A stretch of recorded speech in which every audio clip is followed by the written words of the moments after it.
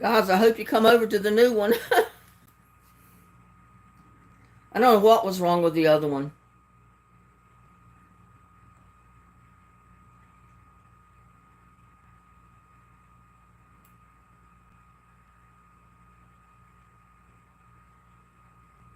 But at least I got it back horizontal.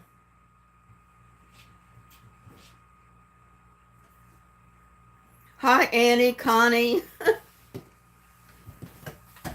Little buddy's at the door.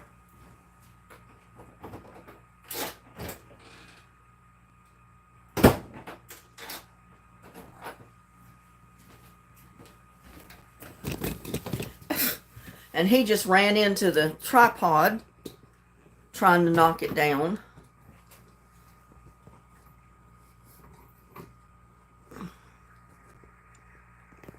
Oh man, I don't know what else is going to go wrong.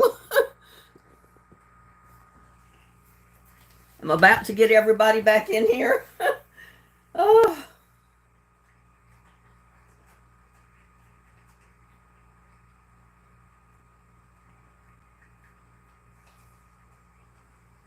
I got 8. I had more than that in the other one. Where's Gladys? She's probably still waiting in the other one. She probably didn't read my message in chat to come to the new one.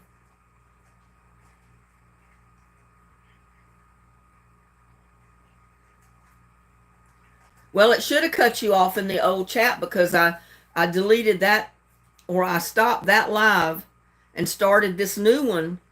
Hopefully so my voice is okay and the picture is okay. And I do have it vertical now, so that's a good thing. Hi, Tanya. Well, Connie, I don't know where Gladys is. She's probably still waiting on the other one. I bet she didn't read the message.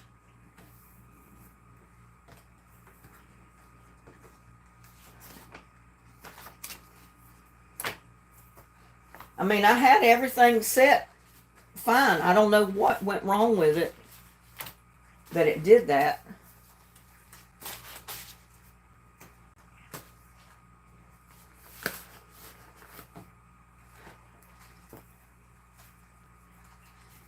Okay, good, Connie. Are you doing okay, Connie? I got your message and I'm so sorry. Well, we're going to get to play trivia here in a little bit. We've got to give time some people to get in here.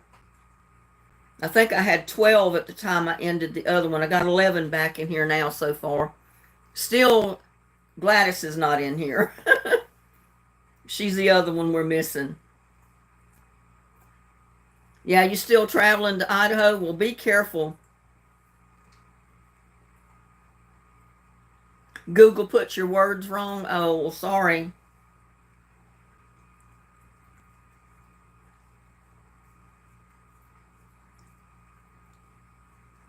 Let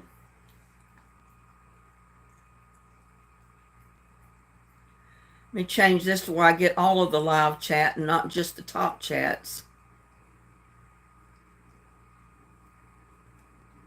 But we still don't have Gladys back in here yet. I got Connie, Annie, Tanya. And that's all in the chat box so far, even though I've got, let's see. Well, I got 12 in here now. I still don't see Gladys.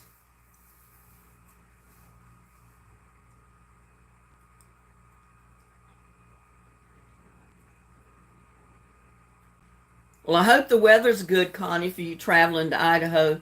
It's been rainy here all day, which we need the rain, so I'm not complaining. But the temperatures dropped a little bit.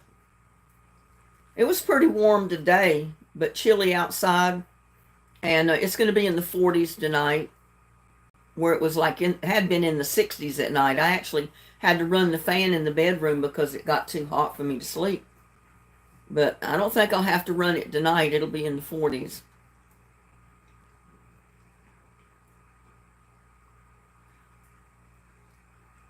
I know sometimes I can type words in a chat, and I'll type one thing, and when I go ahead and post it, I look up on the screen and it's not at all sometimes what I wrote because Google will change some of the letters on you.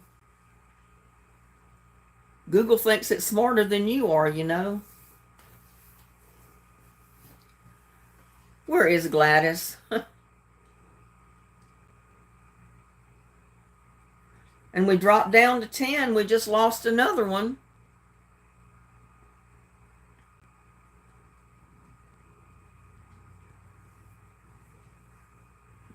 Looks like we're going to have to put out a search party for Gladys. She's lost. She's lost in cyberspace.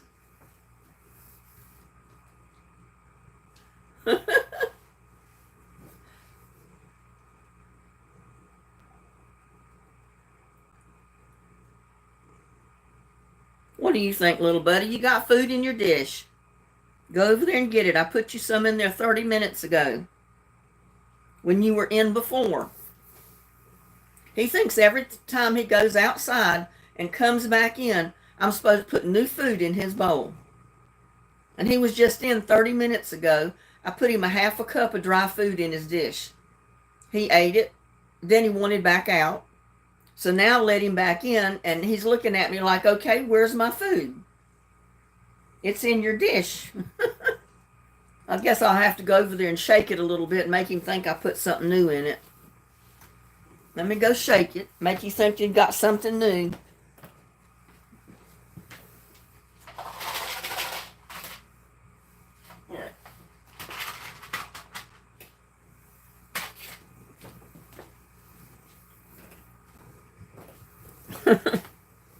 You're silly. You're silly, little buddy. He's a little wet. He's been out there running in the rain. Well, where is Gladys? Your puppy ate a cucumber today, Annie. How cute. Connie says it's raining and 36 degrees and going to be 28 tonight and maybe colder in the mountains. Yeah. That front's moving through, so that's why our temperatures have dropped and why we're getting some rain today. I fixed me some and he ate it all. That's funny. I have not been able to get little buddy to eat any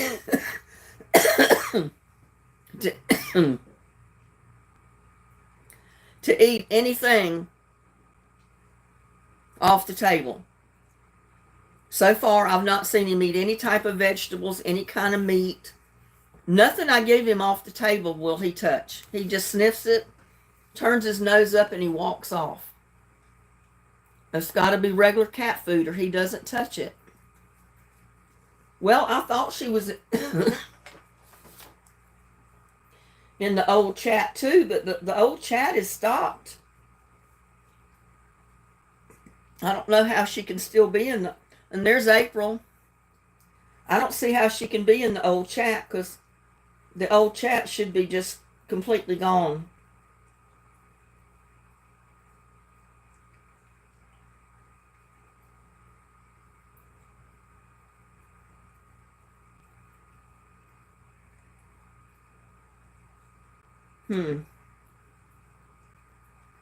See if I can bring it up.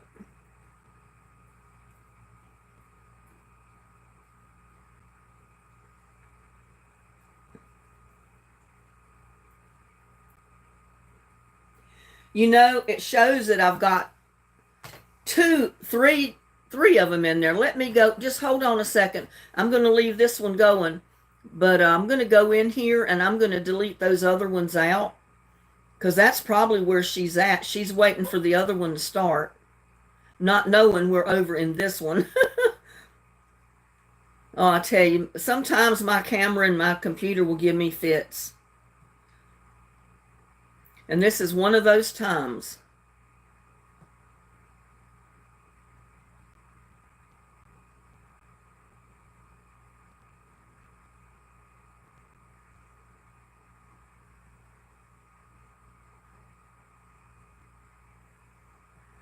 Getting rid of that one. I'm getting rid of the one that says it's upcoming, because it's not upcoming. We're already in one. So that should get rid of any confusion people have about my live tonight. I got rid of the other two. Now I got 12 back in here now. Did Gladys show up? I can't see till I bring my chat back up on my computer. Don't y'all forget to hit the thumbs up. I got 12 watching and I only got 2 thumbs up. What's up with that?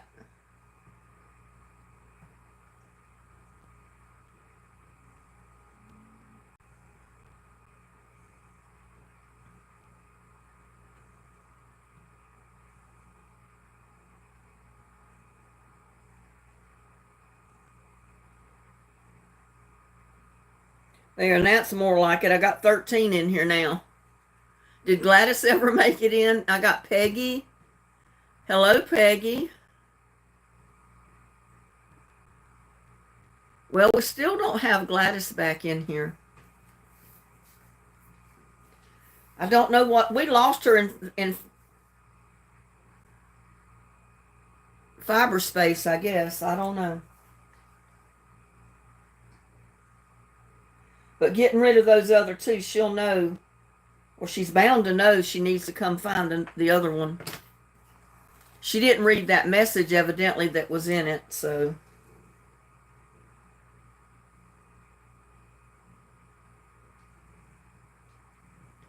Where are you? There's Gladys.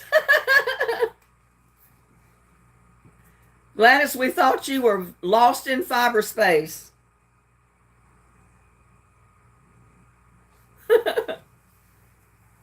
Yeah, little buddy, and I thought you was done lost in cyberspace out there.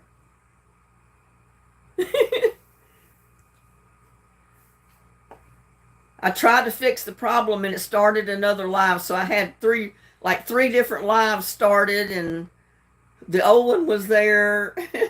So I had to go back in and delete all those out and just have this one. So hopefully everybody's over here now. But for those of you that don't know, that are watching, Connie lost her sister this morning. So she's driving to Idaho to be with the family. And I'm concerned about her because I know the weather's bad, it's cold, and she's driving, I guess. But our prayers are with you, Connie.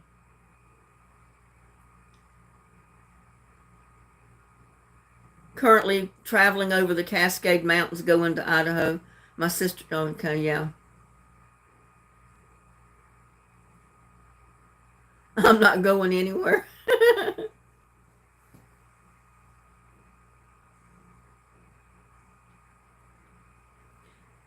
Yeah, I hate it when anybody that I know has a relative that passes away. And as far as I know, my sister-in-law is still in the hospital. I haven't got any, I don't think I got any more messages from my brother.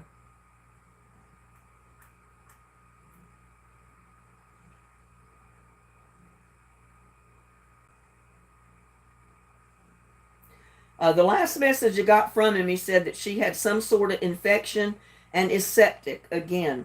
Something going on in her stomach. So... Susan says, I mailed Linda something yesterday. Well, thank you, Susan. Whatever it is, I'm sure I will love it.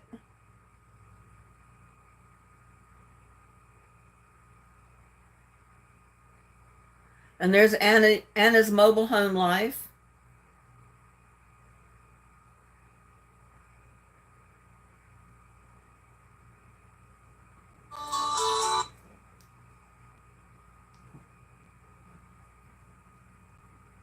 Oh, he posted this yesterday late.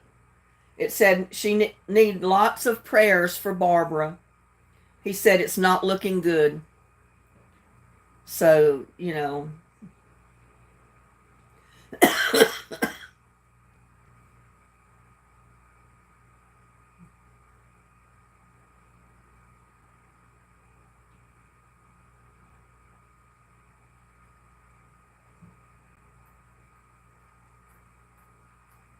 no, it definitely doesn't look good when you end up in the hospital and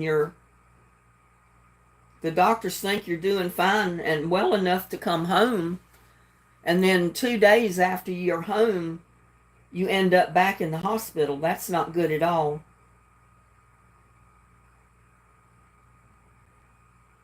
I'm messaging him right now, Hal.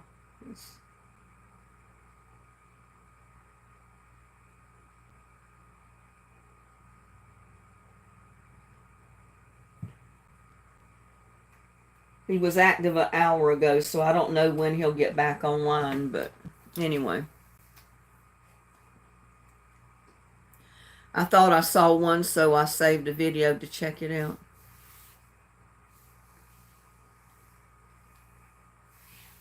Yeah, anybody that's out there traveling right now needs to be careful because the weather's changing in a lot of the states. The weather's getting nasty, especially to be out on the road, so just be careful.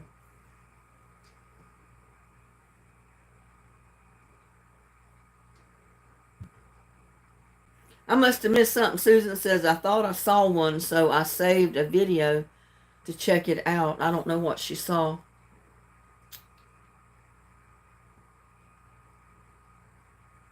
Oh, your husband's driving. Well, your husband has to be careful then.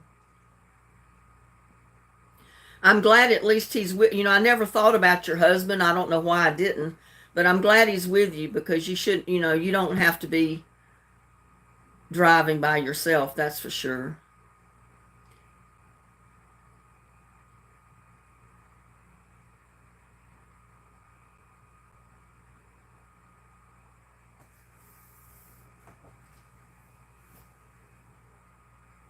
Yeah, little buddy doesn't know what to think of all this rain today. He's just constantly been in and out because he wants to be outside.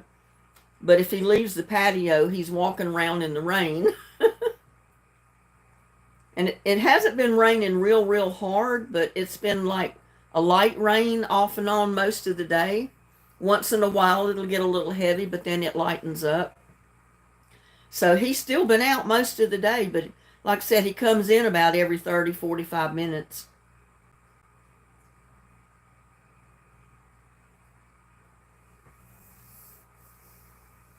Yeah, it's about to get chilly on us here in Texas. It'll be in the mid 40s for probably the next week at night, and it'll be a little cooler during the day. But it's not going to be freezing cold or anything. But thank goodness we got more rain, and in a day or so we'll get little bit more. So my garden's going to love it as long as it doesn't freeze on it. I mean, what plants are still alive out there? I am going to congestive heart failure clinic tomorrow. Little buddy, what do you want to do getting in my lap? He wants to curl up in my lap. My lap's not big enough. He's too big a cat. You're too big for my lap, buddy. You're hanging off. You're hanging off. I know why you want up here. It's warm in my lap, isn't it? It's cold on the floor. He just jumped right up here in my lap. And his butt's hanging off my legs. Look down here. Look at this. He jumped right up here in my lap.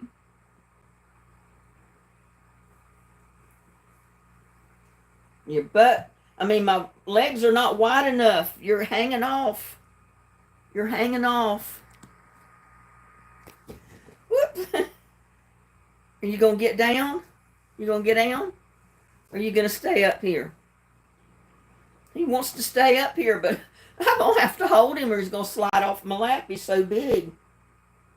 You're a big kitty. Yeah, you're a big kitty. I'm holding your butt on my legs. Crazy cat. He just hopped right up here in my lap, wanting to cuddle up and get warm. Little buddy, I can't hold you on my lap like this. You're going to slide off.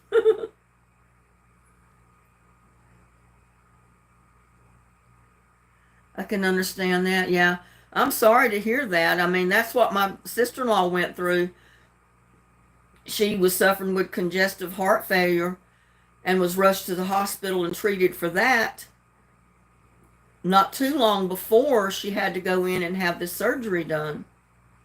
So she's got so many health problems that I'm afraid the surgery to her feet or her foot was probably the icing on the cake. You know, because your body can only handle so much. Big fat cat. Big fat cat. I'm going to have to get you a big cat bed. You're such a big old cat that I don't know what bed would be big enough for you. And then you probably wouldn't sleep in it. You'd want to get up in my lap or get up on my bed.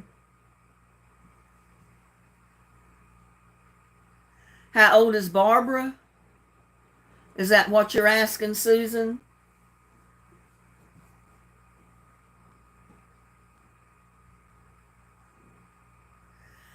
You know, I'm not real sure. I know my brother he's probably 69, 70, and she's a few years older than him. But she's never had good health. She's always suffered with arthritis, taking those $1,200 shots a month for that, which is not good in itself. That knocks out your immune system. So she basically has no immune system. Then she suffered with congestive heart failure, and that, you know, she's had that arthritis that's been crippling her, and now she's had the surgery on her foot to amputate. Probably half her foot's gone. I know all her toes are gone. So, I mean, she's just not in good health. She never has been. So not too old, but I think when they are old and break their hips is the beginning of the end. Yeah, that's true. Yeah, she's not that old a person. She's around my age, you know. Maybe even a year or two younger than me. I'm not sure. But she just hasn't had good health her whole life.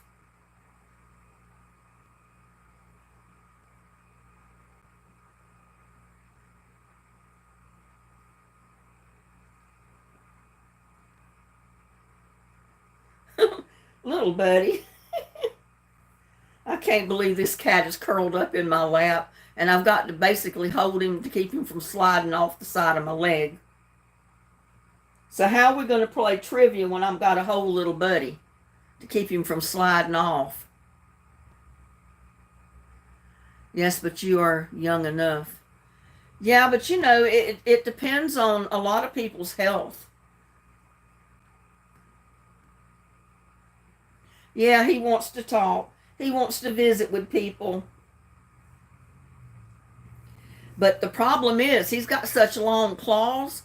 If he starts to slide off of my leg, my lap, look at this.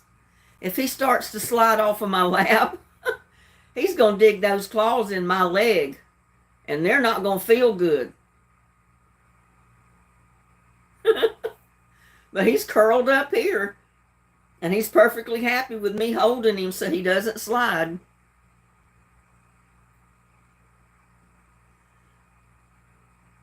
And you have bad health. And see, that's what it is with Barbara. She has no immune system right now. Ooh, thank you for getting down. Go find you a warm spot in the house to curl up on. But those shots that she has taken for so many years, I mean, I remember when they were still living in Atkinson, when I went home on vacation, she was still working at the prison at that time. She was the nurse, the prison nurse.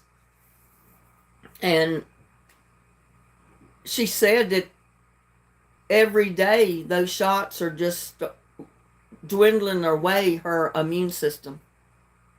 So finally, after she retired and decided not to work anymore, she basically had no immune system. So she had to be real careful with everything. And then she ended up with that congestive heart failure, had to have surgery for all that.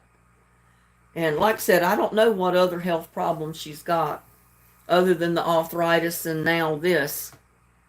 The infection caused from the arthritis. So I just don't know. It don't look good. I mean, any time that you go in the hospital and you have surgery and you're sent home because you're doing fine and you're only home 2 days and then you end up back in the hospital, it's not good. Well, hi there, Too Tall Rob. Glad you could come in. What I got cooking tonight? Well, I've already cooked my banana nut bread, my old-fashioned banana nut bread. I did a video on it and I'm going to upload it.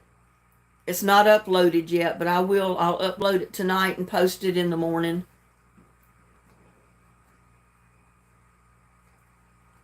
Connie says, I'm only 58 and have no hips. Doctor can't fix it. Collapsed lumbar spine. Was born with many problems. Can't walk without a walker. You see, Connie, you don't have to be old, You don't have to be 85, 95 years old to have a lot of health problems. And see, you're suffering with stuff that most people don't even think about suffering with.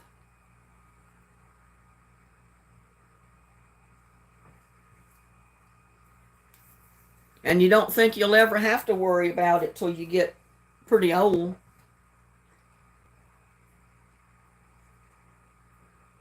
Please don't tell me you have a recipe for apple fritters. I've already done a video on apple fritters. And they were pretty good.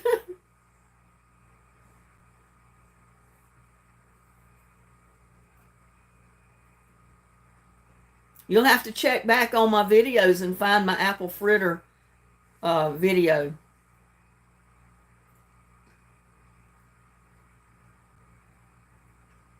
Evidently you like apple fritters, huh? Yes, I made banana bread today the old-fashioned way. I put walnuts, bananas, dried cherries. I do mine up right. You never think it's just plain old banana bread.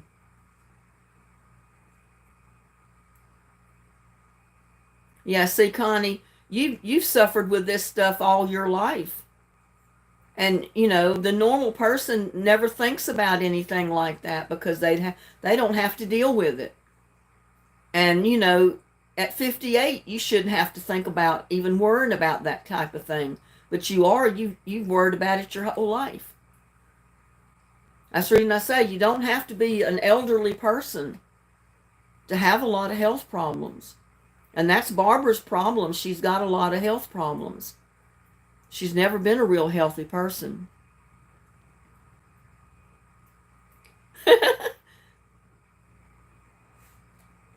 Says banana bread yummy will make me and my wooden Indian feel better. You have my address, LOL. He. Rob is flirting, Linda.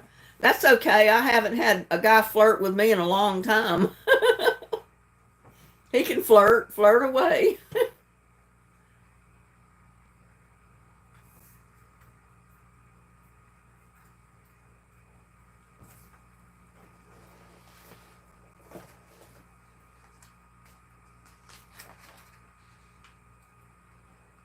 Tanya's not in here tonight. She's the one that won trivia last time.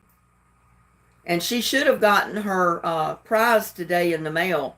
It was sent from Amazon. It was a really nice lavender candle. And I didn't decide what the prize was going to be till after trivia was over. That's the reason I said it was a surprise. Nope, I was thinking it was cute. Yeah, I guess he's missing his girlfriend. What do you think of apple fritters with bacon bits and Baker's Mark whiskey and brown sugar for glaze? That sounds really good, Too Tall Rob. You can make some for me anytime. I love apple fritters, and to throw some bacon in there, oh, you couldn't suit me any better. And I guess I'd like the brown sugar glaze too. I don't know. I ain't dead yet, Susan. There you go, Too Tall Rob. None of us are dead yet.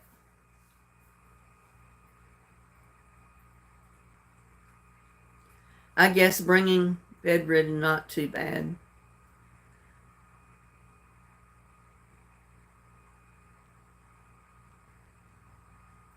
Tanya was here for a few minutes. She said she had to go to be something. Oh, she had to go to bed, has to work. Okay. Well, maybe she can make the next one. Part in the type of sometimes my microphone does not properly translate. Linda, you have a video making apple fritters. Yes, ma'am, I do.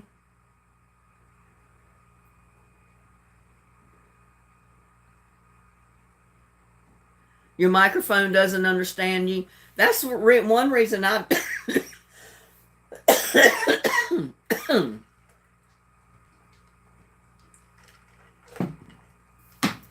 that's one reason I've resisted using my microphone. Because I said there is no telling what my microphone will translate what I say.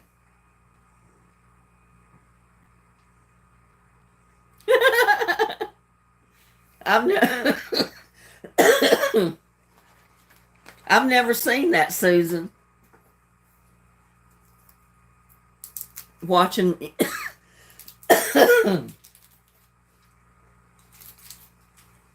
watching YouTube translate Southern ladies doing their cooking videos. I've never tried watching one of those. I've never come across one. It says I have closed captioning, so I notice. I bet. You want to make apple crepes? That sounds good. I've got so many things I want to cook that it's just hard to get up to all of them. I mean, it's like there's 20 different things out there, and I just, it's hard to decide which one I'm going to do first. And then by the time I get one thing cooked, I got 5 more waiting behind the other 20. So I don't think I'll ever run out of stuff to cook, that's for sure.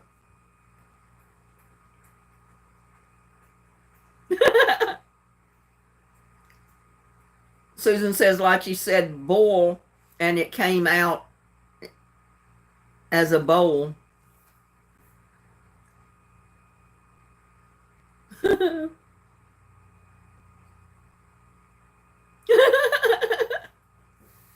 Susan says, hey, if you don't want sex, I'm available. I don't know what I'm going to do with you ladies. You get a guy in chat and y'all go crazy. Too Tall Rob, I think you might need a bodyguard.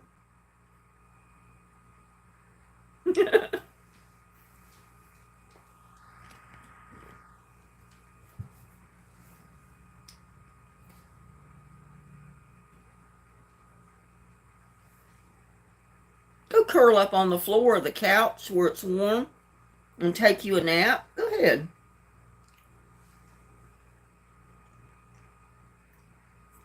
See there, look at there. Anna Mobile Home Life says, I'm single. I think everybody in chat's single except maybe Connie.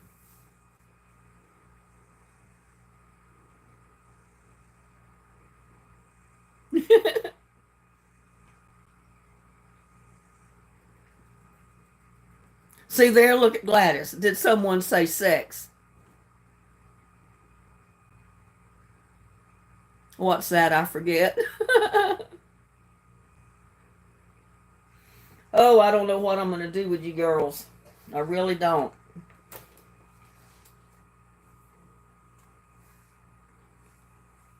Y'all about ready to start playing trivia? And again, I don't know what the prize is going to be, so we'll think of something. But it'll be like it was before. It's not who gets one question right. It's who gets the most questions correct by the end of the live.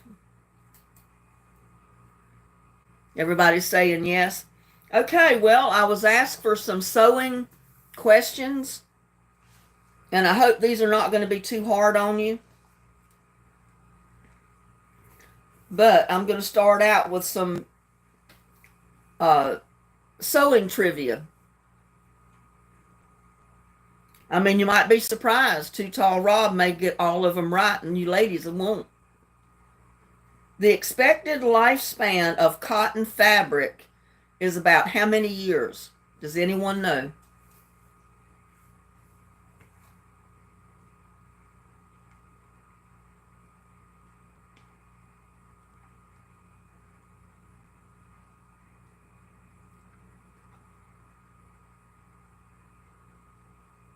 No, it's a lot more than that, Gladys. Not 20 years. Did y'all hear? The expected lifespan of cotton fabric is how many years? Nope, not 25.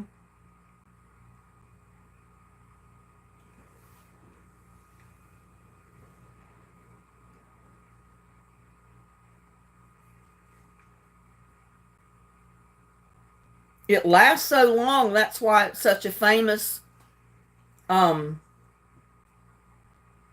fabric to make quilts out of. Connie, you got it right. It's 100 years.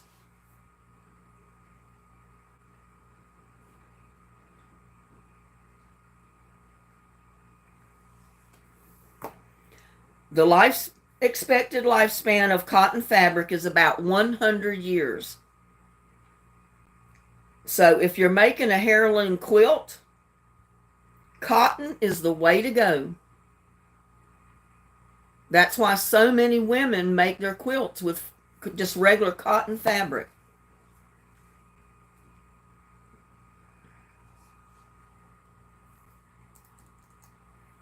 Okay, when it comes to making ladies' clothing, what did not exist before 1863?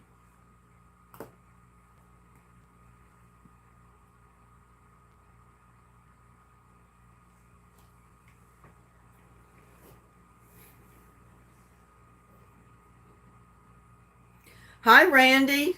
Glad you could make it. We just started our trivia game. No, not scissors. You're not listening.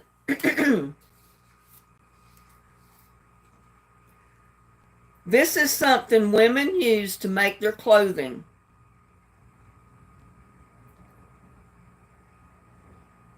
It was a guide. It was a guide to making their clothing. What was it? If you're going to make a dress, skirt, pants, anything, what do you need? Patterns. Connie got it again. You need a pattern. And do you know that patterns did not exist before 1863? And women disassembled old clothing and used them as guides or patterns to make a new outfit. And the few patterns that they did have back then only came in one size. So that meant if you were making something out of a pattern, you had to adjust the pattern for your size.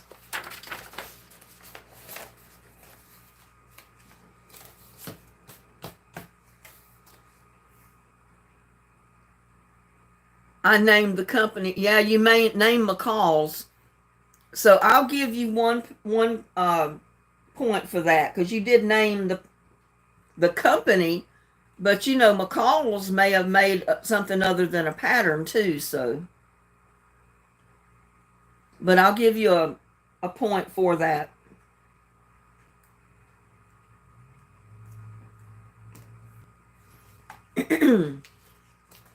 Okay. Can anybody tell me what side of the garment do you put ladies' buttons?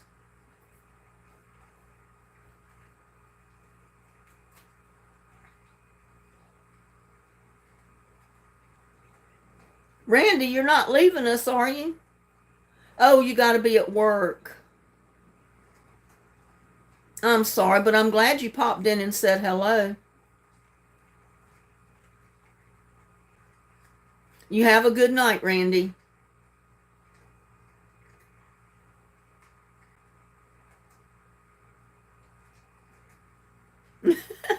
Without, and she's a girl.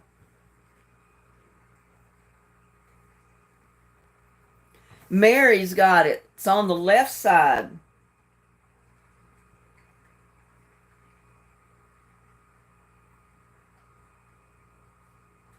Ladies' clothing always has buttons on the left side.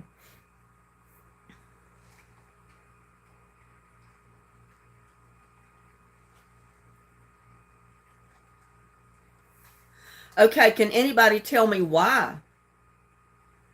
Do you know why they put buttons on the left side of ladies' garments?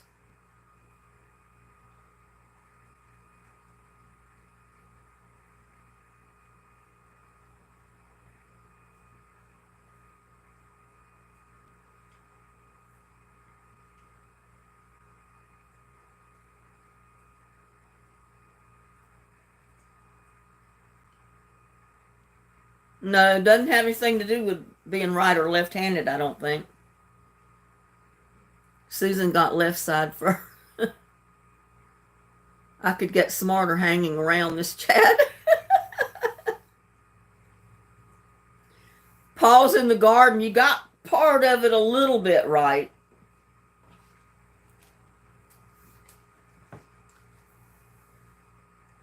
Hi, Paws in the garden. I'm glad you could drop in. I'm going to tell you the answer to it. They were placed on the left side of the garments because when buttons first came to be, only women with servants could afford to wear them. They were sewn on the left side to make it easier for servants to help these wealthy women dress.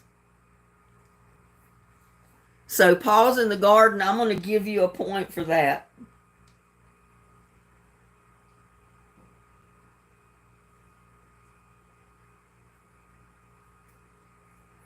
Because in a way it was correct. It just doesn't necessarily have to be a man.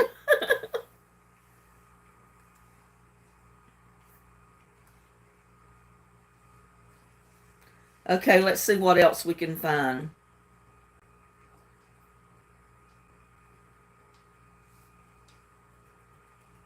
Does anybody know what was invented in 1893 to speed up the process of buttoning shoes, boots, and they were soon adopted to pants and skirts?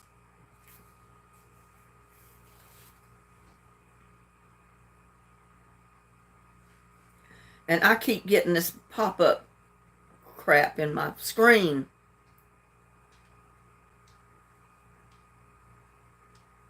Susan got it. It's a zipper.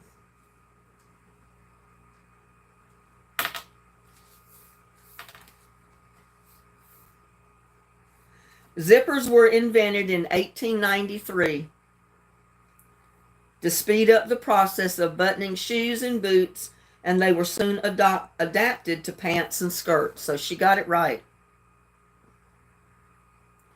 I have got to stop these pop-ups on my freaking screen. They're driving me nuts.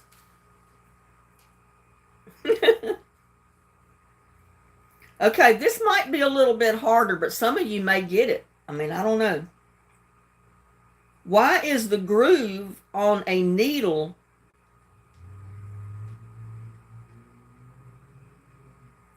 let's see. Wait a minute. Let me see how to ask it.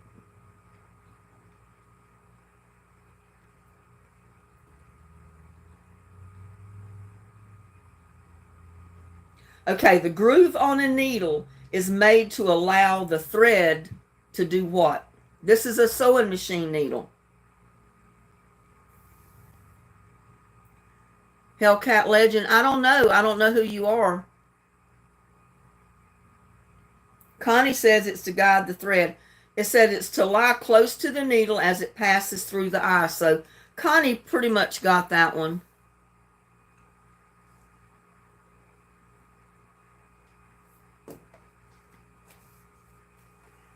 Okay, we're not going to ask all sewing questions. Let me get over here to the regular trivia. Okay, this is a movie question.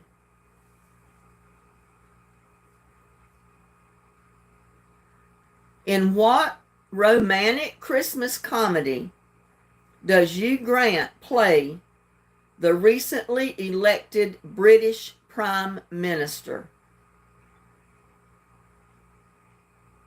In what romantic Christmas comedy does Hugh Grant play the recently elected British Prime Minister?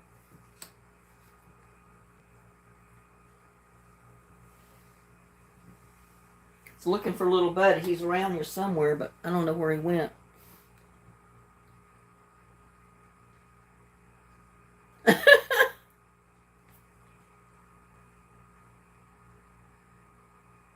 Hellcat says, I've been on every stream.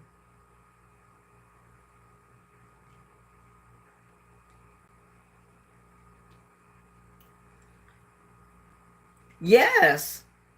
Sharon Tate got it.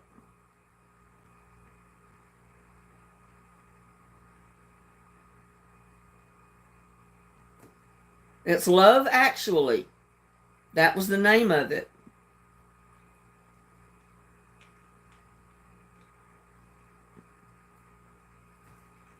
And I'm going to have to grab me another pen. My pen is running out of ink, I think. Okay, now. Too Tall Rob, you may get this one. What Pitbull hit was the official song of the FIFA World Cup in 2014?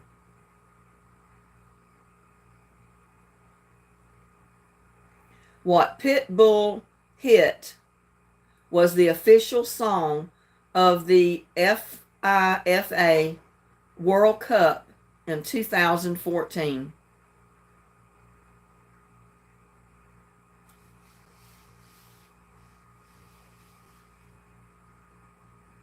Who let... No, Kathy, it's not Who Let the Dogs Out.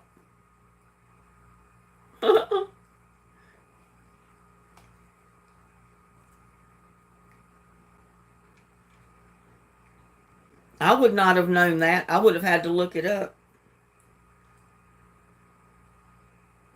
Because I would not have a clue. Anybody know?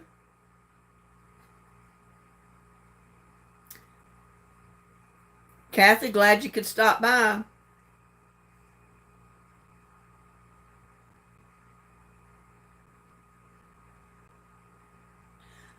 Oh, Connie got it. Ollie Ola, We Are the One. Connie Jones got it.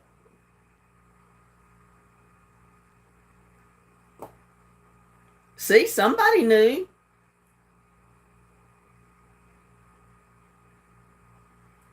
Okay, this one's about a TV series. What high school is the setting of the TV series Glee? What high school is the setting for the TV series Glee?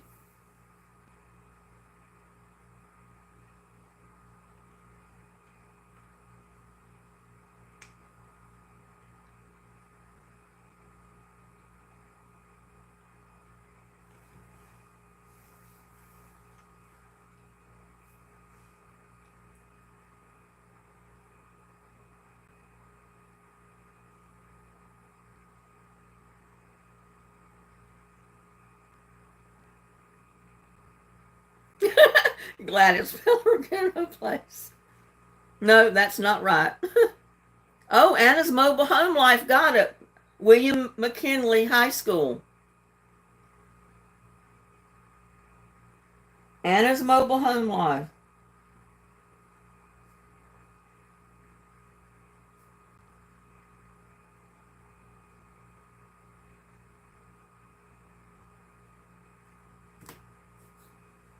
Yeah, woohoo, Annie.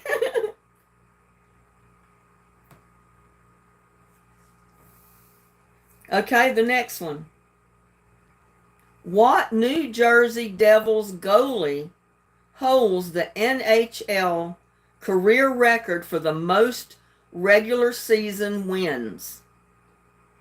What New Jersey Devils goalie has the NHL career record for the most regular season wins?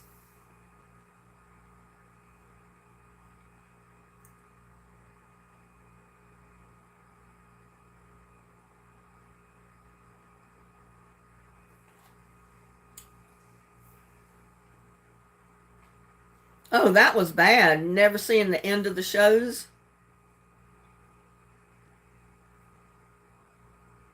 So you got to go back and watch the ends of all the shows you didn't see the endings of.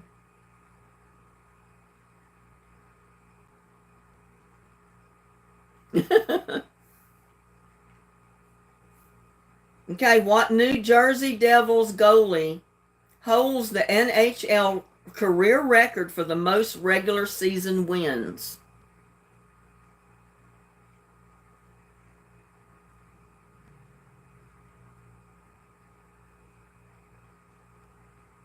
Got me on this one. Nope, not Boston Bruins. This is a one person, one goalie from that team that holds the most wins.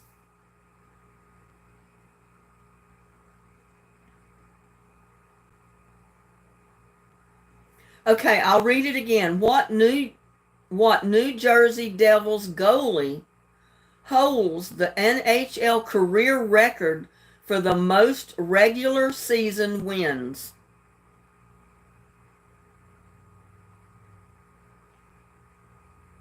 Goalie doesn't win, it's the team. Yeah, but he's got to help them.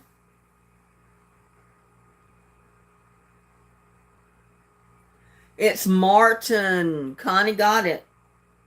She's got another one. Okay. What movement was named Person of the Year by Time Magazine in 2017? What movement was named Person of the Year by Time Magazine in 2017?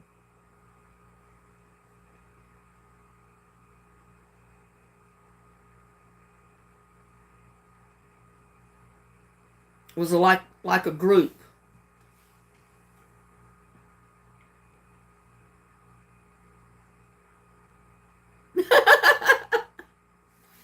Too tall, Robs.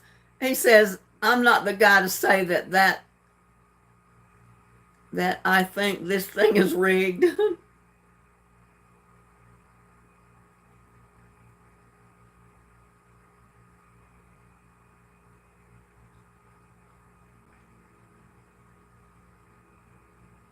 Silence breakers, Kathy. You got it. Kathy Phillips got it correct.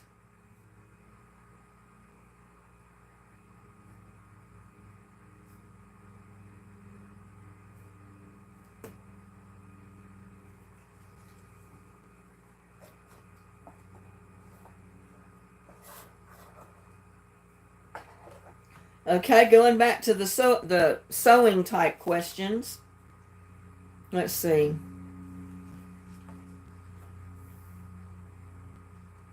The thimble is thought to have been invented by who? Anna got it first. Oh, I didn't see Anna. I'm sorry, Anna. I guess you did get it.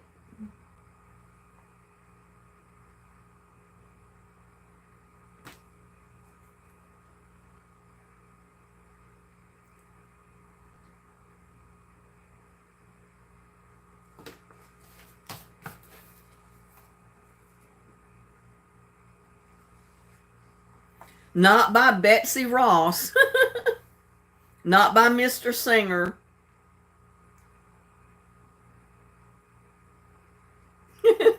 By the lady that don't know how to sew.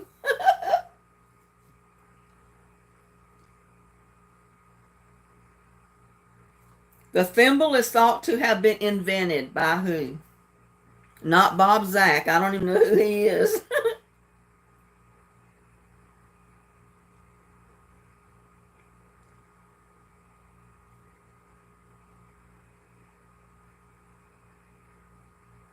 It's actually more than just one person.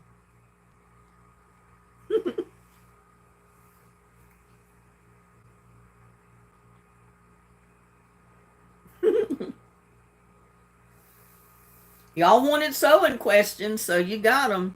Not Mrs. Thimble. Just wanting to make sure the winner receives a box of apple fritters from Linda, correct? Nope.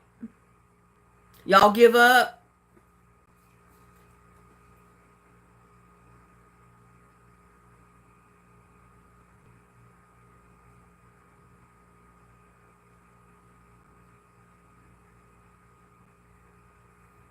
Who did a lot of sewing back then?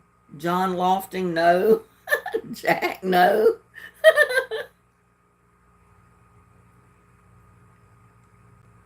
My day was great, Derek. How's your day been? We're playing trivia.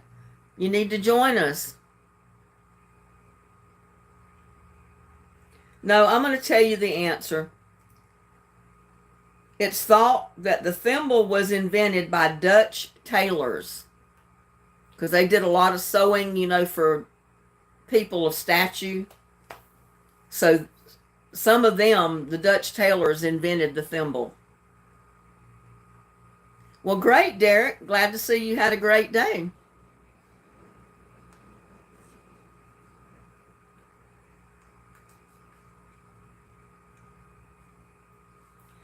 Okay, some of the first Singer sewing machines that were made out of cast iron. Those are the old-timey treadle machines. And I've got an electric machine that's almost right there. Cast iron Singer machines were some of the most durable machines invented. Why did they recall them?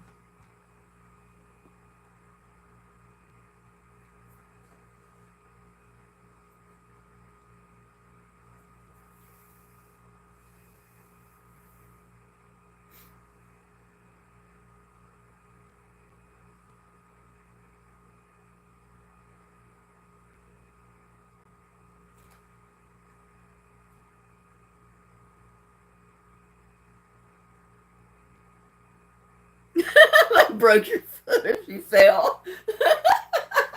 No, Susan, that's not right. No, some of those first cast iron sewing machines were some of the best sewing machines anybody could have. And there's some people today that still have those cast iron treadle machines. I had one when I was a kid.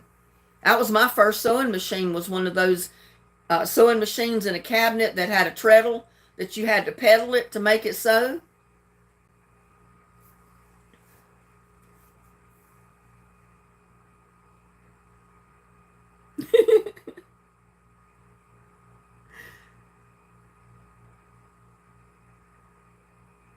Hey, grin for apple pie, no fuss, easy buy Linda had to look for the video.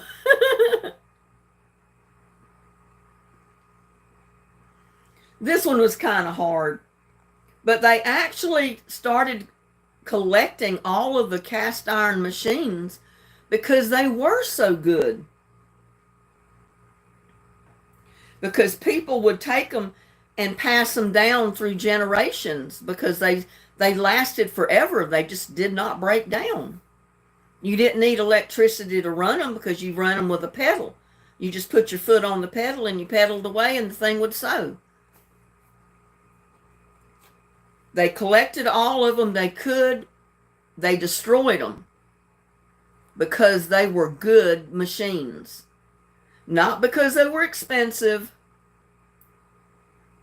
They started making new flimsy machines. Machines that will not last forever. Machines that would break down easier. And they did that so you'd have to buy more.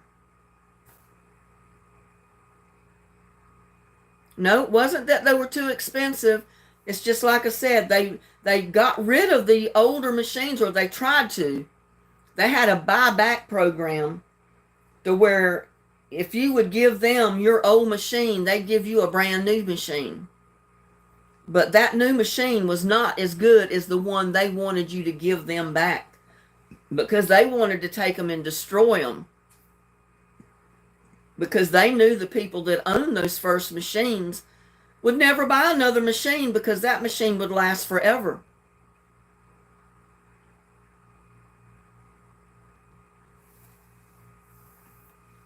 Yeah, you pedaled it, and it had a belt on that long big wheel, and it hooked to the little wheel up on the machine, and as you pedaled, it would sew, and it sewed good too.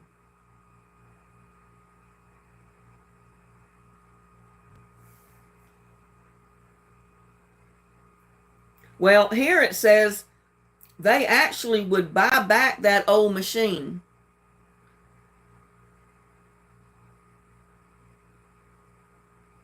The old machines were smashed with sledgehammers to keep them off the market because they were so good.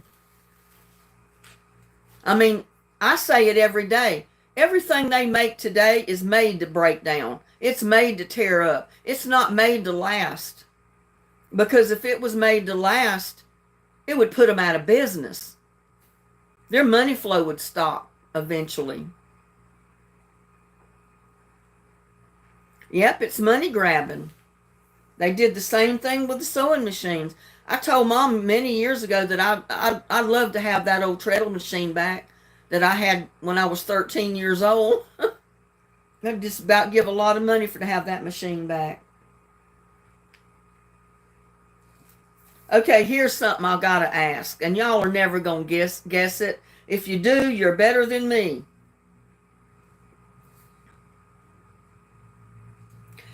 It says, it is rumored that buttoned or the button sleeves on men's jackets were originally ordered sewn by Napoleon Bonaparte. Why? Why did Napoleon Bonaparte order buttons to be sewn on the sleeves of his men's jackets?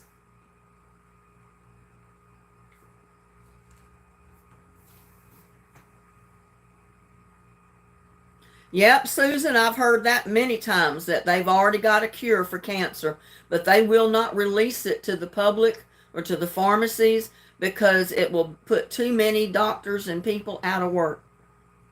They'd lose too much money.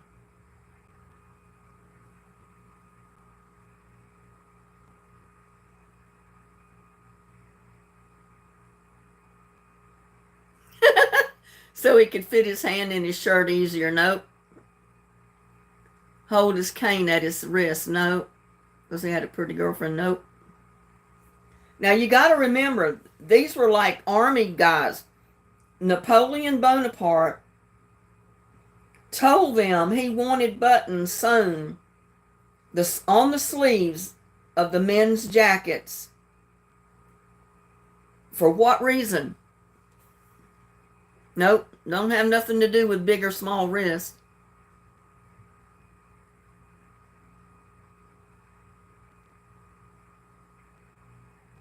Nope. To show his rank. No, don't have nothing to do with rank. You're never going to guess this answer.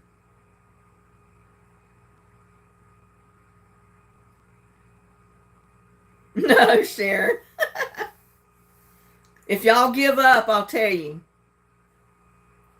No, no, not decoration. Those buttons served a purpose, and you're not going to believe what it was. His gun to go through. No. To save money no, don't have nothing to do with bullets. No, not be handsome. Okay, y'all, I'm going to go ahead and tell you the answer. He wanted a way to keep his soldiers from wiping their noses on their sleeves. So he ordered buttons to be sewn on the cuffs. Because if there was buttons on the cuffs, they wouldn't go like this, because those buttons would irritate their nose. I already told you Anna's mobile home life, so I can't give you points. I already just told you. The last I heard, Canada had the recipe for a cancer cure that an American Indian gave to a nurse, Cassie. Her name spelled backwards. I researched it. I wouldn't doubt it.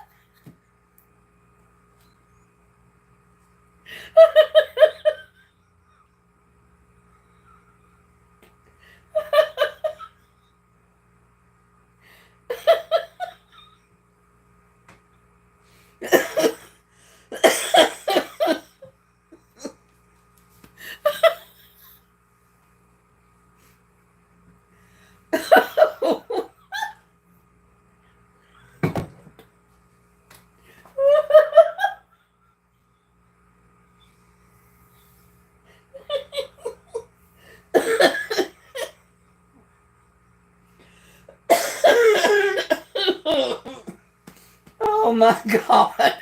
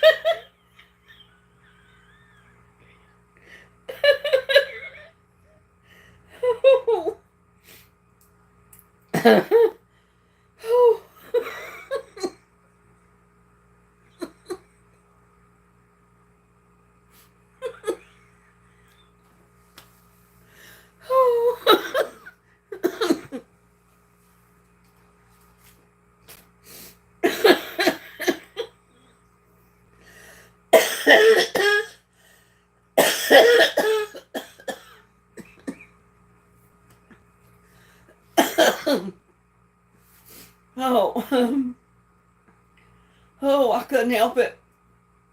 Connie's remark just struck me wrong, and I couldn't help but laugh.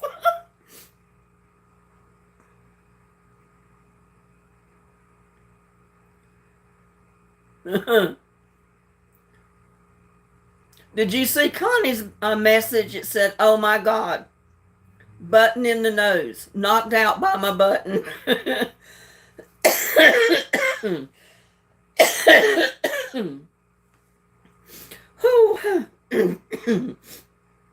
Oh, hi, Spencer.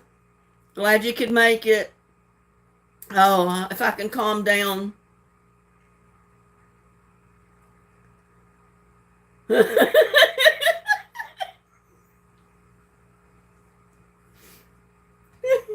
I'm reading y'all's comments and I'm cracking up.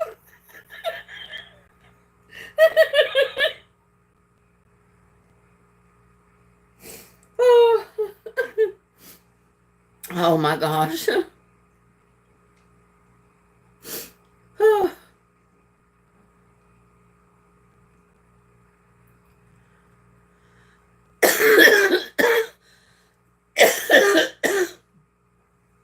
I forgot to put this back on live chat.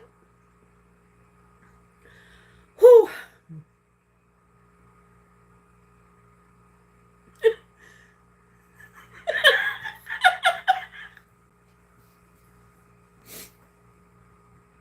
I just read Too Tall Rob's message. Oh.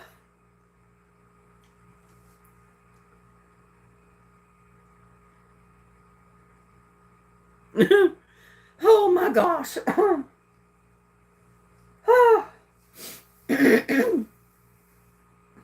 See, I bet I got all you laughing at me laughing. Oh.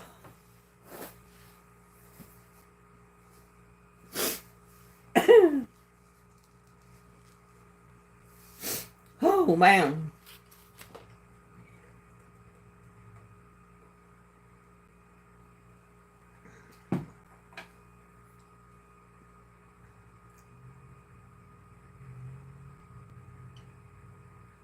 Yeah, that is because I didn't get it. But your reaction was great.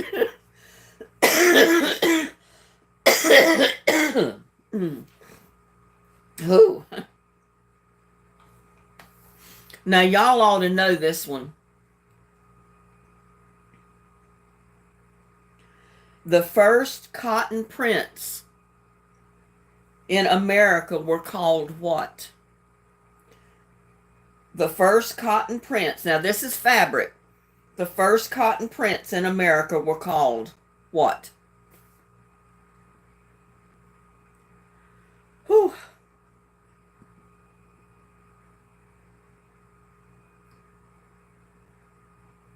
Because the meat ain't the only thing getting smoked.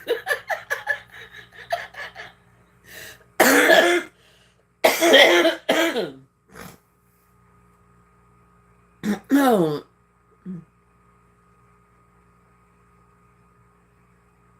Not gingham.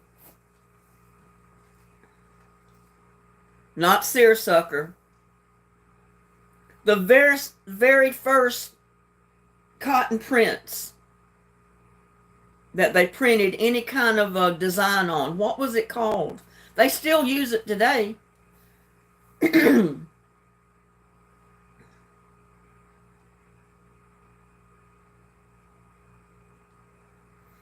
Whew.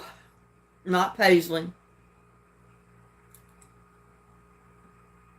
Solids. No. I just said prints. You know what a print is versus a solid? Calico. Kathy Phillips got it. Whew.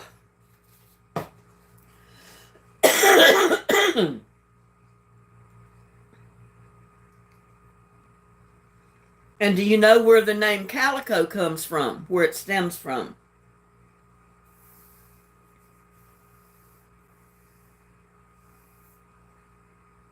It's actually where they were made. Cats, not cats.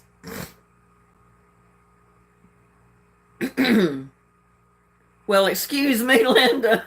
Did you get it? Oh, you the one said solids. Not Mexico. But it was in another country.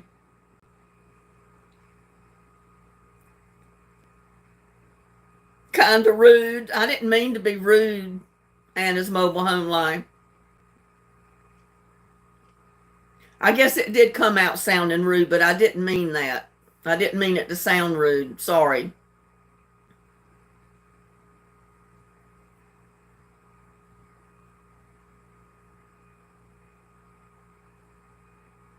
From the cat that visits my porch every night for a snack. No, not Spain. I don't know where April is.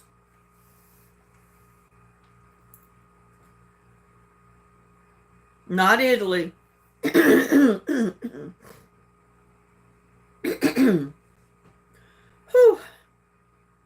Anna's Mobile Home Life, you just have to chalk it up till I had too much blood rushing through my brain because I was laughing so hard at what they posted.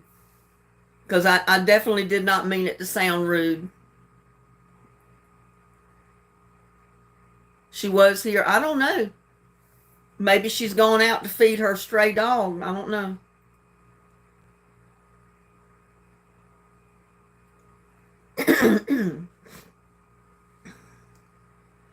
Whew.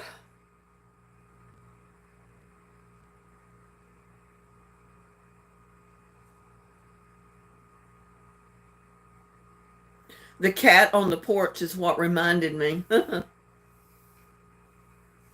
Well, I guess that one might be a little hard. I'll go ahead and tell you the answer. It was Calcutta, India. And that's where hand-woven printed fabrics were made. All of the hand-printed fabrics were made from India.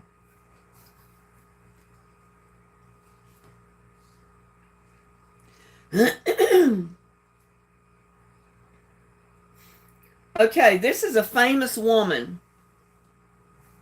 speaking in a feed. It's time for me to put some food out for my raccoons and cats.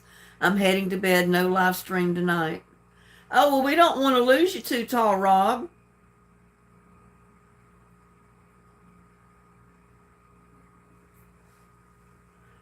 Whew.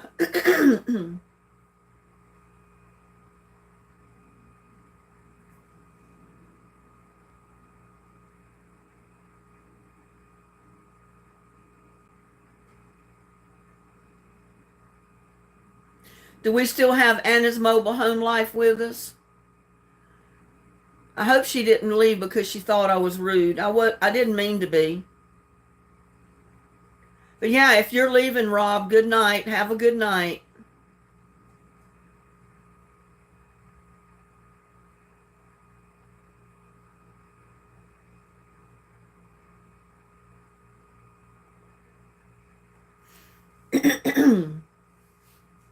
Is Anna's Mobile Home Life still with us?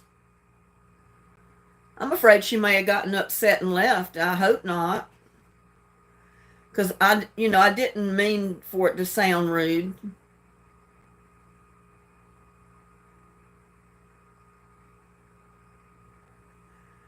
Connie got the answer.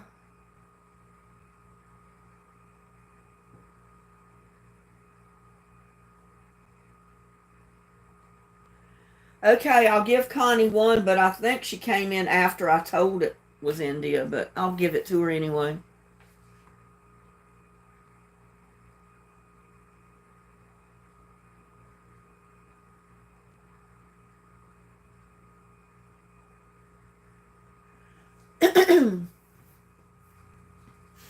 Anna's Mobile Home Life, are you still with us in chat?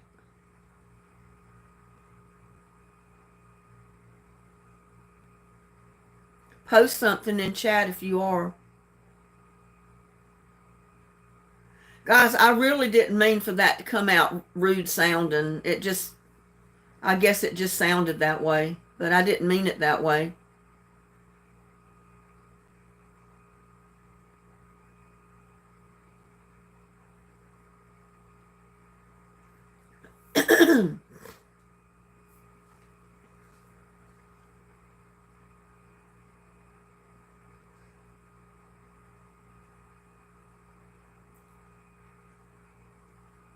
I guess she left. She got mad because she said I sounded rude, and I guess she left.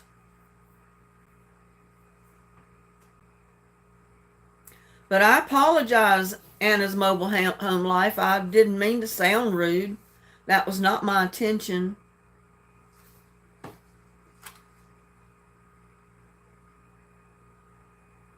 I just meant usually, if you say prints, it's got something printed on the material. It's not a solid. You know what I'm saying? Prints are the opposite from a solid. A solid is something that's just one color and there's nothing on it at all. It's just all one color. So to me, it's like the difference between black or white, I guess. I don't know. But I didn't realize it came out sounding rude. the way I answered that, and I didn't mean it. And I hope she comes back. I mean,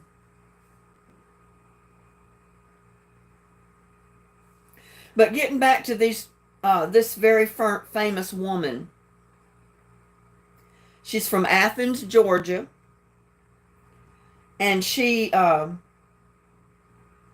made two very famous American Bible story quilts. Who was she? No, not Scarlett.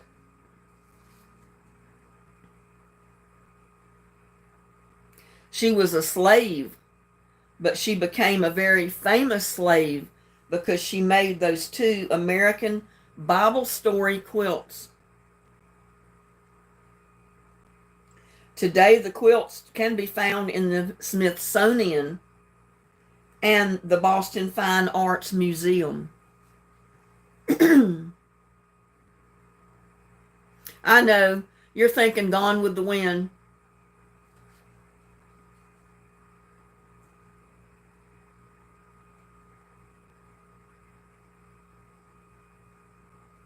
Yeah, I know we lost Anna's mobile home life, and I really didn't mean to upset her. The only one from that era that you can think of. It's Harriet Powers. Connie's got it.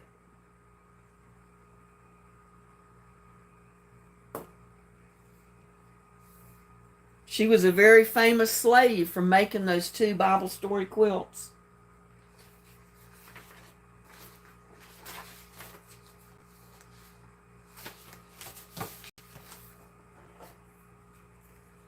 Okay, let's see what we can find over here.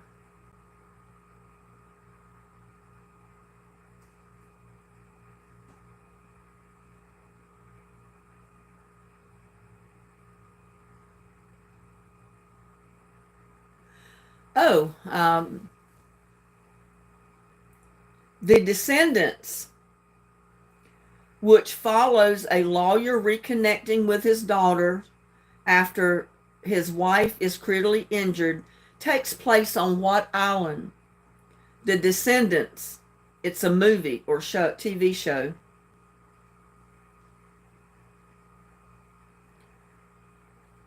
The Descendants, which follows a lawyer's reconnecting with his daughters after his wife is critically injured, takes place on what island? I don't know. I was hoping April would be here. Usually she's at all of the lives, or most of them anyway. But I guess she's busy.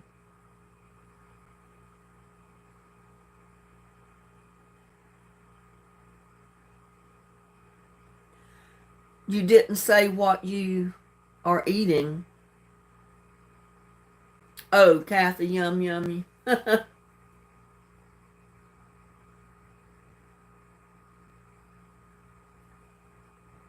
No, not Catalina Island.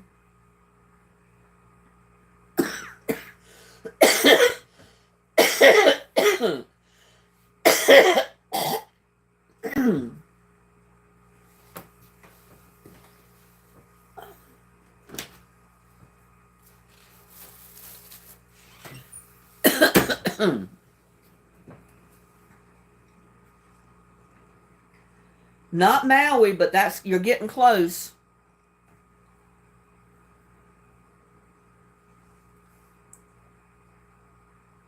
To whip up some leftover beef, barbecue, broccoli, and rice for supper tonight. It was what I had cooking. That sounds good too, Tall Rob. I ate a piece of fried chicken and a baked potato. Not Coney Island. Connie was real close with Maui, but that's not quite exactly right.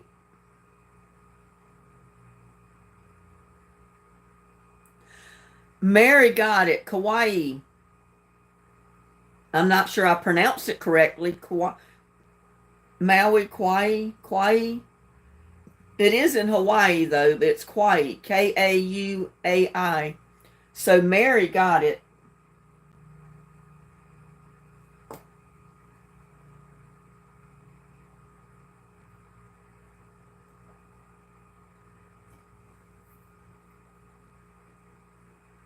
Now, I'm just not going to get over this because I feel really bad that I know Anna's mobile home life left because she thought I was rude, and I didn't mean to be. I really didn't.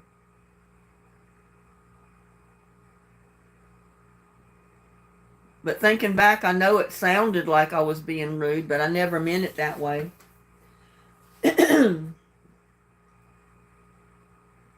Okay, this has to do with music. Sharon says, I said it first.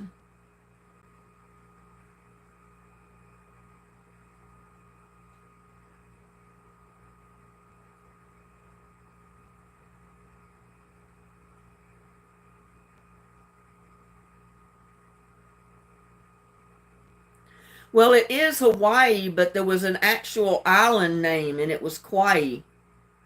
It was Kauai. I'll give you a point too, Sharon, because I didn't see your name up there, because that is partially white, right.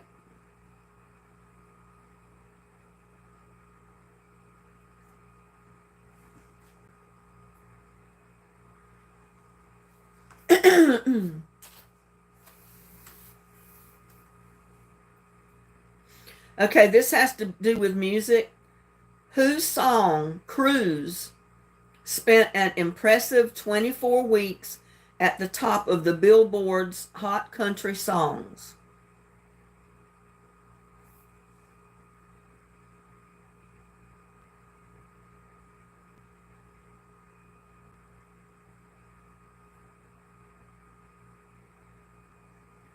Whose song, Cruise, spent an impressive 24 weeks at the top of the Billboard's Hot Country Songs?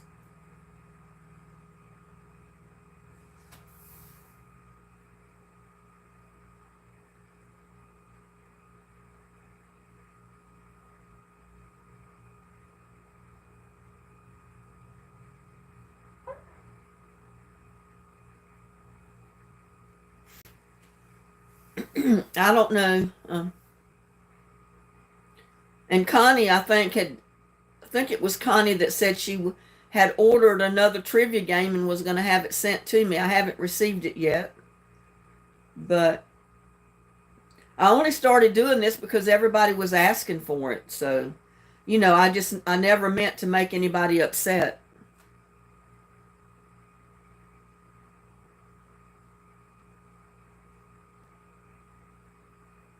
Bear in mind, sometimes YouTube screws up the chat where you don't see it as the broadcaster. No, the answer was Florida Georgia line. I would never have guessed that.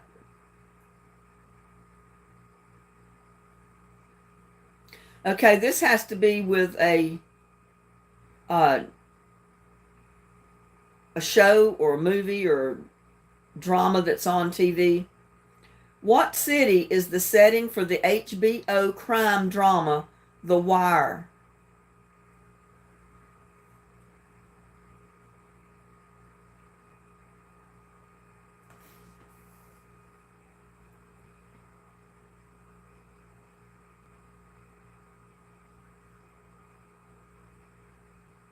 Not Chicago.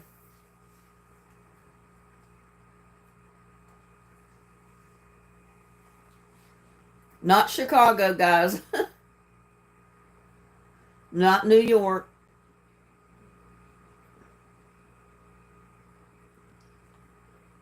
The Hood. No, Gladys, it's not the Hood. Hey, April. You made it. I just realized it was April in here.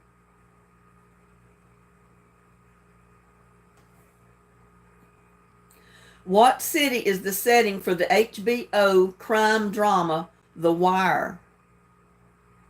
What city did they set this in? Baltimore is correct. Too tall, Rob. You got it.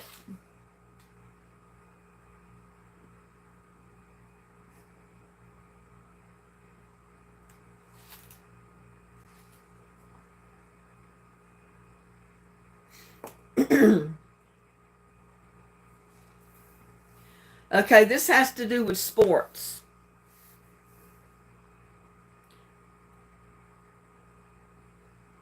Not Chicago. We've already got the answer. It was Baltimore.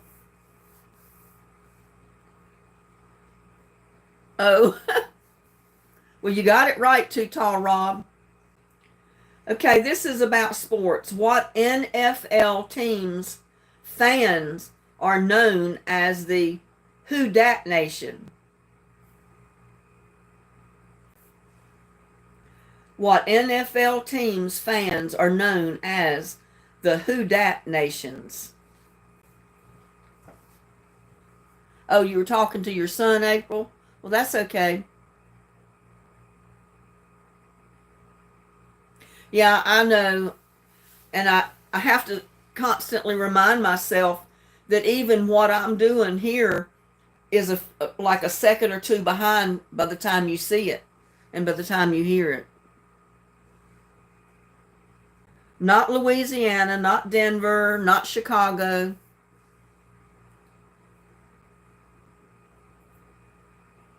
Louisiana's getting close, but that's not Louisiana.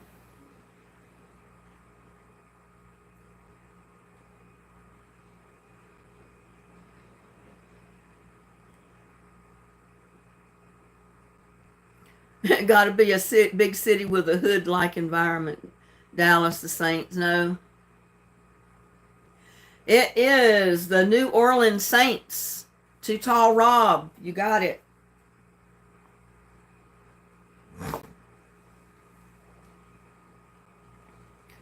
Well, I've just got the questions that are here, Gladys. I didn't put the questions on here, and I don't know what's easy and what's not. Because I might look over a question that everybody knows and ask you one that you don't know. Okay, this has to do with movies or actors and actresses. What movie starring Will Smith depicts his search for a vaccine against a virus that turns people into nocturnal people, killing mutants?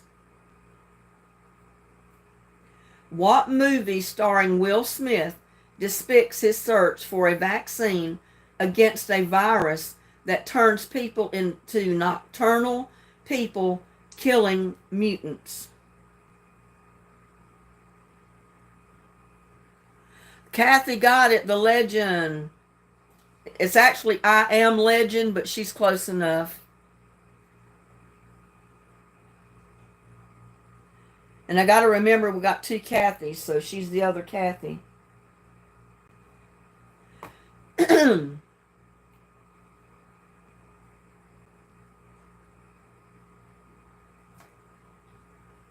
Now y'all ought to know this. It's not old and it's something to do with music, but I mean, I may not have known the answer, even though I'm a fan.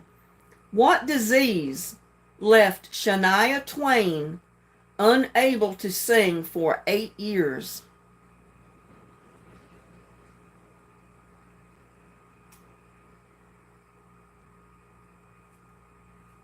Kathy says, thank you. A mother and son were saved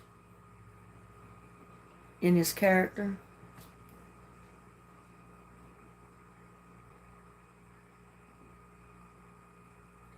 What disease left Shania Twain unable to sing for 8 years? Not polio.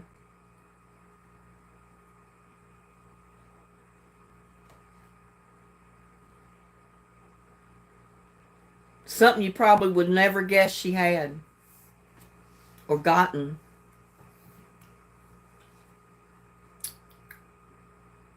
NS, no. Thyroid, no. MS, nope.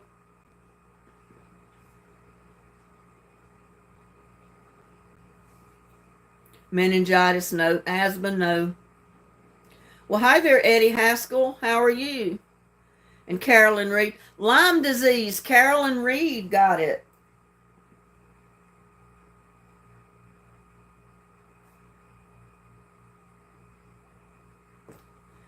Well, welcome, Gladys and Eddie.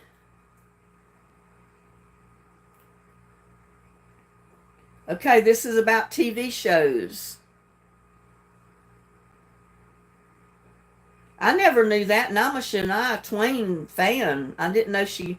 If I did know it, I had forgotten about it.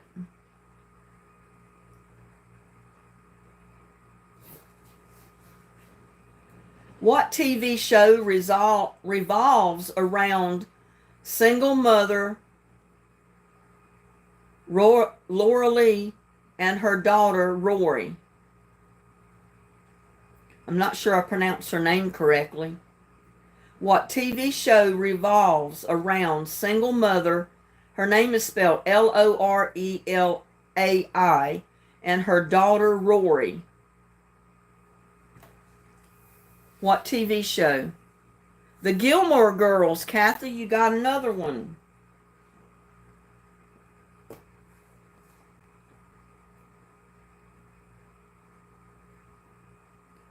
Okay, this has to do with NBA sports. Who retired as commissioner of the NBA in 2014?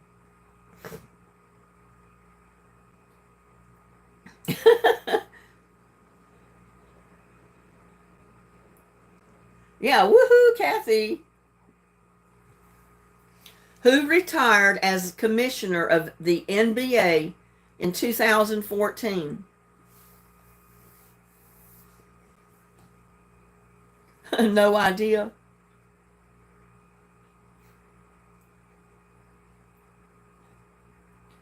Too Tall Rob should know. Are you not a sports fan, Too Tall Rob? Where's all our sports fans?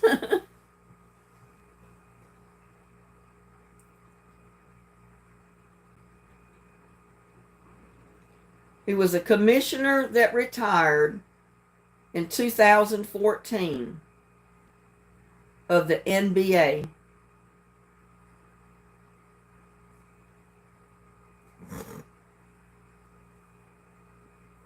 Got me on this one. Y'all want me to tell you?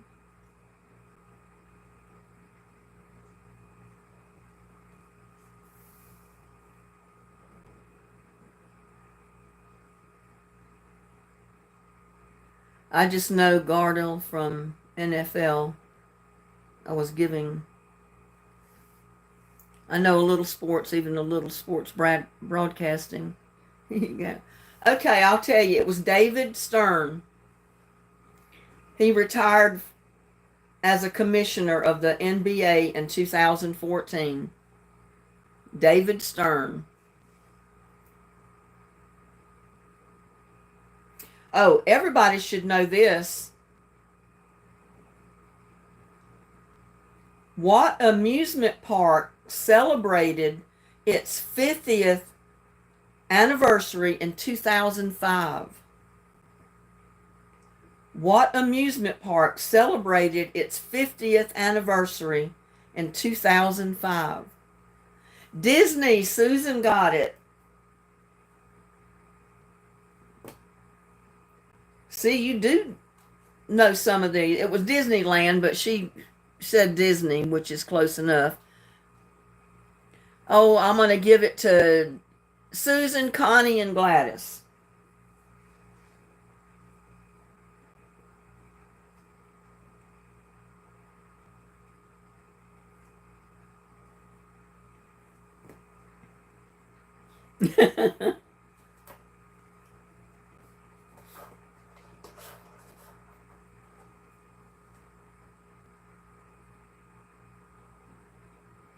What I have to learn how to read some of these words.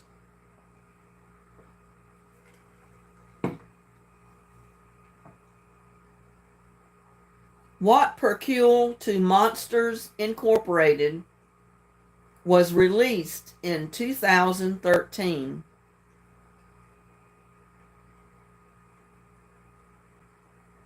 Really? Some of us would be hung already, huh? If we were playing Hangman.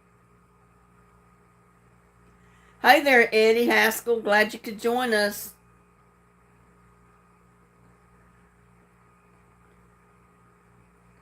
Oh, really? Done dead. Well, I don't think I would have known that either. It's Monster University is the answer. We'll skip to another one.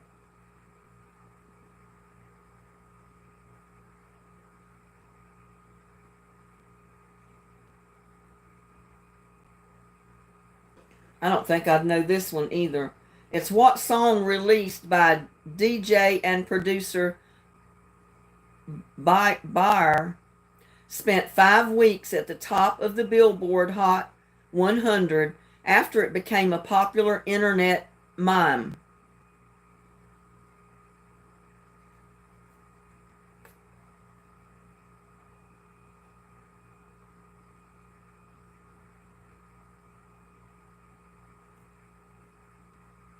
Let's skip that one because that one's too hard. This is a television question. Yeah, we're going to skip over this one. We're going on to the next one. This has to do with TV shows. Who does William Peterson play on CSI, Crime Scene Investigation?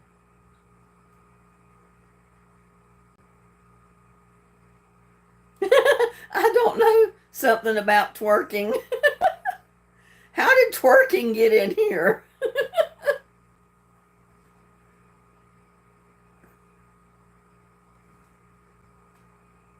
Who does William Peterson play on CSI, Crime Scene Investigation?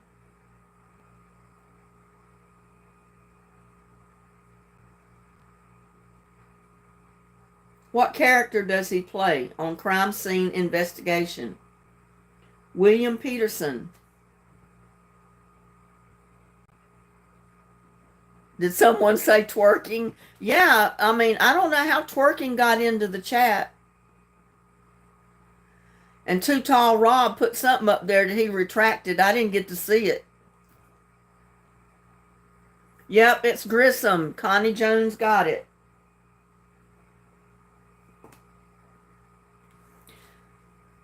I believe there's a video of me in front of the police station in Denver, Colorado on Kovacs Avenue.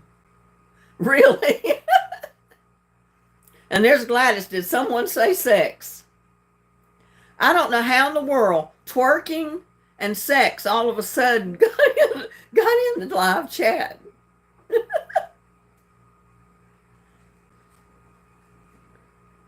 And then Too Tall Rob said there was a video of him talking in front of the police in Denver, Colorado on Kofax Avenue.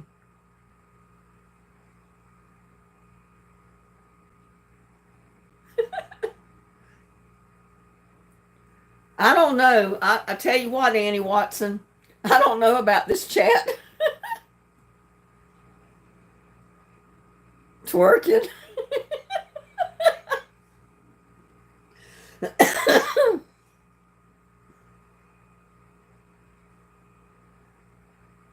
Okay, what is tweaking? They didn't say tweaking, they said twerking. You don't know what twerking is?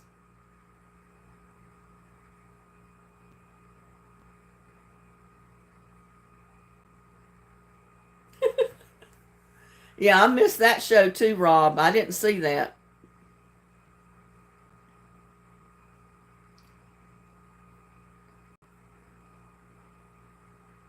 I think it's still a popular dance, Connie. And I don't know that it's much of a dance. It's just where they're bending over, shaking their booty. They're moving their booties around in a way mine won't move.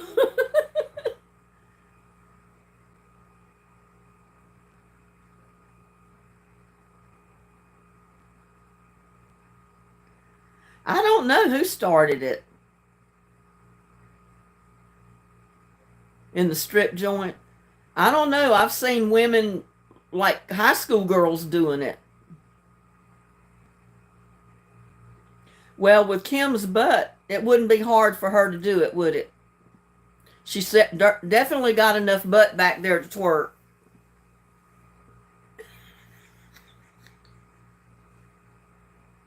Connie.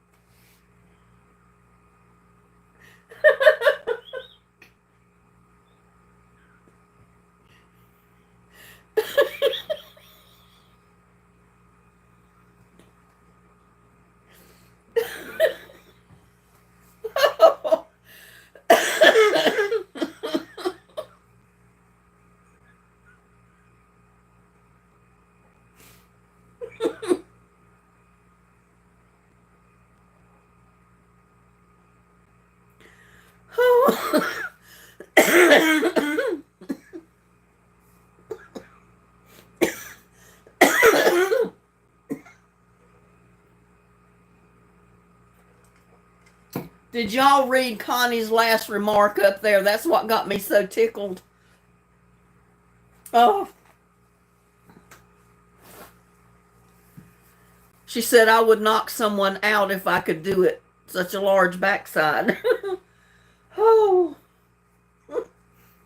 I could visualize that. That's what got me laughing so hard. And April says, what's shaking?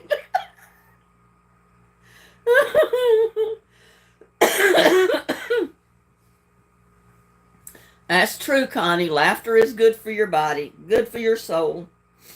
Whew.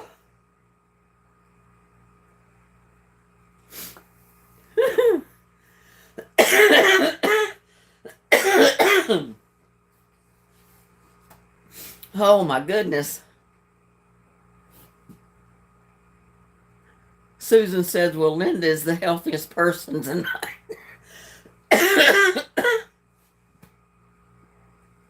If I could quit coughing.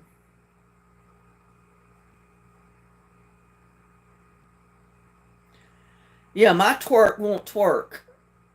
I guess it's broken.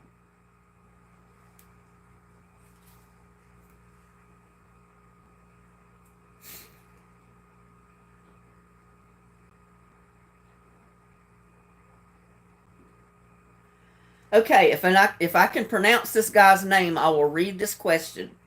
This is the next trivia question.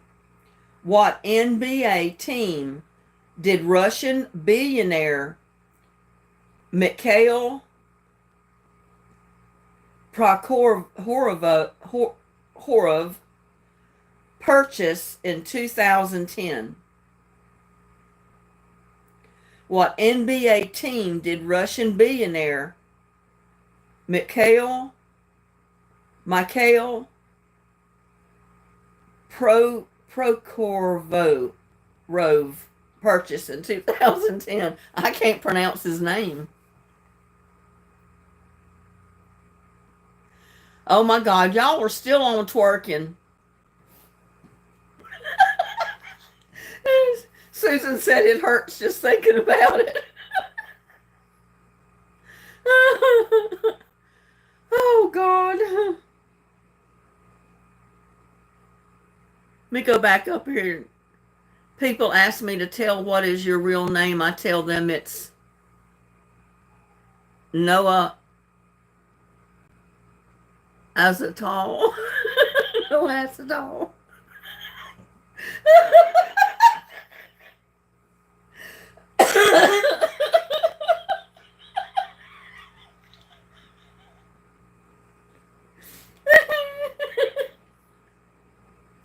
Did y'all read No Tall Rob's comment up there?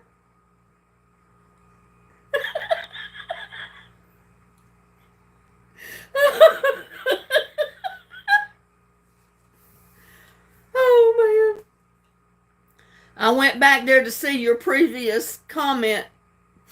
Too tall, Rob. That's what got me so tickled.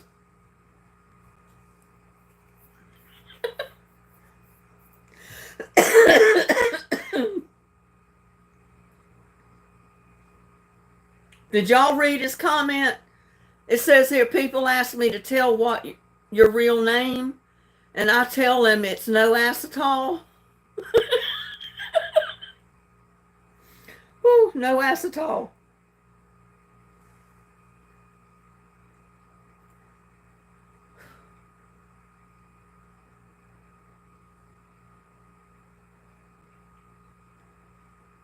Whew.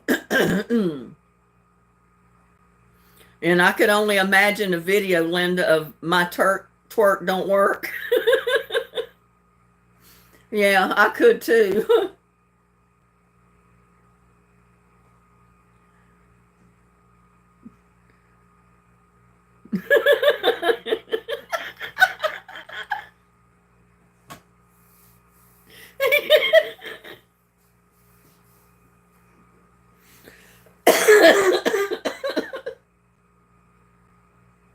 Yeah.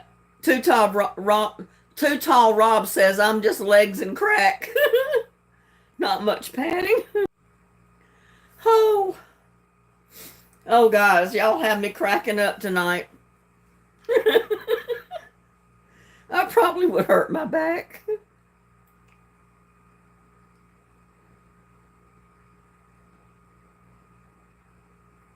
It says, I don't care how much money you donate, I will not do a live video talking on Linda's porch.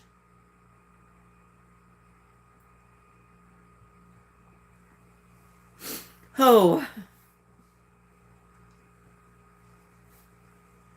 I'm crying, y'all. I've laughed so hard I'm crying. If I twerked, I would end that attraction.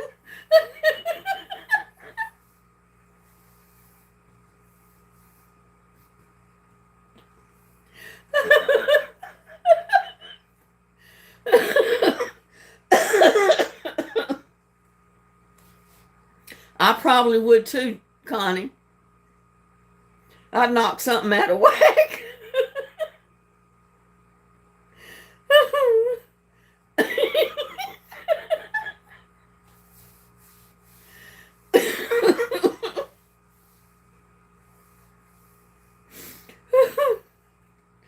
Oh my God.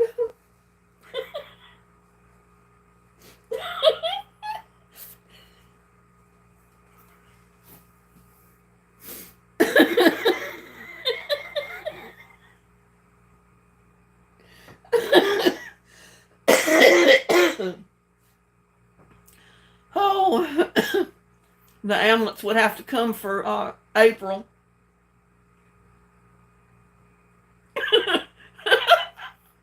Susan said we need to fill our own ward.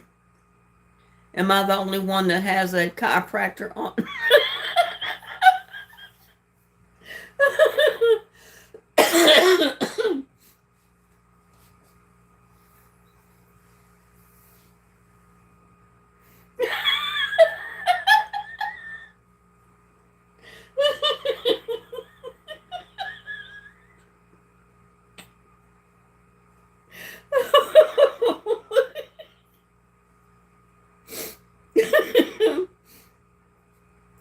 I used to think I had a chiropractor on speed dial, Too Tall Rob. I could go take a shower and I'd get my neck out of whack and I'd have to wrap my head up in my towel, and my daughter would drive me to the chiropractor to get my head straightened out. I couldn't even, I was walking like this. I couldn't raise my head up till I got to the chiropractor, and he would straighten my head.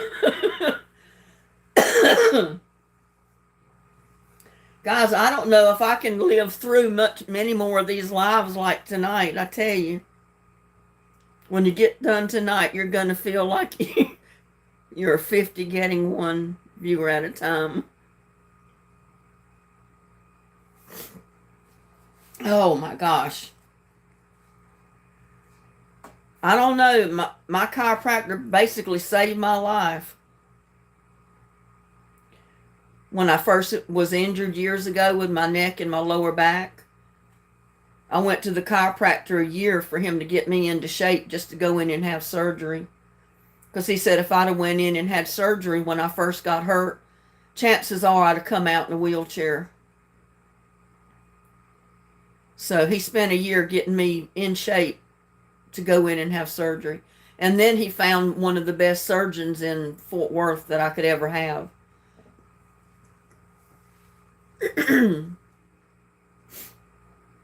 April's on ham bone, and Gladys says, did someone say bone?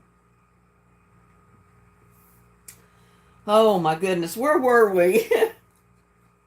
Well, I hope y'all know that Gladys is leading the pack here tonight. She's got 9 points. The rest of you have only got 3, 2, and 1.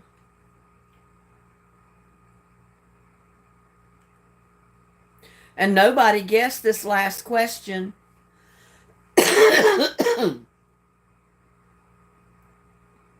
She had me doing Fix It. repairs around the shop at her home, and washing her cars.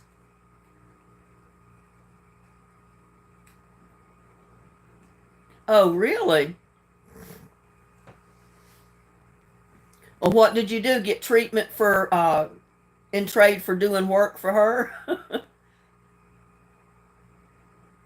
You started dating her office managers, which led to a few trips to concerts as her escort, making sure she gets to and from no trouble.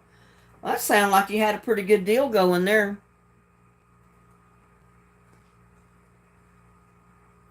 Yeah, April, I hate to see you go, but I understand it's still early where you're at and you got things to do. But come back in if you can later on. Maybe we'll still be here. I don't know. I don't know if I can live through this live tonight.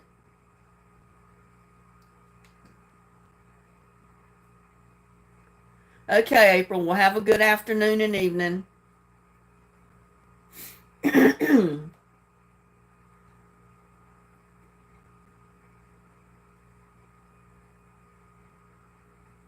Okay, let's see if anybody knows the answer to this one.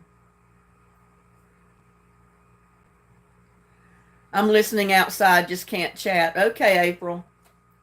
In 2008, Prince Harry was deployed to what country? The first time as a member of the royal family has served in a war zone since the Falklands War. Or Falkland, Falklands War. Afghanistan. And I think Susan got it first. Susan, then Mary, then April, but Susan got it, so. And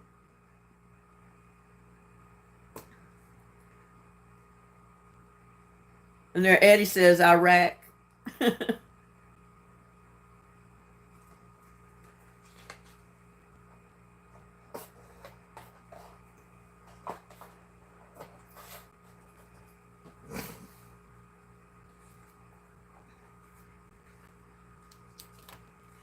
Okay, this is another sewing questions, and this went back way, way back.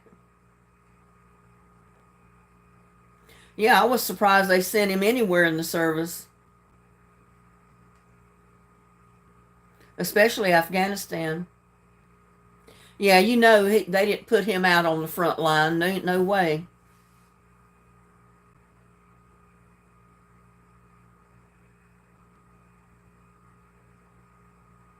Okay, Too Tall Rob, I hate to see you go, but I understand. I'm glad you could come in and join us tonight. You have a good evening and a good day tomorrow.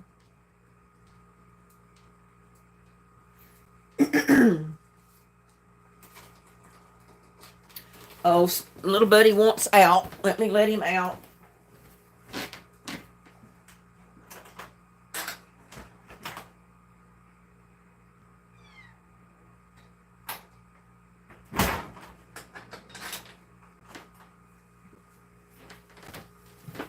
Whew.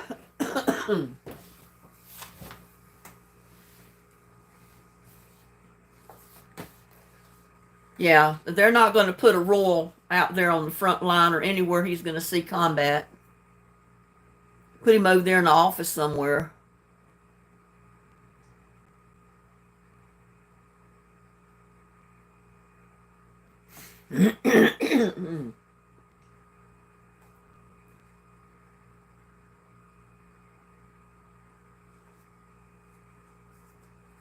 Okay.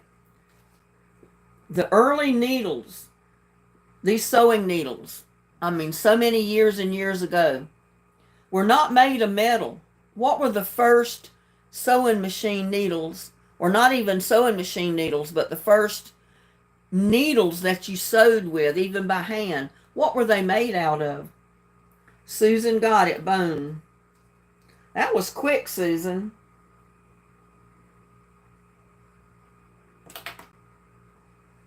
Connie says wood. Let me look back here. Ancient sites were made of bone and ivory. Doesn't say anything about wood, but the first ones were made of bone and ivory. Because I guess that was the hardest substance they had back then. Yeah, someone said bone, Gladys.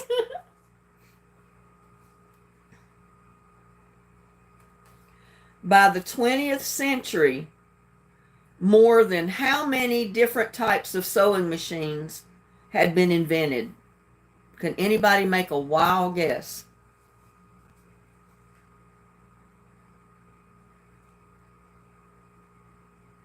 Yeah, I knew it was too. Oh no, a lot more than 6. I mean, I was surprised when I saw this number. It said by the 20th century, more than how many different types of sewing machines had been invented? Not 100, not 53. Nope, not 100, not 5, not 1,000. A lot more than 1,000.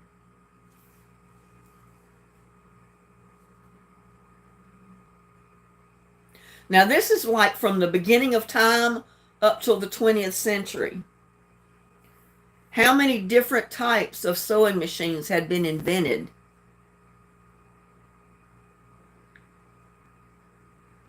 Yeah, almost, but you never know. 3,100, 2,260. Y'all are getting closer. 5,000, no. 15,000, no. Types of sewing machine. Annie is the closest. She's got 4,200.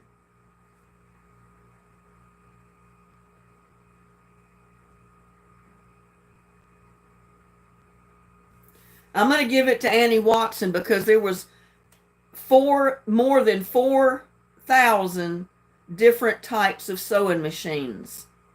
And she said 4,200. So she got it the closest.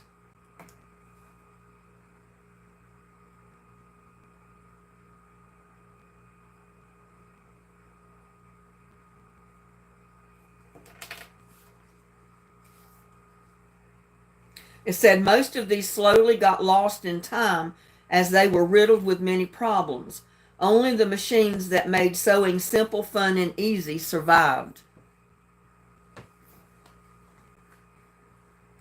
Yeah, you got a point, Annie.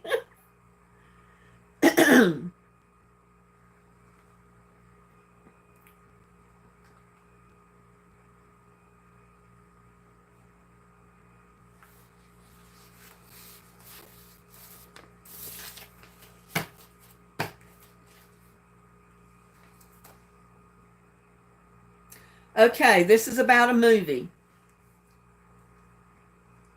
What movie franchise features a serial killer called Jigsaw? What's the name of the movie?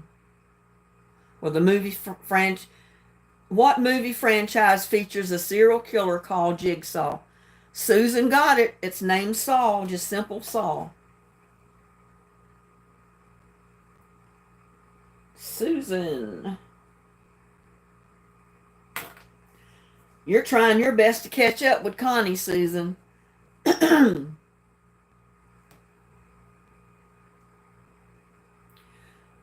Okay. Taylor Swift won the Grammy for Album of the Year in 2016. What was her album called?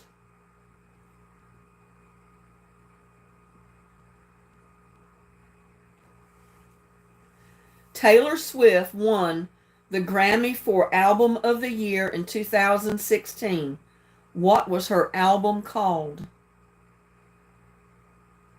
Taylor, no. Oh.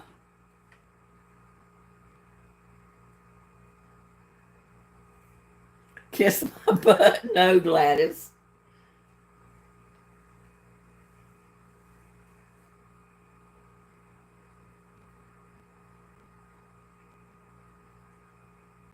What ex am I writing a song about? No.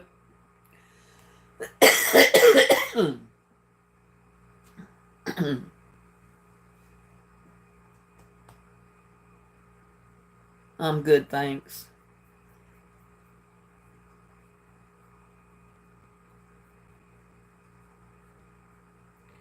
Taylor Swift won the Grammy for the Album of the Year in 2016. What was her album called?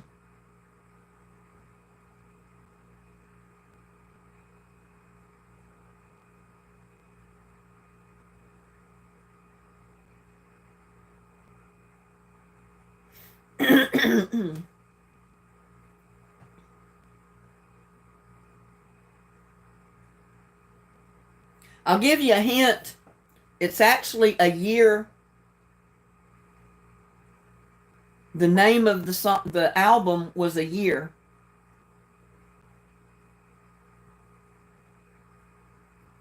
1996. No, you're close, but it was not 1996.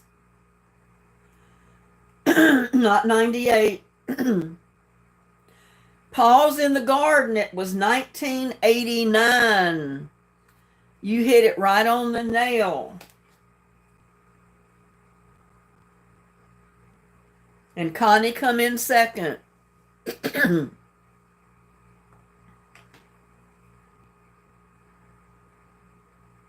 I switched them.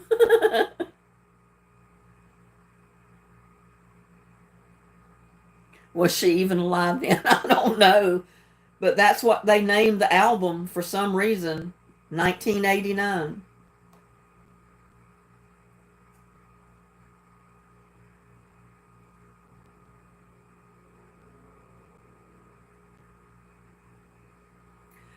On what controversial Netflix series does Hannah Baker record a cassette taped explanation before taking her own life?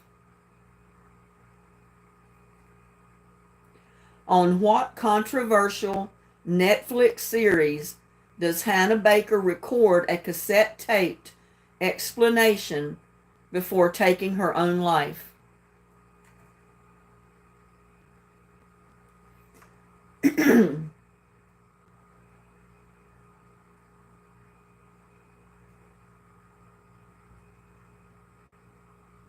And I think we're only going to have another question or two because we've been on here over 2 hours, but it's been fun.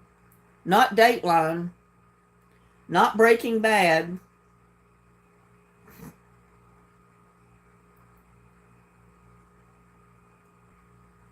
If someone was going to make a recording before they committed suicide, what do you think they would be recording?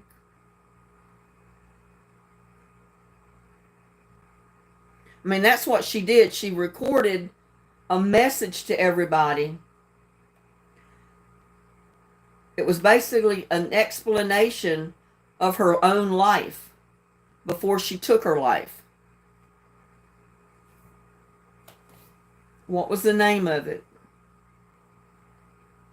Not Orange is the New Black.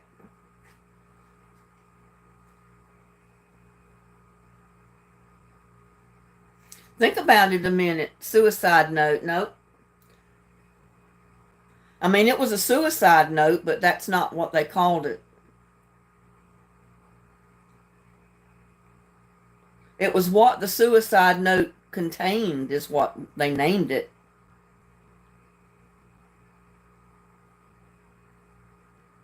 Can y'all not think of it? Not a clue. Confessions. No, not Confessions, but it's something kind of similar, but not really.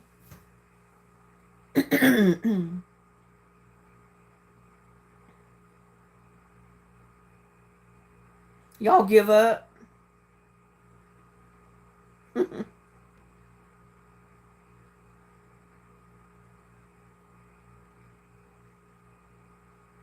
Not Regrets.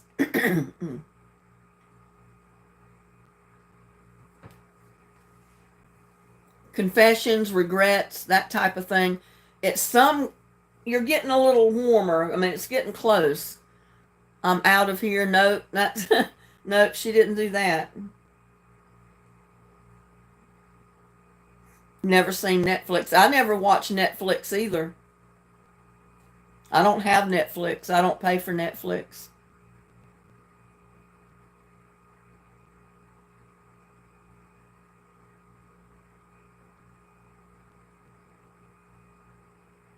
But just think, if you were going to commit suicide and you were going to leave a note for family, friends, or just general people, what would you write in that note?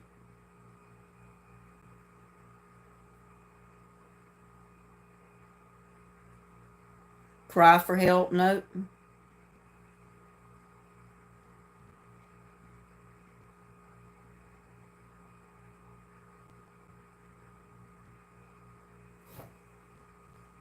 Help? No, it wasn't help.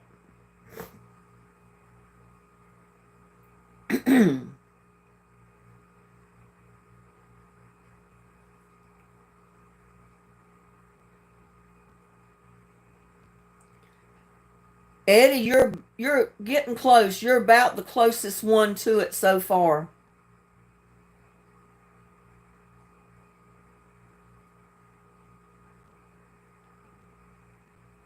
I think Eddie's going to have to win the point. It was reasons why.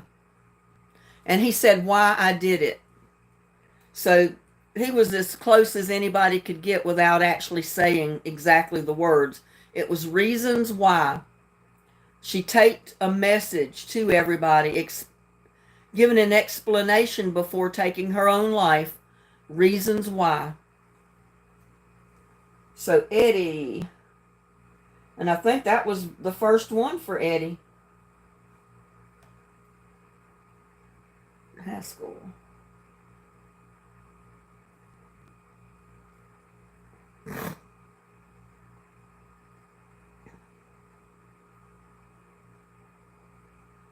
Okay, this is a famous company that has something to do with sports.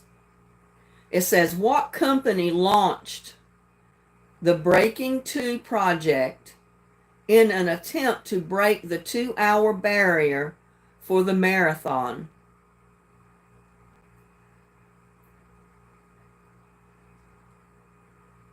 What company launched the Breaking Two project in an attempt to break the 2-hour barrier for the marathon? Not McGregor.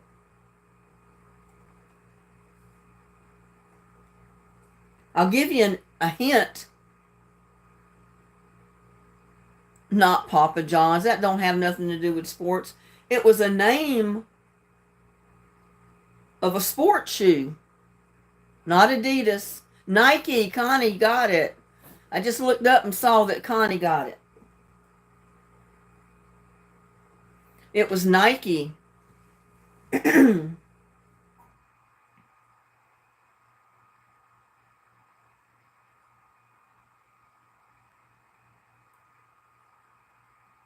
Okay, the weather event flooded the New York subway system in 2012. What hurricane was it? And I'm not talking about the one that just flooded them. This was back in 2012. What weather event flooded the New York subway system in 2012?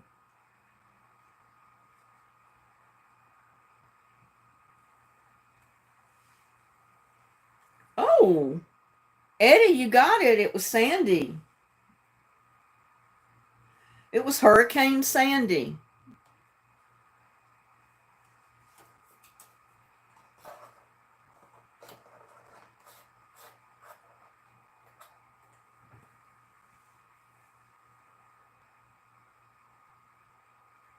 Okay, all of you should get this one. What does SVU stand for in the Law and Order SVU show? In Law and Order, what does SVU stand for?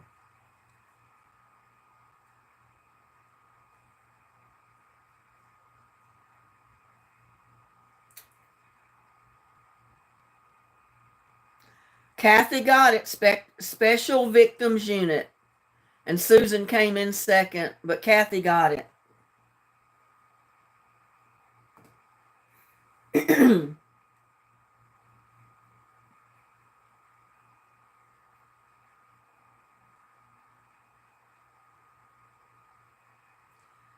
Okay, what former New York Yankee purchased a small stake in the Miami Marlins?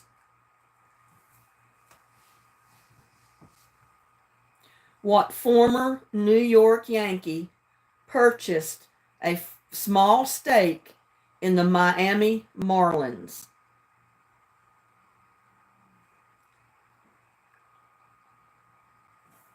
You're delayed, Annie.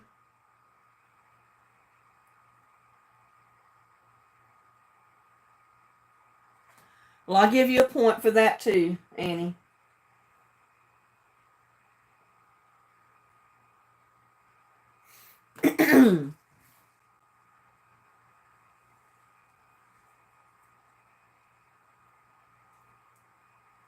Eddie, you got it. It was Jeter, Derek Jeter.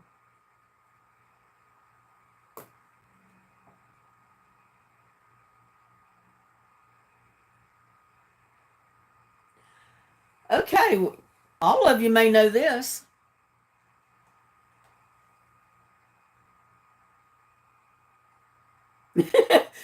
Gladys says, Connie, I need pizza. In 2014, what state overtook New York to become the third most populated state in the United States?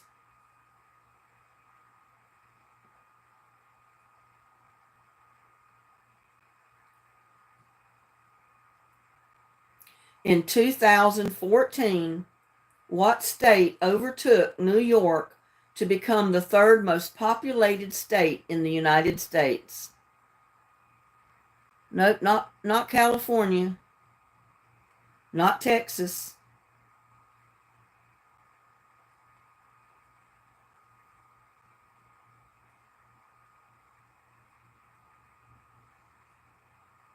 No, it wasn't Texas, not Washington. It was Florida. Susan Proctor got it.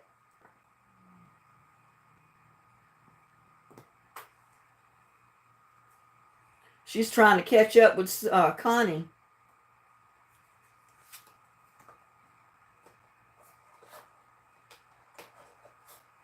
Y'all get tired of playing, let me know. I mean, we have been on here for 2 hours, so all those old folks, yeah. They all went down to Florida to retire. They left New York, went to Florida to retire. That's why Florida overtook the population of New York.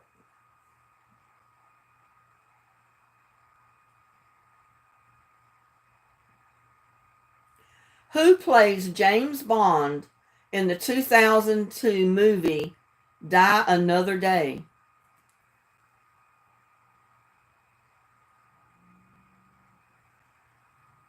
Lots go in the winter and live.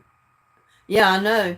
My grandfather, he was Italian and they settled in New York and he lived there all of his life until he retired as a cop or investigator. But then after he retired, guess where he moved? To Florida. He wanted to move where it was warm. He was like my brother. He wanted to get out of New York and get out of the snow and the ice and the cold. Not Connery. It says, who plays James Bond in the 2002 movie Die Another Day? Not Adam West. Not Bruce Lee.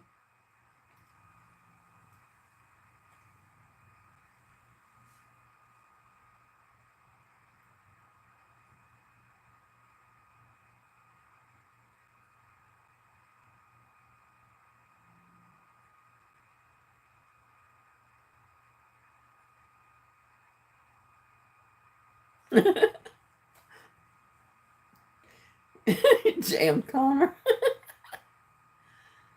Her main place in Connecticut, but goes to Florida for winters. Yeah, they go where it's warm. Not James, Gladys.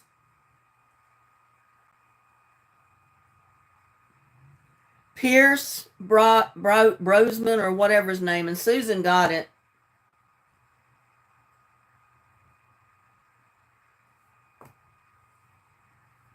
Susan got it, and Connie come in second.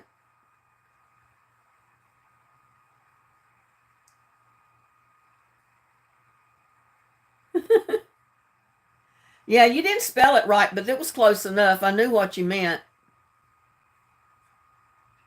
You put a W in there when there's no W, but all the rest of it was spelled correctly, so.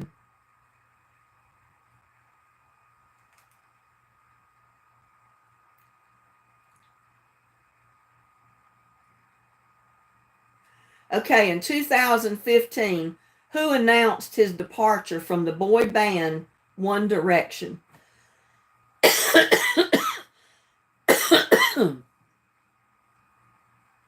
He's a hunk.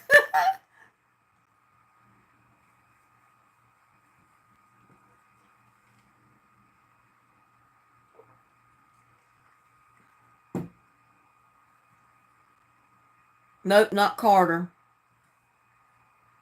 In 2015, who announced his departure from the boy band One Direction?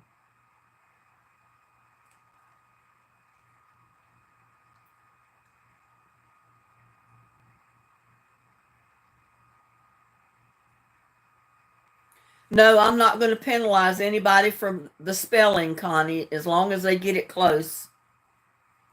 Because some of those names I wouldn't spell correctly either. Little Biggie Short, no. Not Aaron Carter. Zayn, Sharon Tate got it. It was Zayn Malik.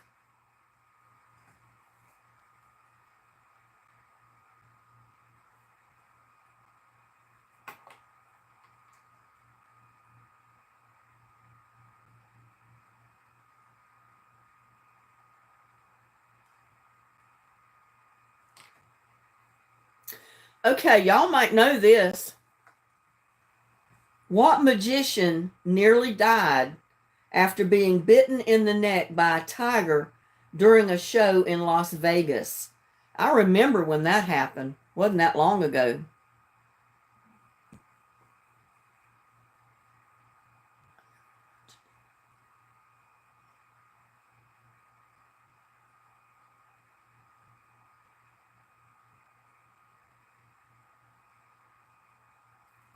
Roy, Kathy, you got it.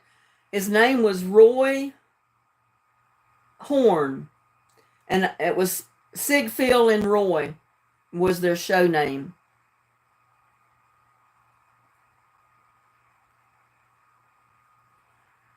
But Kathy she got it close enough at first because she said Roy, and his name is Roy. So I'm gonna give the point to Kathy. It was Roy Horn of Sigfield and Roy. Yeah, I remember it too. I watched it on TV when it all first happened. I thought that was pretty wild, you know. Because you never know about animals.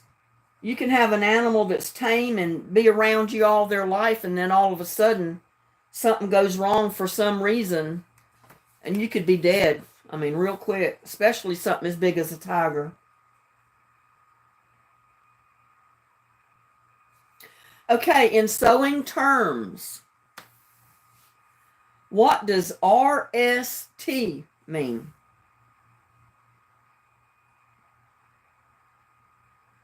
You might see it written in directions or on patterns. RST, what does it mean?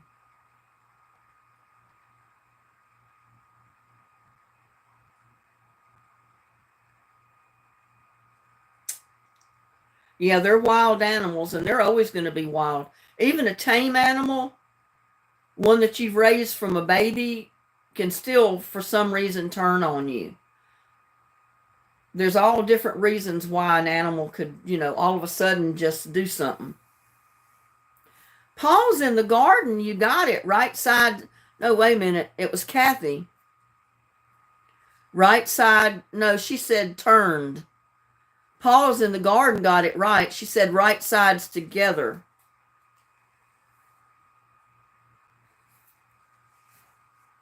So Paul's in the garden actually got it.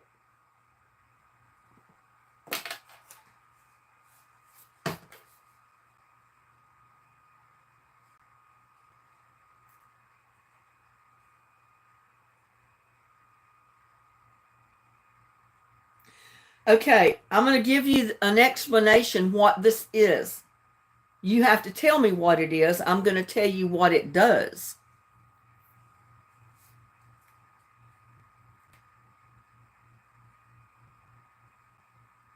This gives light to heavy support, often used on collars, cuffs, and waistbands. It is also used in bags and purse making.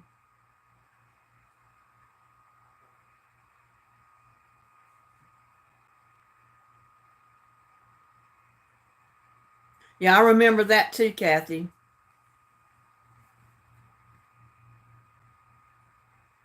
What is the item that I'm talking about?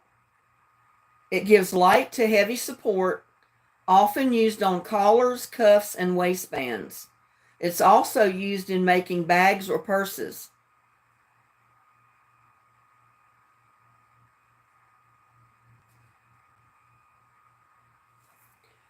Where is Pellin used? Interfacing. Connie got it. Interfacing is the word that I was looking for.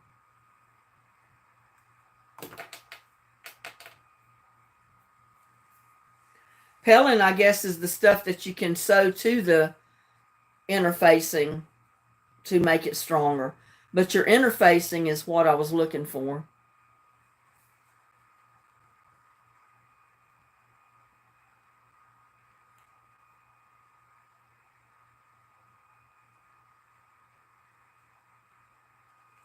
Okay, this is a question.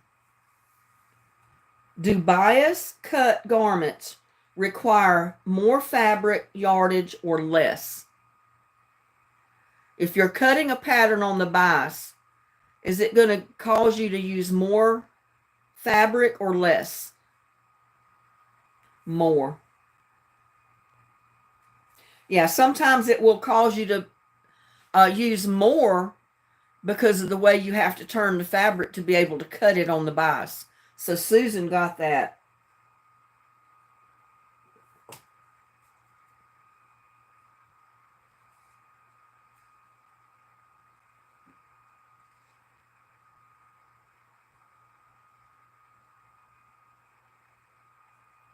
Well, I don't know. This is kind of a trick question.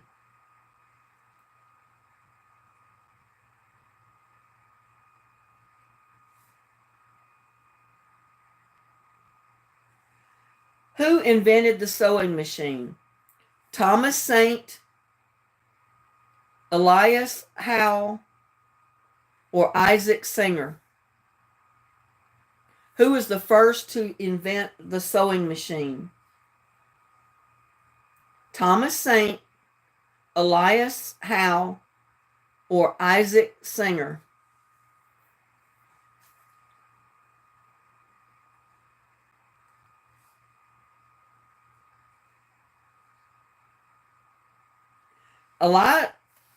Isaac Singer never built his first machine to 1850. There was 2 others before that.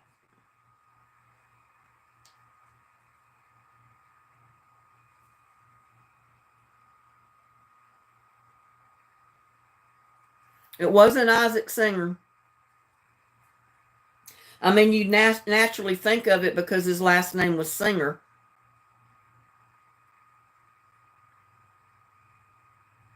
He might have been the most famous, but he was not the very first one.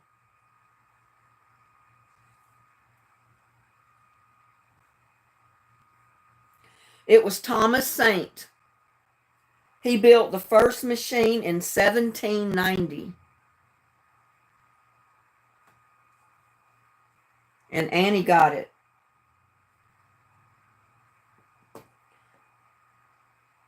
Elias Howe issued a patent for a machine in 1846.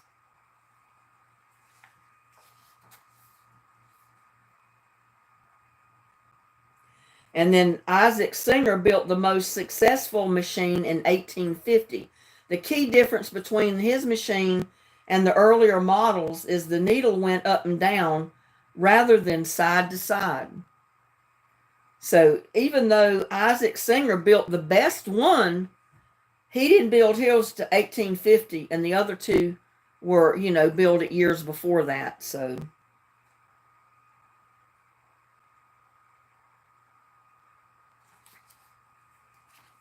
are y'all tired of playing yet?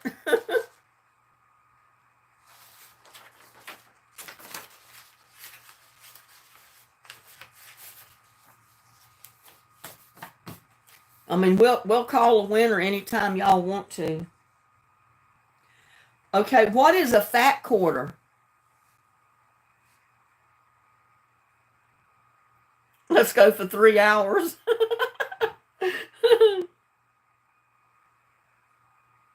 Okay, in sewing terms, what is a fat quarter? F-A-T, fat quarter.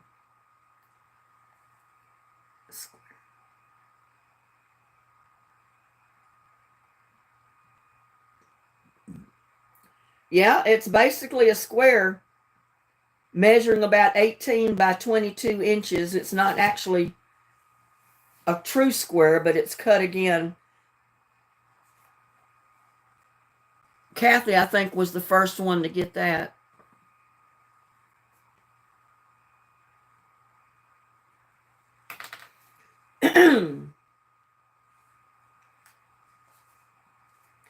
Okay, what was the golden age of sewing?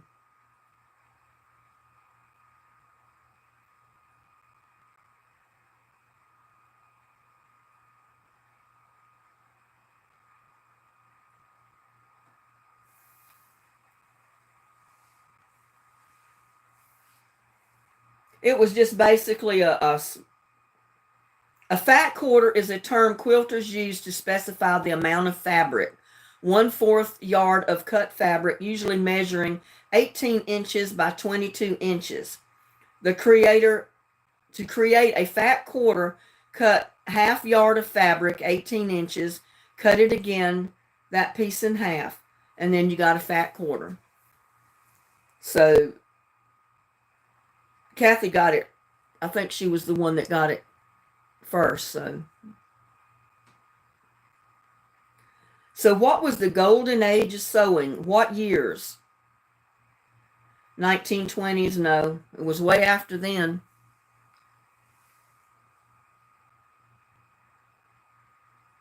From what year to what year?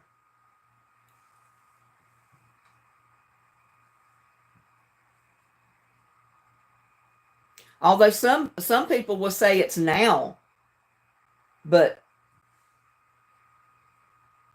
textile and sewing historians generally describe the golden age of sewing to happen around what year to what year? Well, you know what? I'm going to give it to Paws in the Garden and Kathy because they both got the dates. It was actually from 1940 through 1960. So Kathy and Paws in the Garden got the correct answer.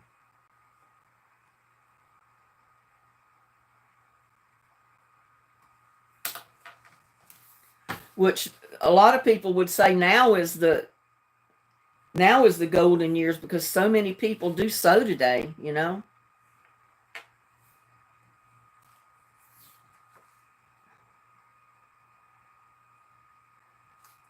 Okay, what is the most common seam allowance on U.S. sewing patterns? You women that sew should know this.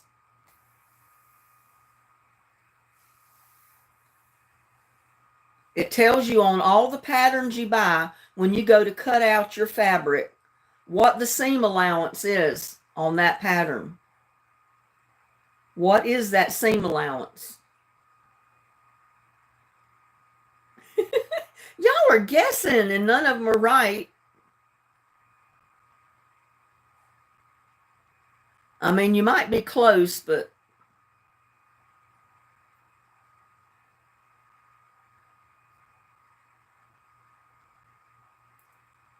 it's not a 1/4 inch. It's not a 1/2 inch.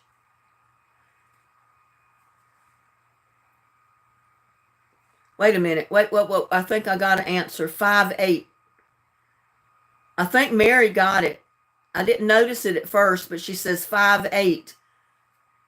Did you mean 5/8? Because that's the answer, is 5/8 of an inch.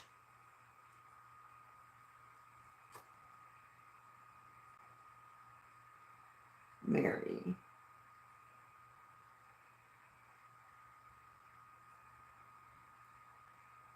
It's 5/8 of an inch.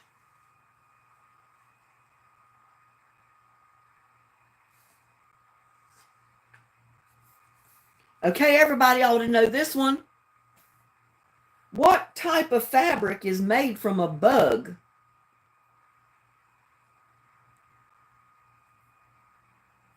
Even men should know this. Silk. Susan Proctor got it. Oh, you and Connie are neck and neck now.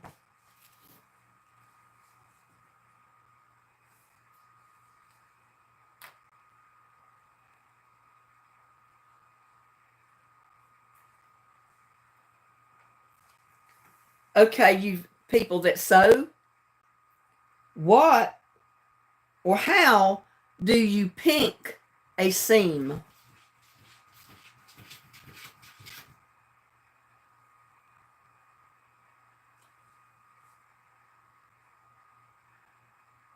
Susan, silkworm is the kind of bug that they make the silk out of. That's not what they make out of it.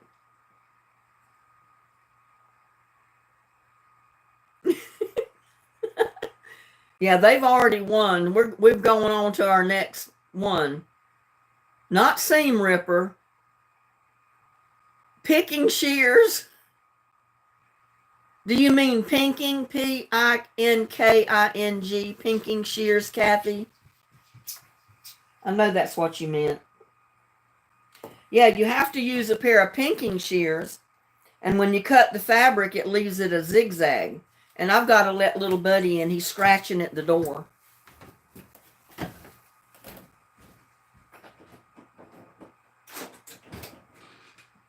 Crazy cat. I need a revolving door is what I need. I need one of those doors like they had on the old-timey saloons, where you just push it to go in. When you come back out, push it to go out.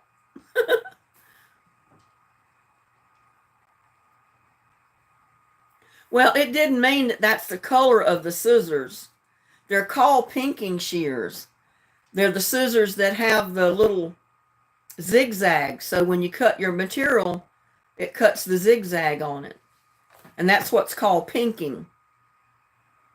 I know, you're just joking. You're trying to get me to laugh hysterically again.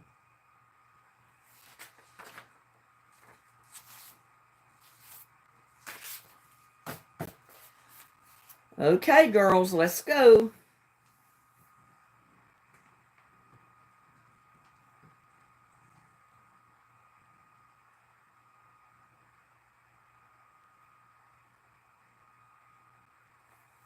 Okay, this is way back when in the corset days.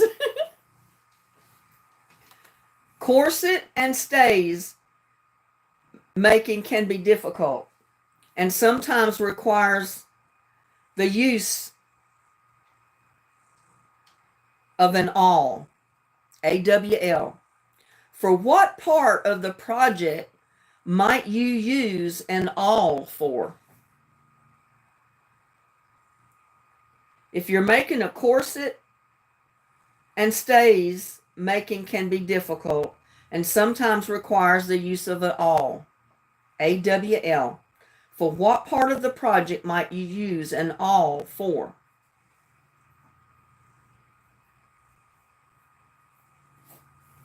Nope, not strips. looping eyes. Kathy, you got it close enough, I guess. It's for cutting holes for lacing. So you got to have holes to loop the eyes in. So I guess I'll give it to Kathy.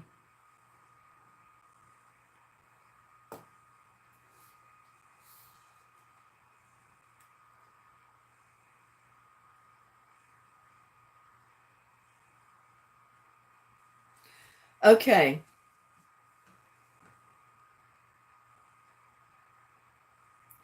What do you call a stitch if each stitch is made opposite to the general direction of stitching?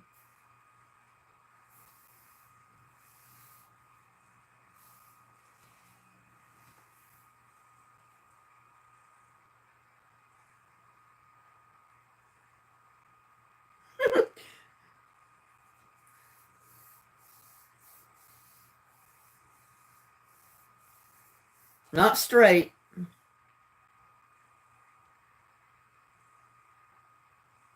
It's not zigzag.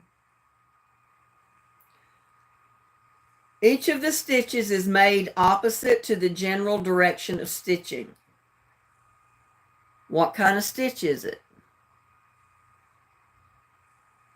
Not crooked.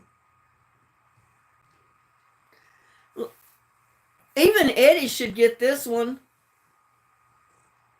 Think of when you're sewing at a machine and you're sewing something. Reverse stitch. I'm gonna give it to Connie because it's called back stitching, and she said reverse stitch. So Connie got it. Connie's still ahead, y'all. Yeah, it's called back stitching, but Connie got it. I'm gonna give it to Kathy too. I'll give her a point.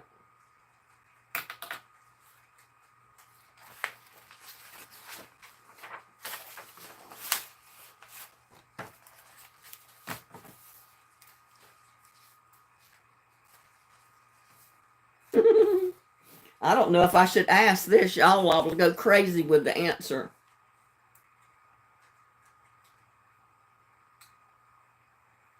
Okay, y'all listen to this. This is a very fun item that is used for pushing out seams on many different types of garments.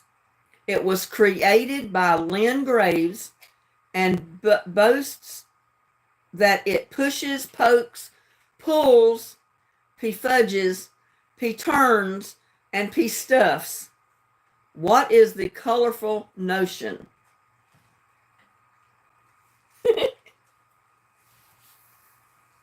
I'd have never guessed it. Not an iron.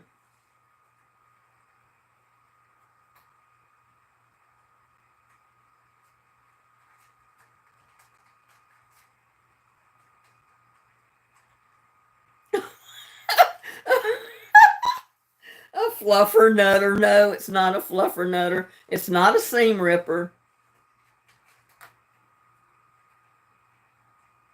I'm not going.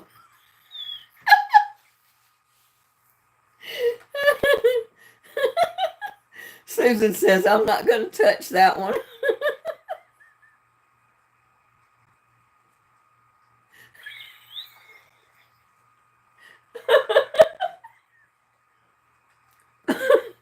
Paul's in the garden says, well, I don't know if I could answer.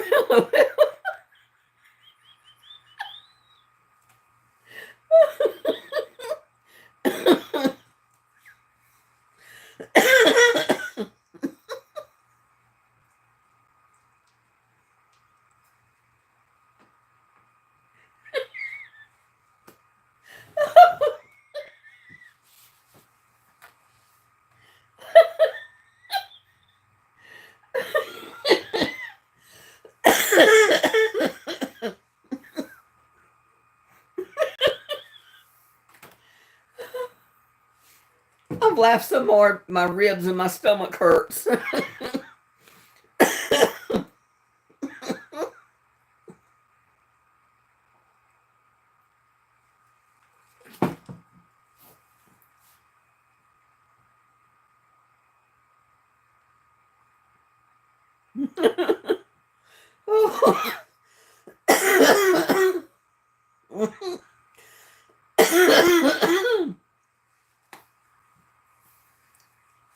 You are not going to believe the answer.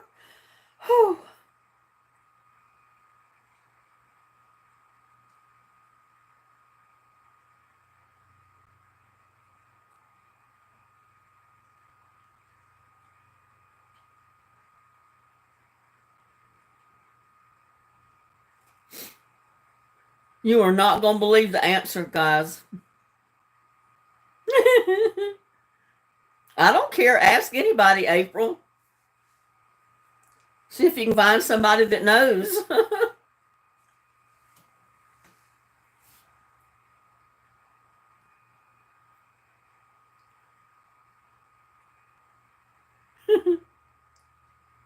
A boning tool.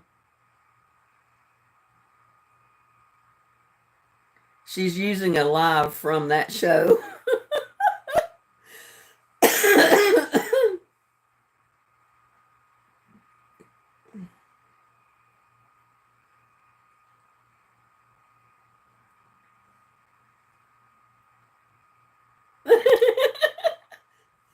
Well, she can have a lifeline. All of you can have a lifeline if you need it.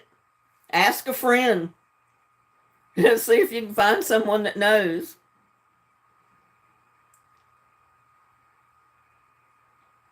I use a hanger that I put a hook in. I've always used like pins or anything, sometimes even butter knives. But I'm going to tell you the answer. I need to go to bed night. A hanger. It's called a purple thing. Purple thing.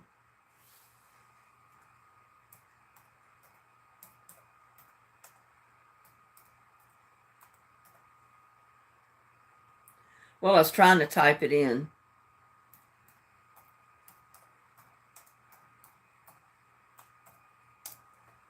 There's your answer, guys. Purple thing.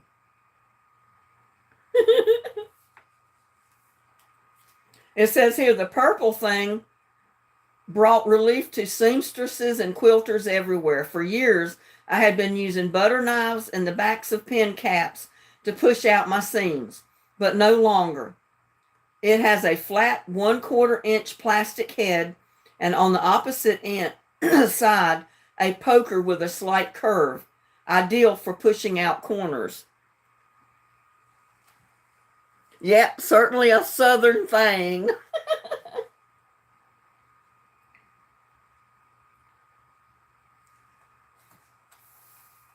Okay, all you people that do sewing should know this one. What kind of stitch would be most commonly used for a hem?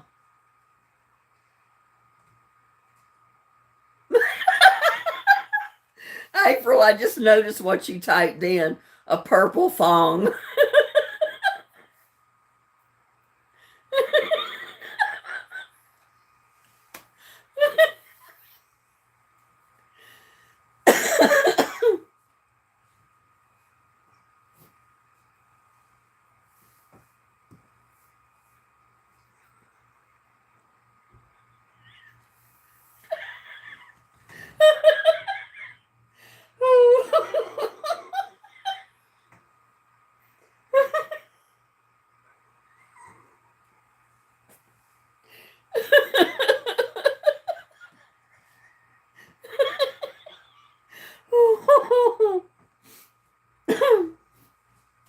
Y'all, I'm laughing so hard I can't watch the chat. Let me back up here.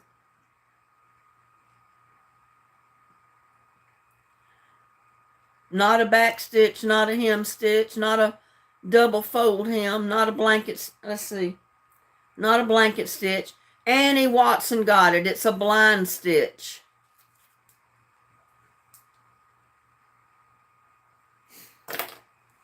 I tell you, we have many more lives like this. I don't know if I can survive them.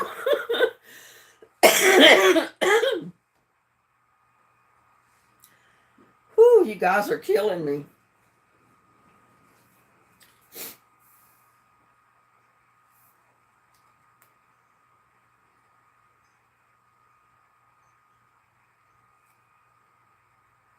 Okay, what is the normal width of a 100% cotton calico? Like if you went to like Walmart or any place that sells fabric on the bolts, what is the normal width for the cotton fabric? Kathy got it, 45 inches.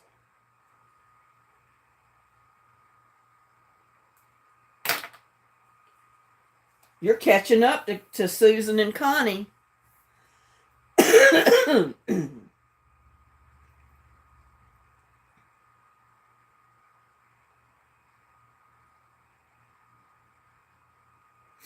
What did the Native Americans use for sewing and needlework?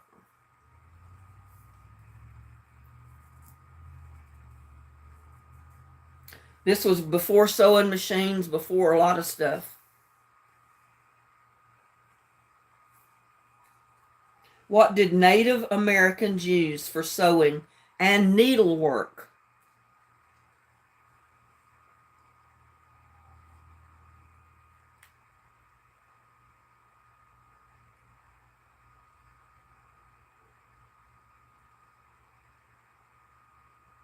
It was porcupine quills. Porcupine quills were used in woven decorations, and then they used beads, porcupine stuff like that.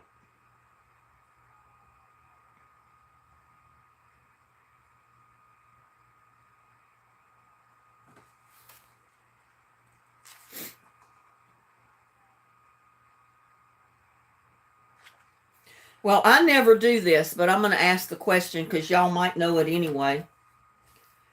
Particularly when making close-fitting garments, you should always begin the project with a muslin. But what is a muslin?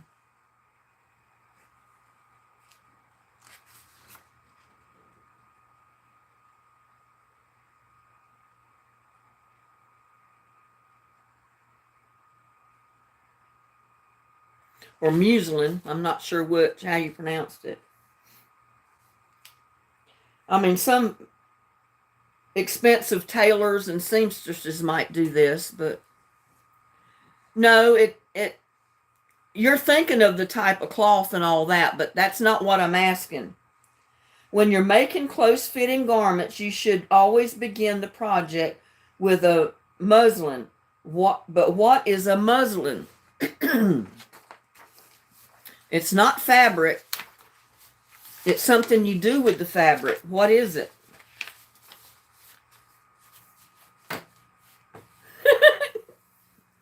Gladys, I'm not even going to go there.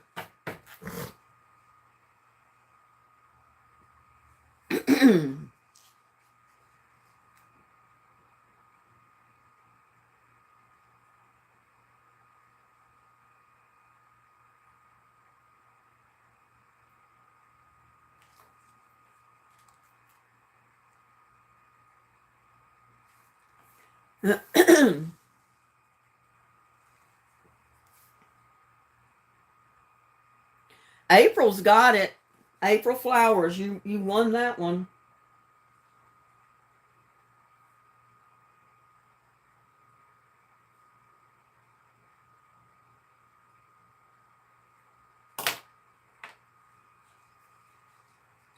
It's a mock-up of the garment to check the fit.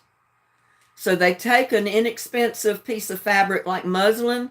A lot of times they'll take an old sheet and they'll actually cut out the pattern, stitch it together, and check the fit to see if it's going to fit right. And they'll see, wherever they need to make allowances or, that type of thing before they cut the real fabric to make the real item. But April got it.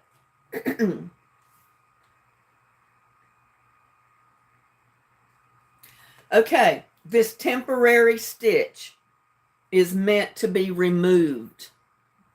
What type of stitch am I talking about?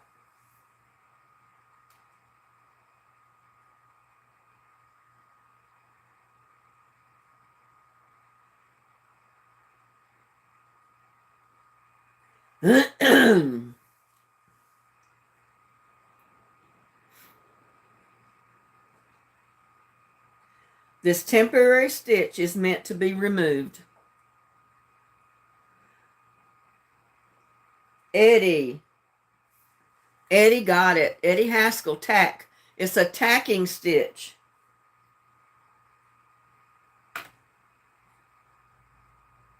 Well, it's also called a basting stitch. Who got basting? April said basic. No, she said base.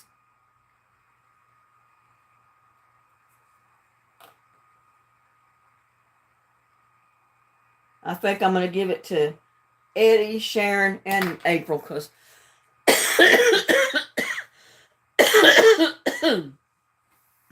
yeah, I'm going to give a point to all three of them.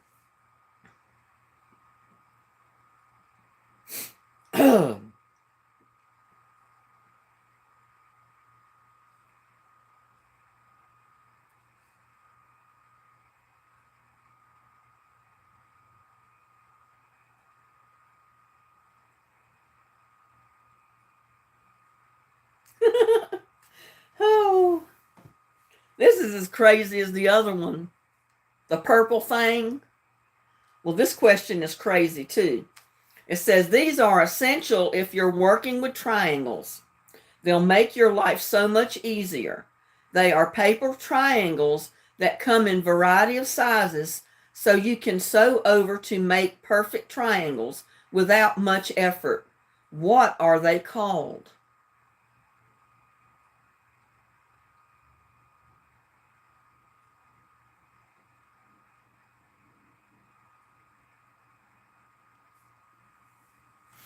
Not darts.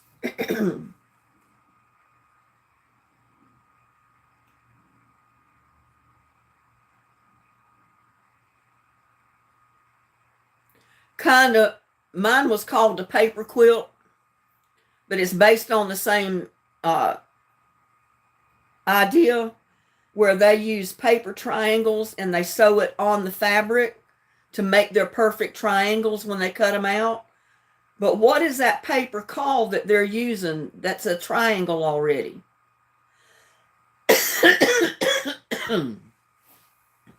We're looking for the name of that paper triangle. They gave it a name, and you're not going to believe what it is. It's another Southern name, as Susan called it. Onion, no, it's not an onion. A blue thing. No.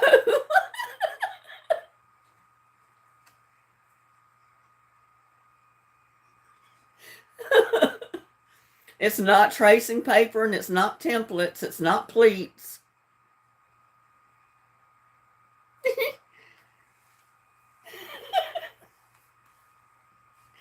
You're going to die when I tell you what it is.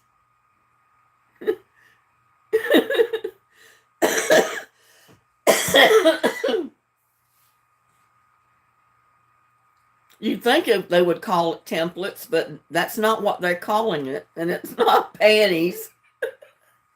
Oh my God.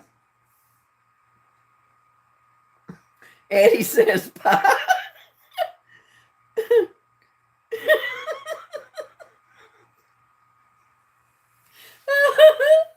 Yeah, it would match the purple thing, kind of.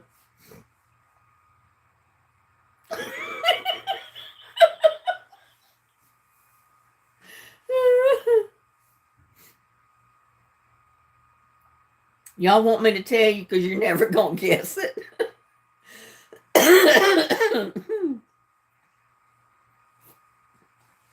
I'm going to type it in because I'm going to laugh so hard I can't keep a straight face trying to tell you.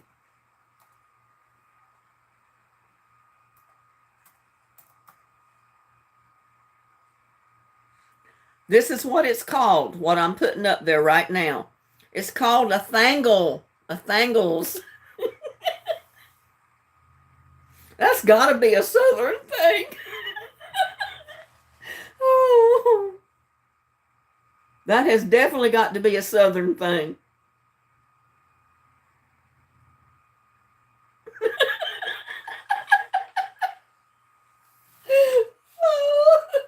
Oh my God.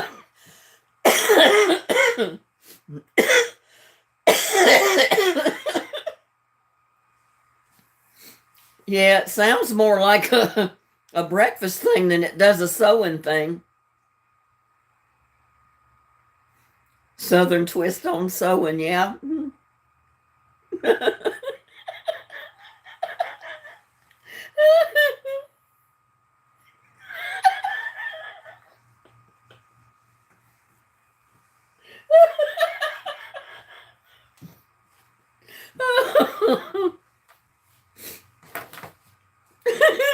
Gladys, you're killing me.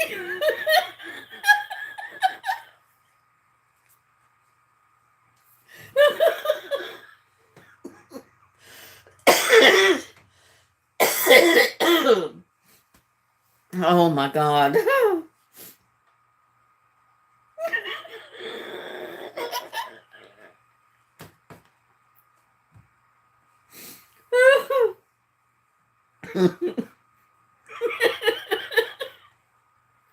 Yeah.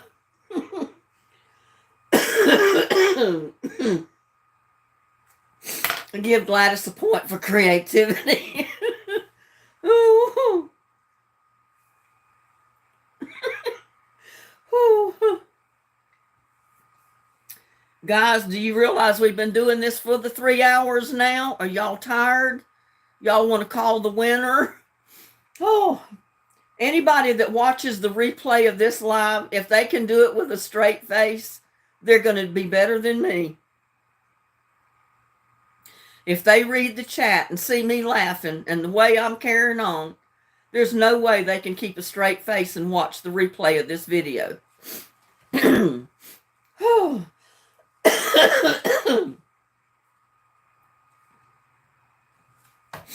All right, let's get down to some serious business here. Kathy says I missed the first hour. Whew. Okay, on a sewing machine, what do you call the part which holds the fabric in place?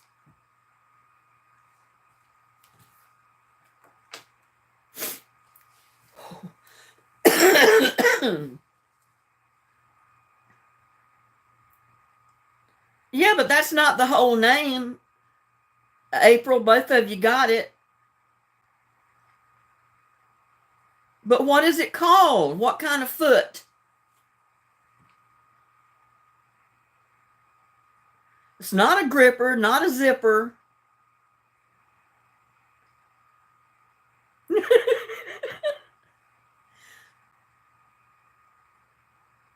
April and Susan did get it, but I want the whole name. I want somebody to tell me what the whole name is.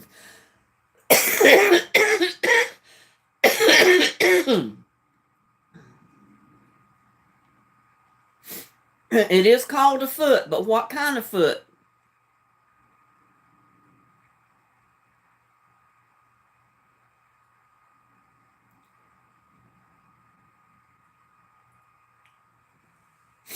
Oh,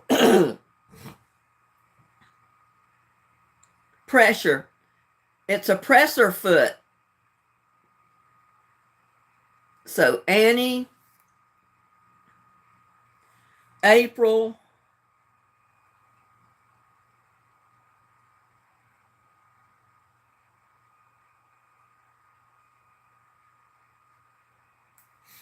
and who was it else I said up here?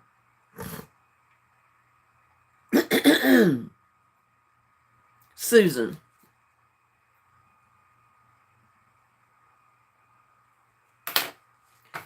It was a presser foot, because there's different kind of foots that you put on the sewing machine. There's the zipper foot, there's the presser foot, there's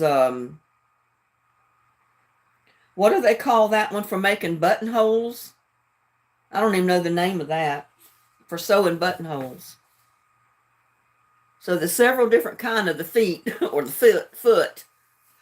It was the presser foot that I was after. Oh man. I wish I could see y'all. See if y'all are laughing your butts off as hard as I am. That is what I called it, Kathy.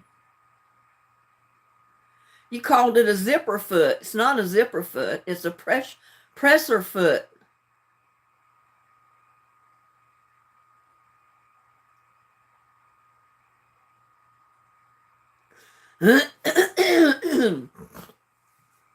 Oh my God. I'm laughing so hard. Whew. I don't know if I can survive these lives, I'll tell you.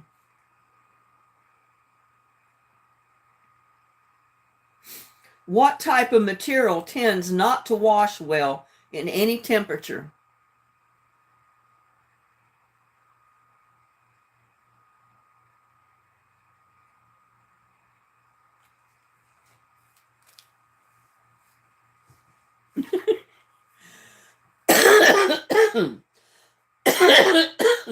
Not silk. It's not called satin. There's a lot of man-made fabrics.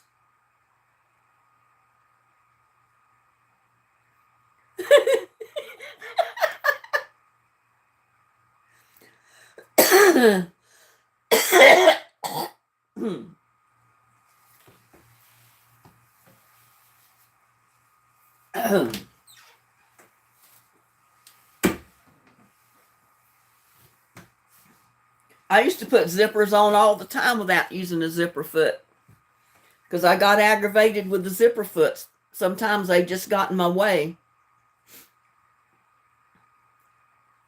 But yeah, a zipper foot does hold the fabric when you're sewing it. It holds the fabric to sew the zipper foot, but it was the presser foot that I was looking for. That was the answer. April says, I used to make Western shirts. I used to make a couple of them too for my neighbor. His wife would ask me to make him a Western style shirt, but she wanted it with like red, white, and blue material for like Veterans Day or some of the holidays that people would, like the American flag. So I made him a shirt that she gave him for Christmas one year. And it was made out of red, white, and blue, the stars and stripes and the stars and all that. And he loved it. And I put pearl snap buttons on it. And then after he wore it so much, she wore it out. And then she wanted me to make him another one, so I made him another one. But then after that, I was just done. I didn't want to make any more shirts, so...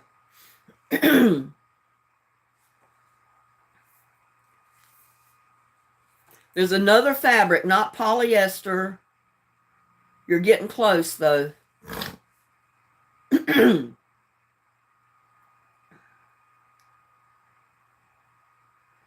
No, it don't start with a P. It's not rayon. It's not wool, not rubber. Not nylon.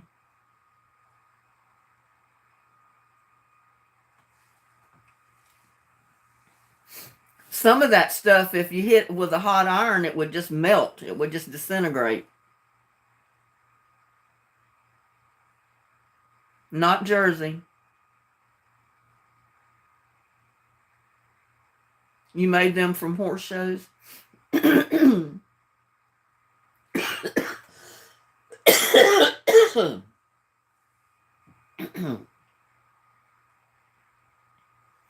Y'all want me to tell you? It's acetate, A-C-E-T-A-T-E. It said acetate tends to discolor when it gets water on it. And I think I had some of that material My sister-in-law bought some material off a street vendor in New York when I was up there on vacation one year. It was beautiful printed material. It made beautiful dresses.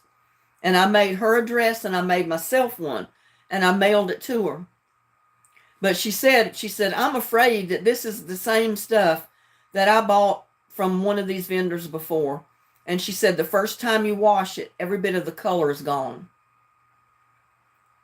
But the woman that was selling it swore that it wouldn't happen.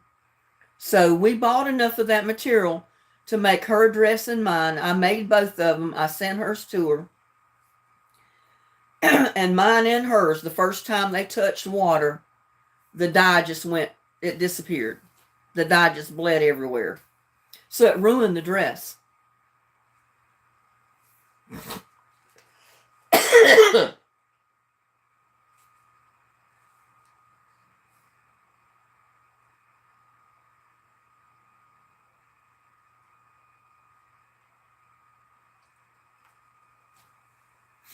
Well, this is something I didn't know, and y'all might like to know.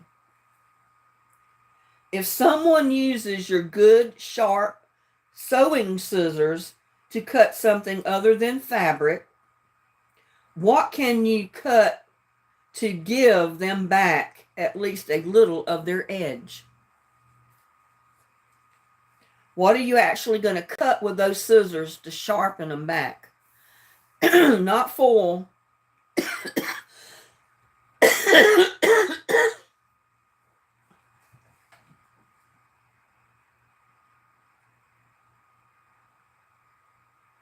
Not paper, not aluminum foil.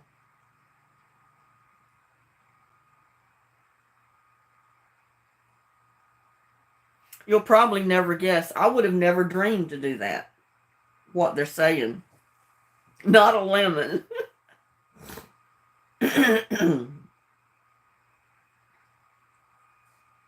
Sharon got it. Sandpaper. I know that's what she meant, Sharon. Sandpaper.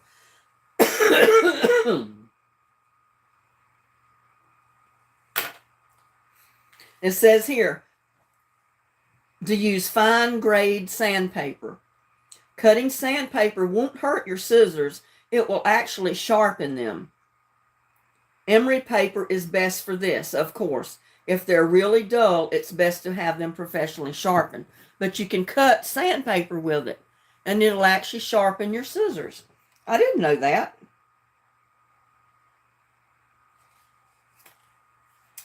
I never knew you could do that. I've heard people say you could scrape them on the top of a glass and it would sharpen them. I don't know if that works either. But the sandpaper makes sense.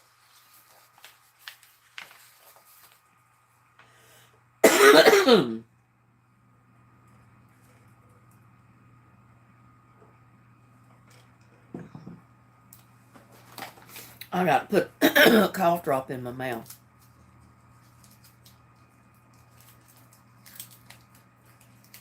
Can't believe it. We've been on here for over 3 hours and I've still got 28 people in here.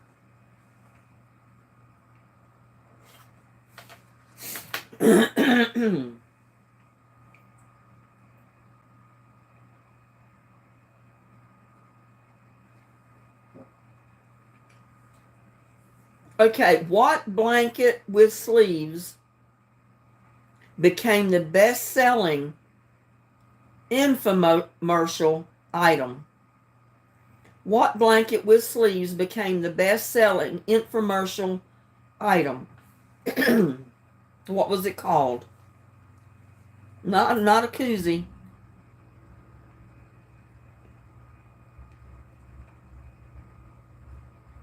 Koozie's what you put on your glasses and cups to keep them cold.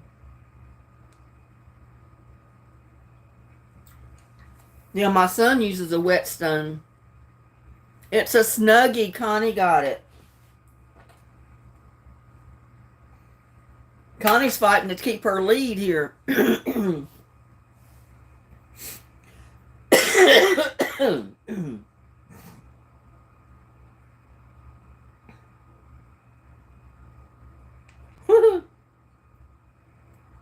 This is kind of funny. and y'all probably know it. What popular shoe was unveiled in 2002 at the Fort Lauderdale Boat Show?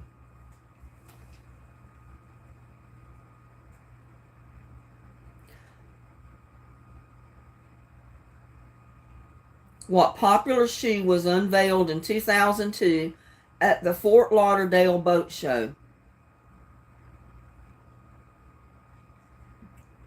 Nope. Not done, not deck shoe, not Nike, or not boat shoe. Not Uggs. I thought y'all would know this. Not Tom's. What is one of the most popular shoes that people wear today? It's not Snuggie. Crocs. Annie Watson, you got it. It was Crocs.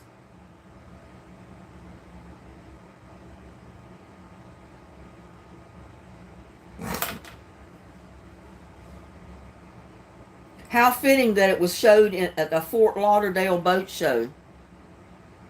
Not Jellies. It was Crocs. Annie Watson got it first, and then Connie come in second.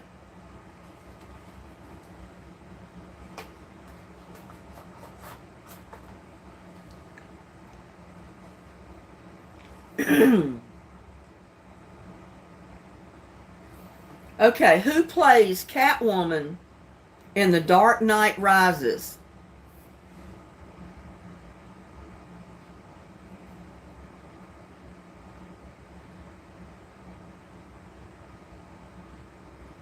Yeah, but it was not, the answer was not Snuggies. So she didn't get it right anyway. I mean, it wasn't Snuggies, it was Crocs.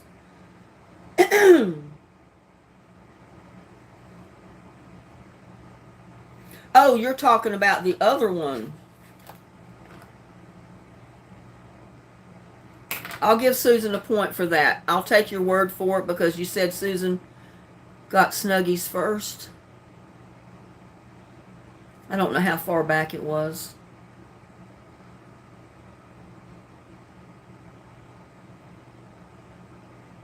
Oh, I see where she said I'm invisible. I'm sorry, Susan. I didn't see it. So you got a point for that too, Susan. I'm sorry I didn't see it.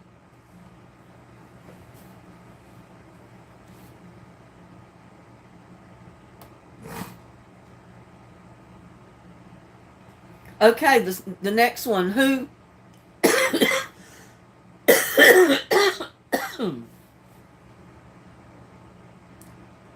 Yeah, anytime you see that I miss one, let me know, because sometimes the chat goes by so fast, I don't catch every one of them.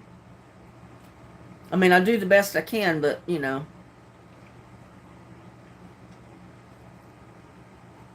Okay, so who plays Catwoman in Dark Knight Rises?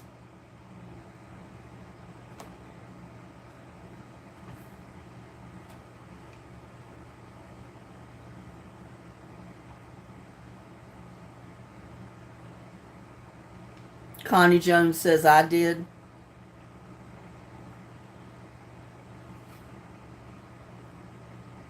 Not Halle Berry. Little buddy. No.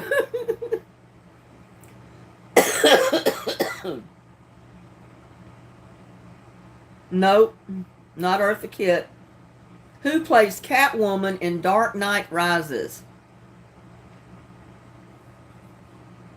Not Michelle Pfeiffer.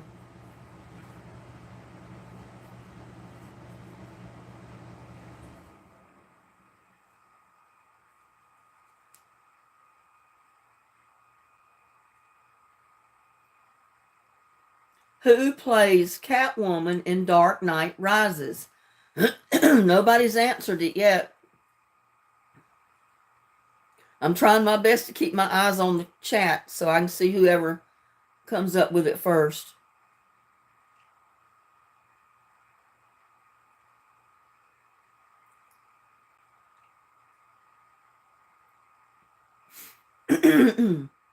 Connie got it. It was Annie Hathaway.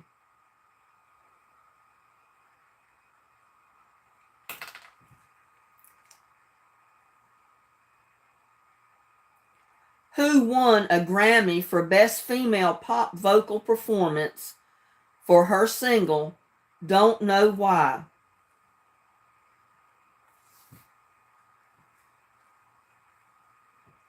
Who won a Grammy for the Best Female Pop Vocal Performance for her single, Don't Know Why?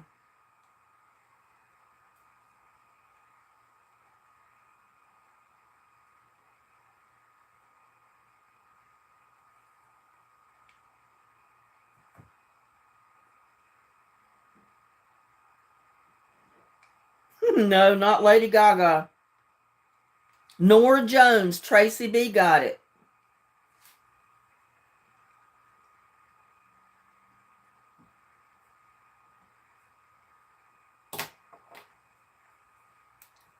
I think you just came in, didn't you, Tracy? I don't remember seeing you before.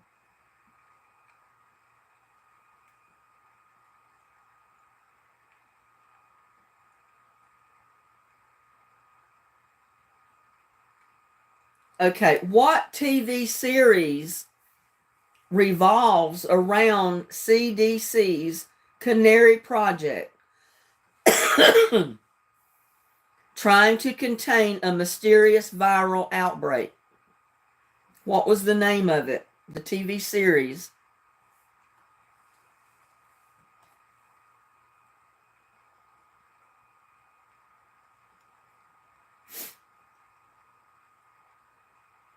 What TV series revolves around the CDC's Canary Project trying to contain a mysterious viral outbreak?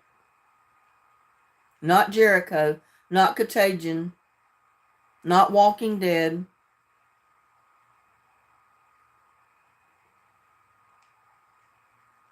Not Jericho. Well, I'm glad you're back, Kathy.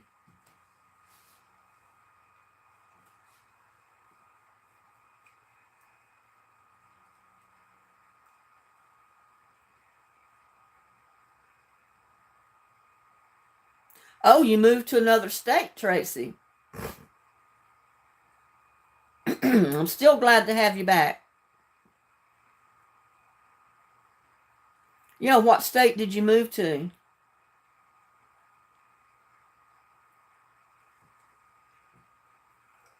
The Strain. Connie got it, y'all.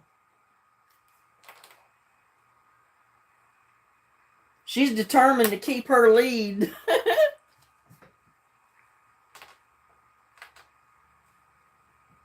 Taking a break from news stuff. I don't blame you.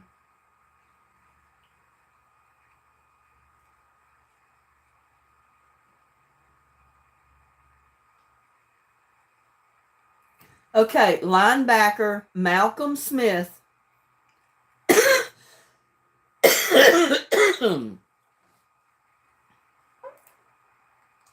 linebacker Malcolm Smith led what team to a Super Bowl championship in 2014?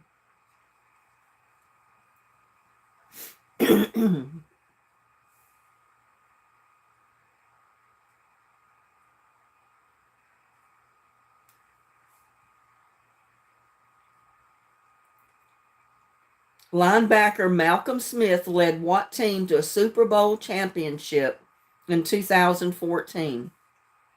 Not the Saints. Not the Ravens.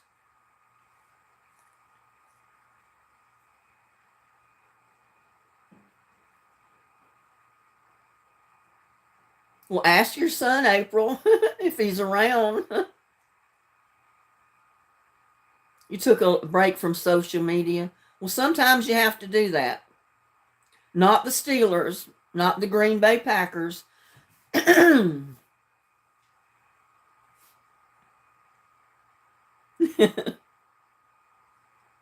Not the Colts, not the Rams. Y'all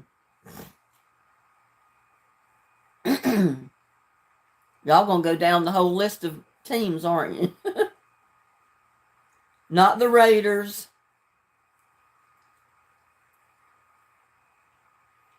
Not the Chiefs. Eddie got it with Seattle.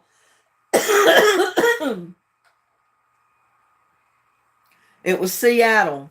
The Seattle Seahawks. And Eddie got it.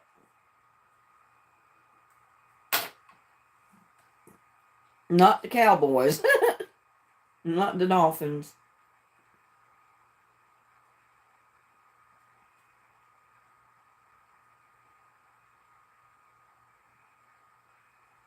Well, I don't know anything about this question, but I'm going to ask it.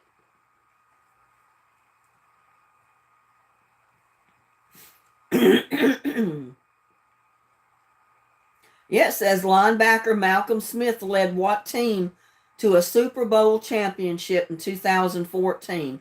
And the answer is the Seattle Seahawks. I'm going to give a point to Connie as well.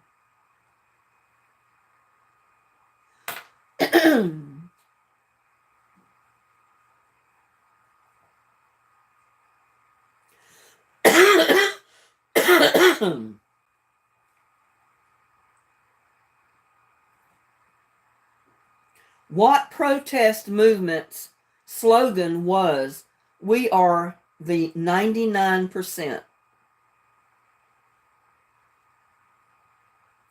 What protest movement's slogan was, "We are the 99%"? April says I'm 100 points behind.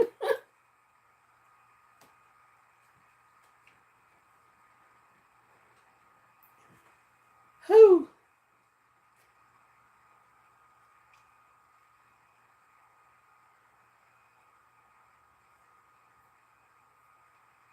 Yeah, I don't keep up with all the protesting and stuff. You know, I watch a little bit of it to see what's going on, but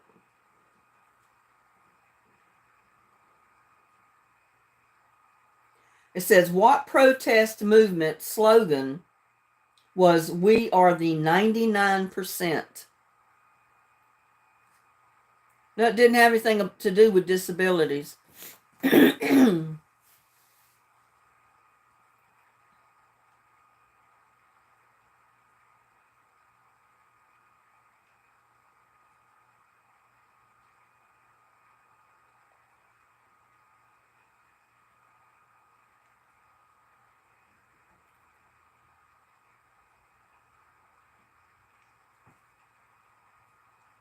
Well, Tracy B., Wall Street is close enough because the answer was Occupy Wall Street. So Tracy B's got that one.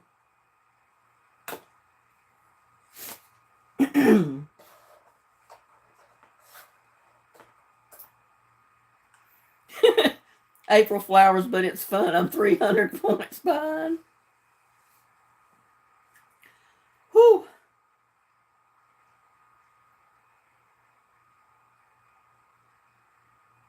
Okay, this is about music.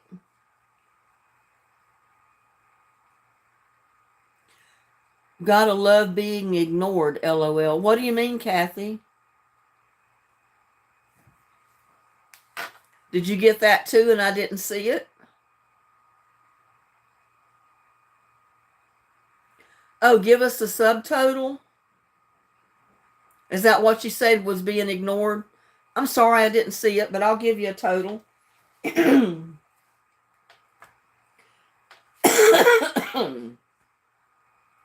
Connie's ahead right now with 16 points. Susan Proctor is second with 12 points. Kathy has 10. And then Annie Watson has 6.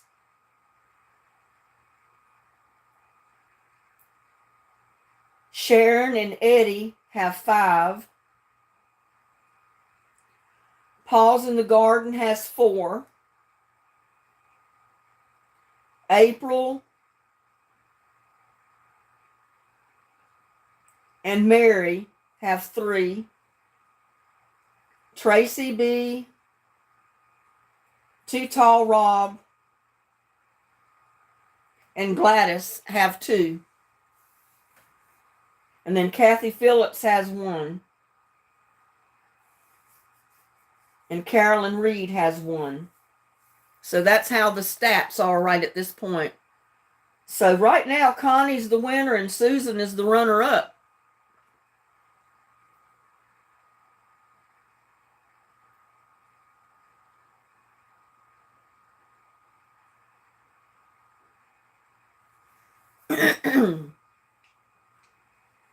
So do y'all keep going, or you want to call it a night? I mean, it's almost 11 here, and I know it's right at midnight where a lot of you are. It's early yet for April.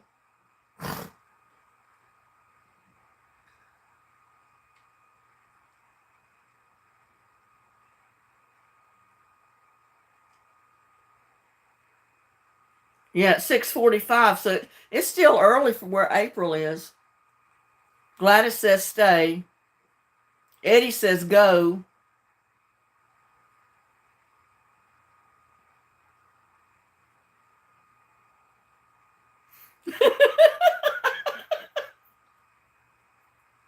Susan, you're something else.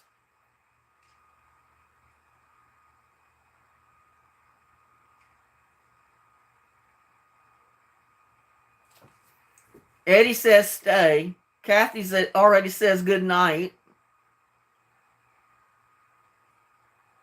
Y'all want to take a vote on it? How many want to stay? How many want to go? I know it's getting late.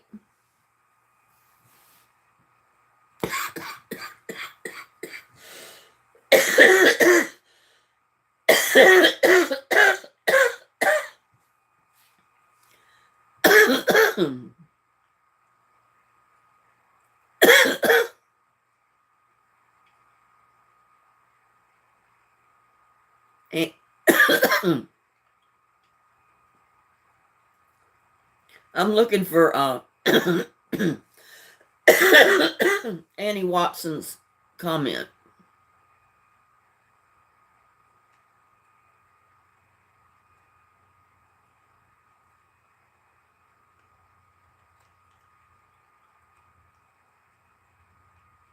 I mean, I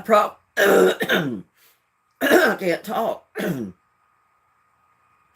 I've probably already seen it, but I don't know if that's the one I read is what you're talking about.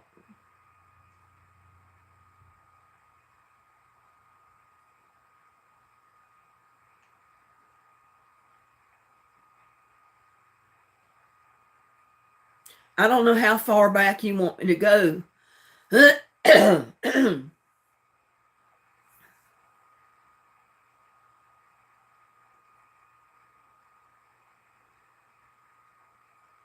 Yeah, I know you got a lot of problems, Annie. I remember that.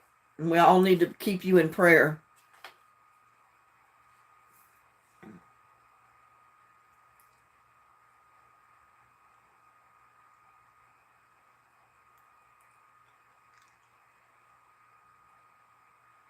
Yep, we got to stay positive.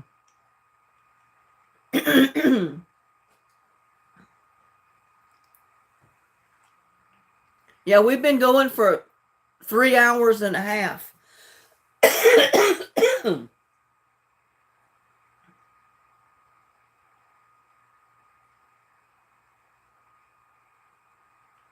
Yeah, we got 30 watching. We got more in here now than we did when we first started.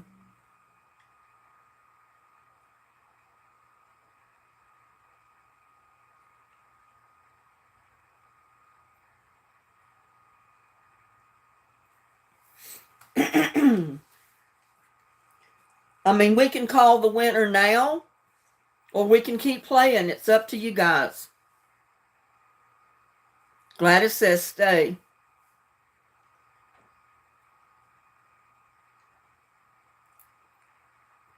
No, not that I'm aware of. I wish I could get rid of it. It always gets right on the end of the sentence and you can't read it till the messages move up. Eddie says go for 4.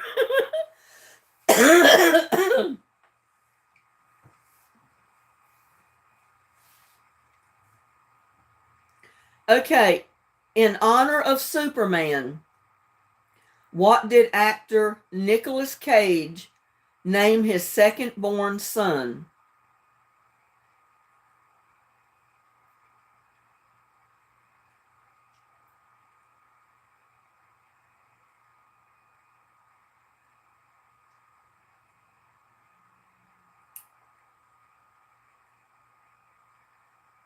You leaving us, Sharon?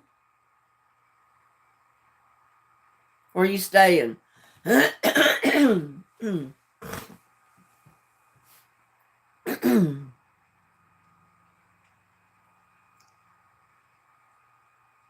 Not kryptonite. Not Clark.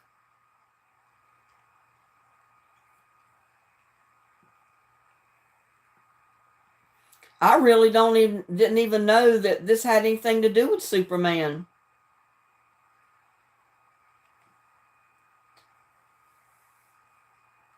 But it says, in honor of Superman, what did actor Nicolas Cage name his second-born son?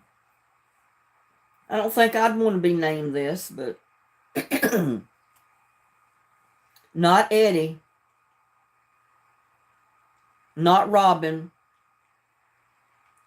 Tracy B got it. Cal. It was Cal.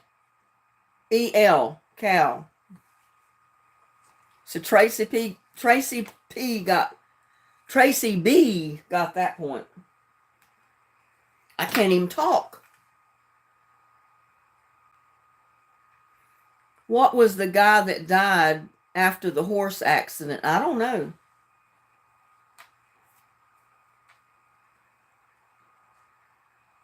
Christopher Reeve. He was Superman. Connie, that's correct. It was Cal E.L. That was the complete name. So I'm going to give you a point for that too, Connie. Which you don't need it because you're ahead of everybody anyway.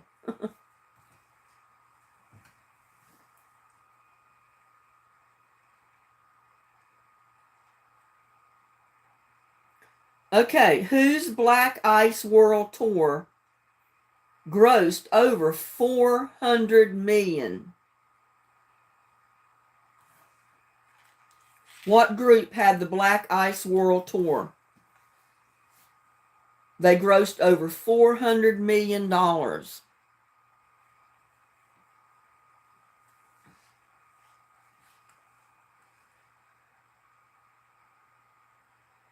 Whose Black Ice World Tour grossed over $400 million? Not Black Eyed Peas.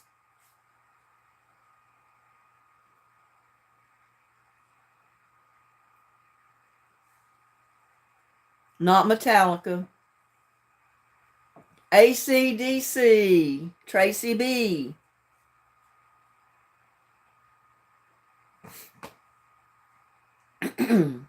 Tracy B got it. It was AC/DC. They're an older group. Of course, Metallica is too.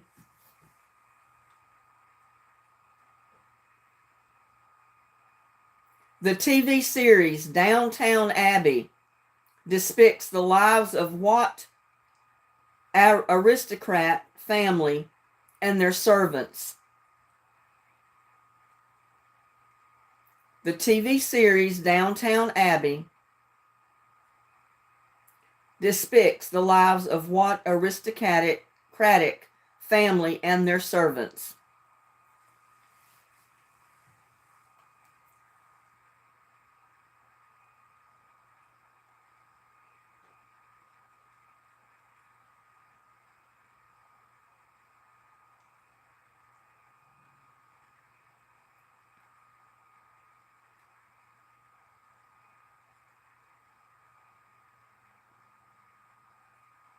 Never watched it, but have seen commercials.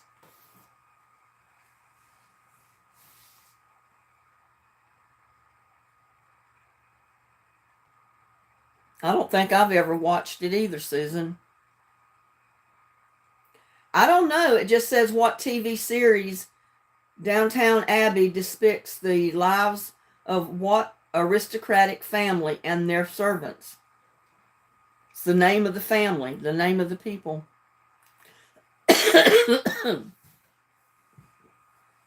It doesn't say where it was broadcast. It just says what TV series. So I have no idea if it was on PBS, CBS, or what.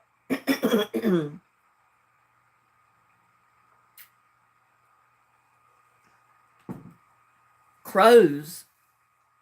No, it's not crows.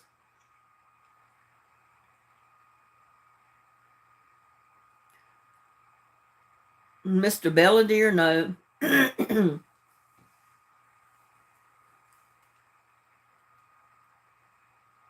Did you mean something else, Tracy B?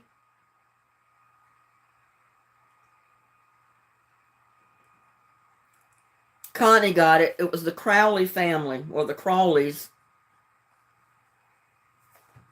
So Connie got another one. She's holding on to her lead.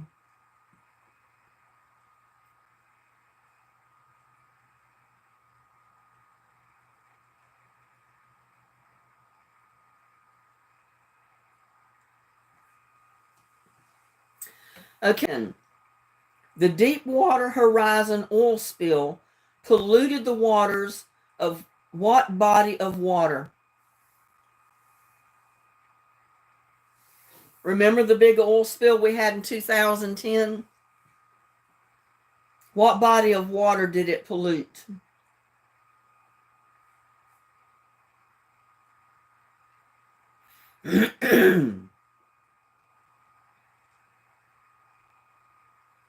I mean, I remember it, but it's been a pretty good while back. The Gulf of Mexico. Susan, you got it.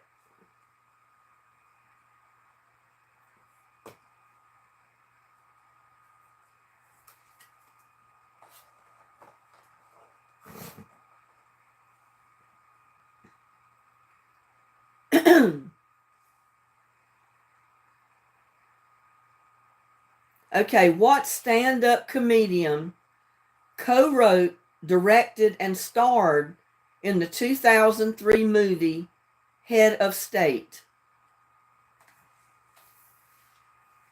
What stand-up comedian co-wrote, directed, and starred in the 2003 movie Head of State?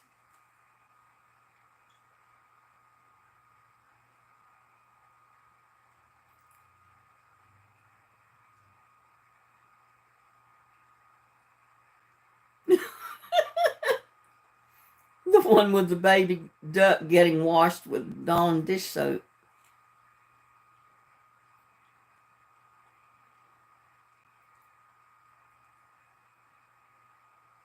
Chris Rock. Tracy B got it.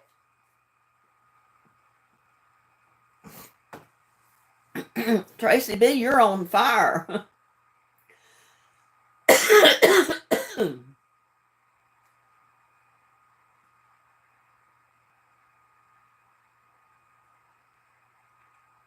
Okay, this is about music. What was Sia gonna swing from in 2014?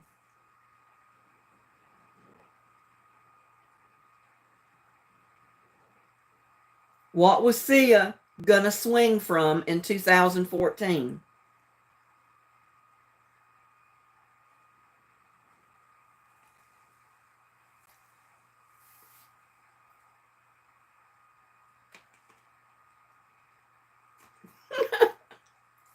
Tracy B got it again. It was Chandelier.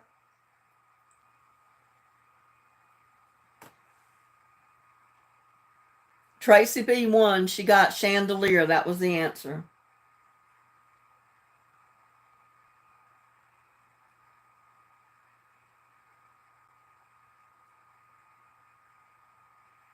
What city is the setting for the first season of the prequel Fear the Walking Dead?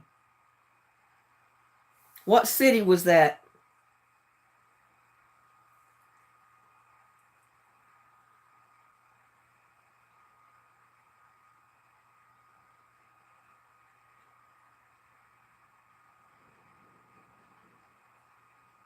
Los Angeles. April Flowers got it.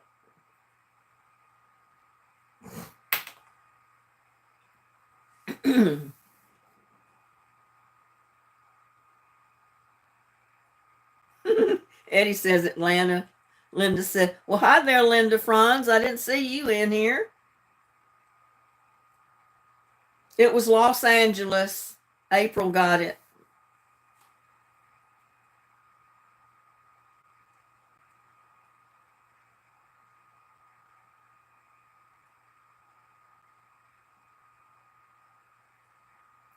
After being sentenced to 35 years in jail, what did Bradley Manning change his name to?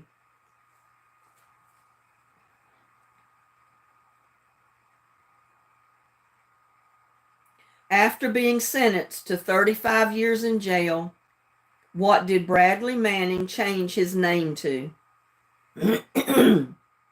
Not Paisley.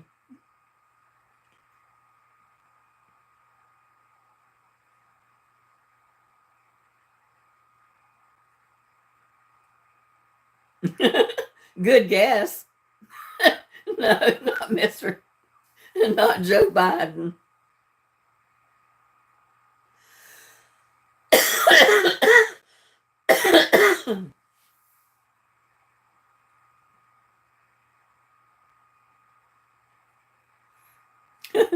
All of you crack me up. Not Hunter, not Michelle Obama.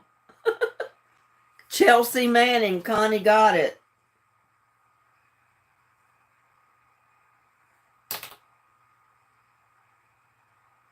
I guess he didn't want to be known as Bradley, so he changed his name to Chelsea.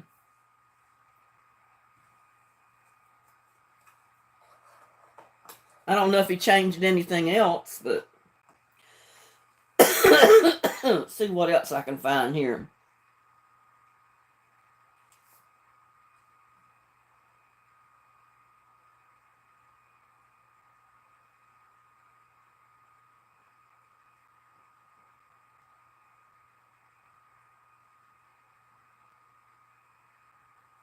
Okay, I'm going to ask you this. It's about fabric. Mohair is a hard-wearing fiber with all the good qualities of wool, but more so.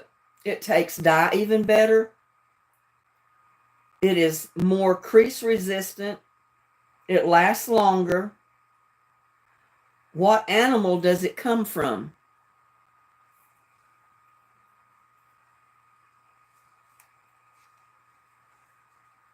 Mohair is a hard-wearing fiber with all the good qualities of wool.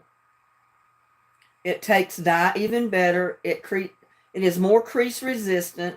It lasts longer. What animal does it come from? A rabbit, cashmere llama, lamb? Nope. Of course, I don't do that to their face. Skunk, not a skunk.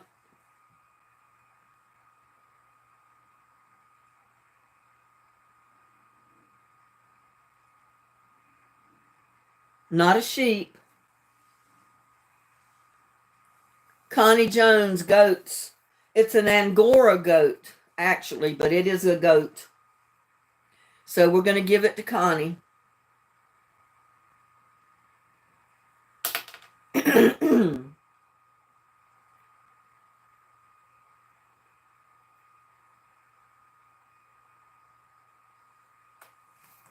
Okay, here's another one. Millinery is an integral aspect of creating historic costumes. What would you use to stiffen your hat?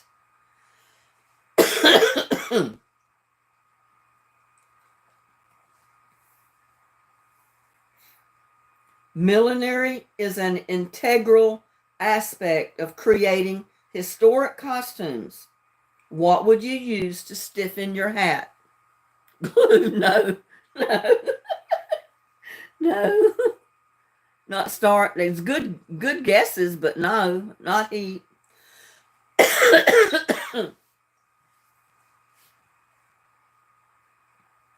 You'll probably never guess.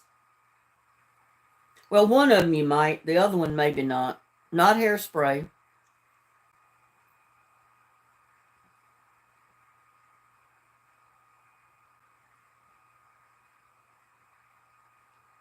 I'll give you a hint. One of the answers is something they put in lampshades. Not formaldehyde. What do they put in lampshades to hold the shape? No.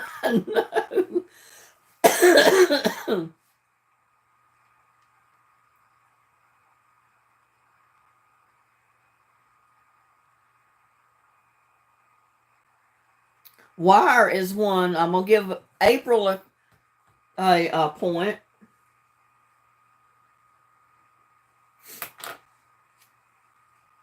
And I don't know what this other stuff is, but they gave me a name of something. Let me look it up.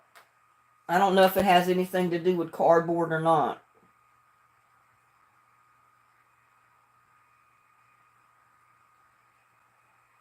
Oh, Connie's got it. Buckram. She's determined to keep the lead.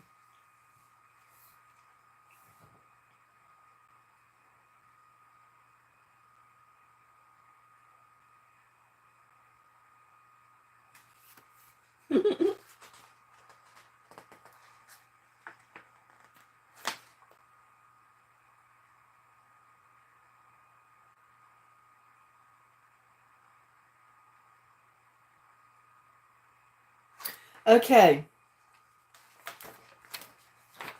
I'm brushing my dog. You'll make Linda sneeze. Yeah. I'll be sneezing here in a minute. I'm already coughing. Okay, here we go. Oh no! I accidentally poked a hole in my pincushion with my shears. Curiosity got to me and I peeked inside. What should be inside of my pincushion?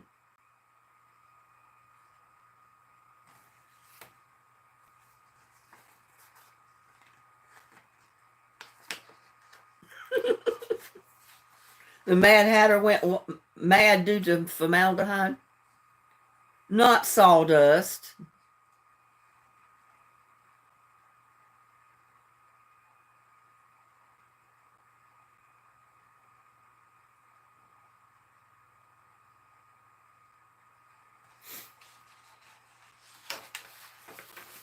What's usually found inside of a pincushion? Well, batting could be inside. That I'll give Connie a point. There's several different things. I don't know if sawdust might be. I'll give Susan a point for that, but it's not listed. But there's a lot of different things.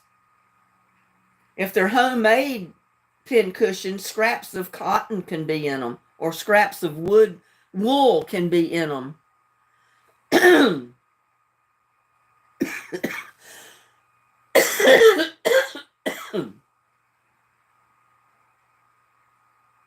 But it says if you buy a pincushion from the store, it's filled with sand to keep the pin sharp.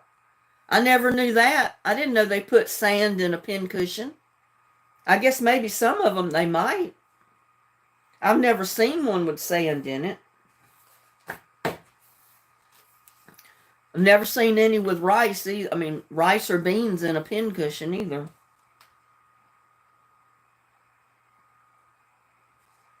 Okay, this stitch resembles an X or a plus sign. What is it? What kind of stitch is that?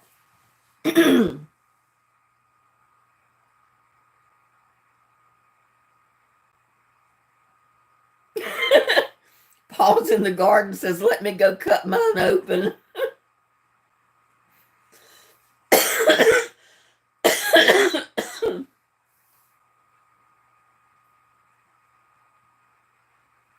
This stitch resembles an X or the plus sign. What kind of stitch is it?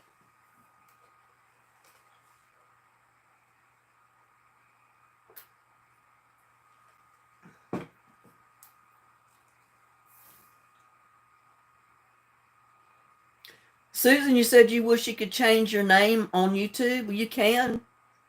You can go into your settings on your YouTube account and change the name. I think. Pretty sure you can. Cross stitch. Susan got it first.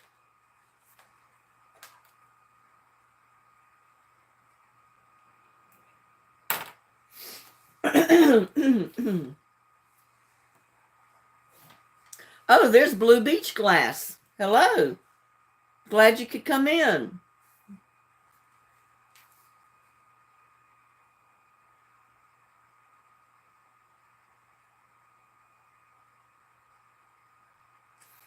Okay.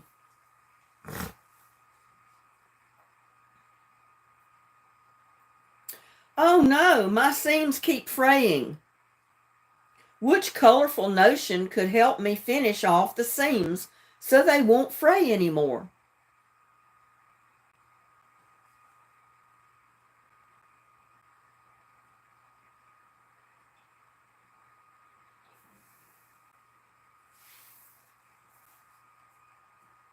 We already mentioned this item way back in the questions. But it says, oh no, my seams keep fraying. Which colorful notion could help me finish off the seams so they won't fray anymore?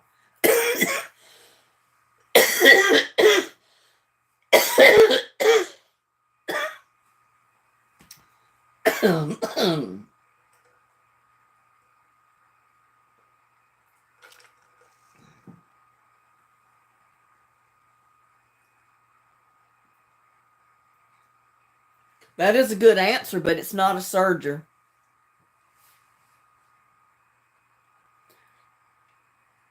It's an item that we mentioned back in the older questions that we did.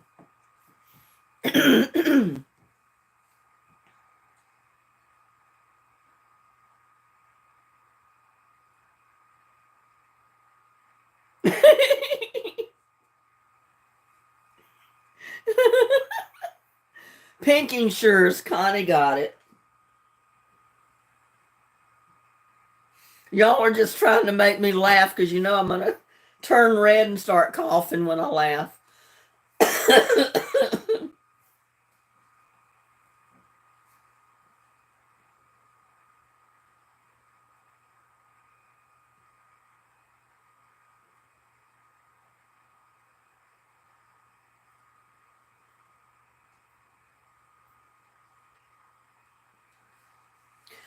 Ouch! I just poked my finger while sewing. Good thing I have a thimble.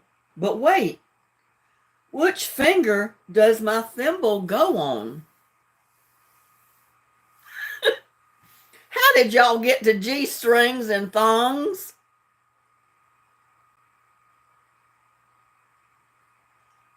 And butt floss. I mean, oh my God, y'all.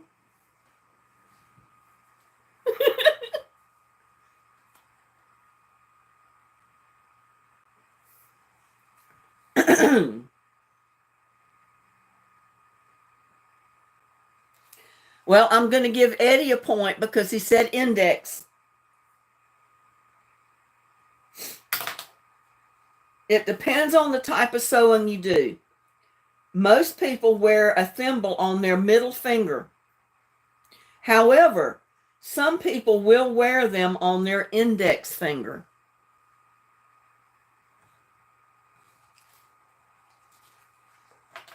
So Eddie's getting the point for that one. And I'm gonna give it to Gladys because she said middle finger. If I can quit coughing.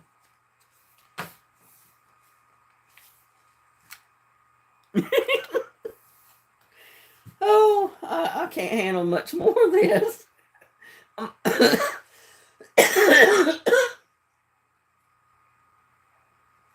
I'm going to be laughing in my sleep tonight, y'all.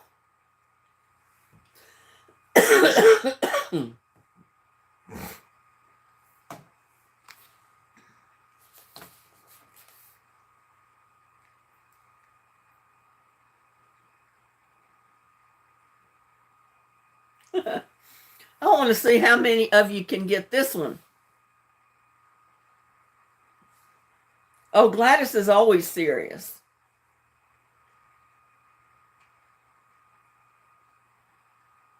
What part of your body closely equals a yard?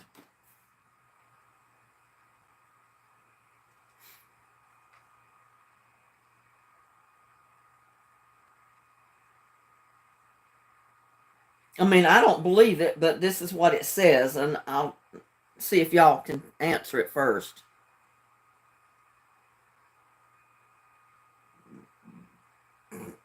Well, it might be part of your arm. It has to do with your arm, but that arm and the leg is not an answer.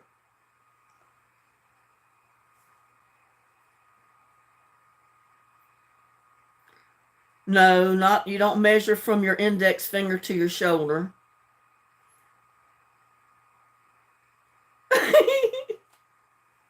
Connie says, Susan, butt floss ain't my best friend.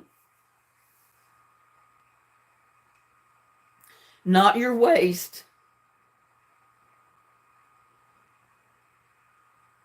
Guys, we hit 4 hours. Torso. No, I'm going to tell you, not your middle leg.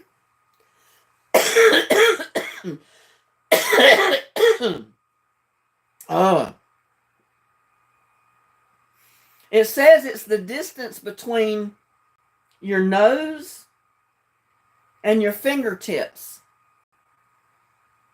And I guess that would, if, yeah, I'm thinking if I'm turned like this from my nose to my fingertip, that might be a yard.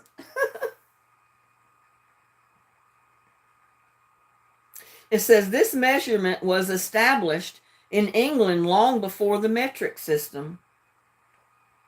That's a new one on me.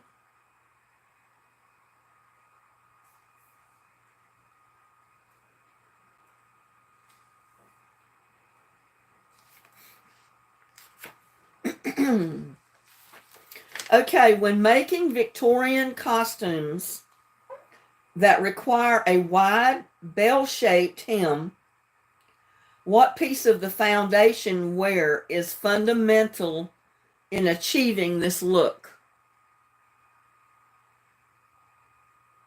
When making Victorian costumes that require a wide bell-shaped hem,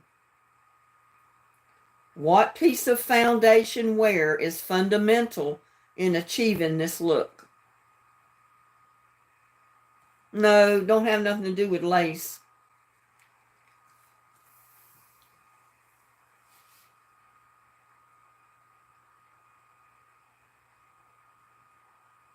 Petticoat. No, not a petticoat. You're getting close, though.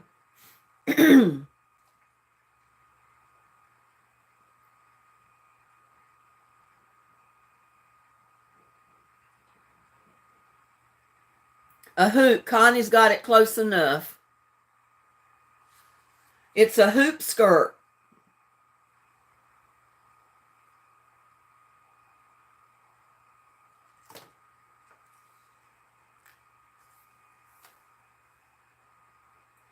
Because they can be made out of a strong, tightly woven fabric, which is usually canvas or thick cotton. Metal or plastic hoops are then inserted into casing tubes in the canvas skirt to give the hoop skirt its classic look. I'm glad I didn't live back in those days. I thought they were pretty, but I would not have want to wear all that stuff in the hot sun, the hot summertime. Could you imagine walking around in Texas in 105 and 109 degree heat with hoop skirts on? Oh my God. Yeah, and it would be real fun to sit down. You could have stuff hiding under there.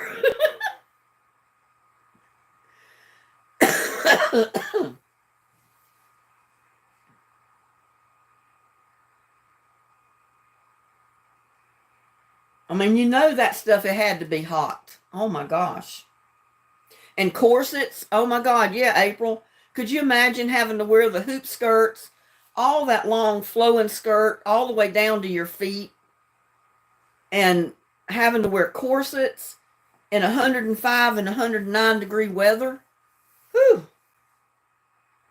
I wore one at my wedding and sat down and it went up.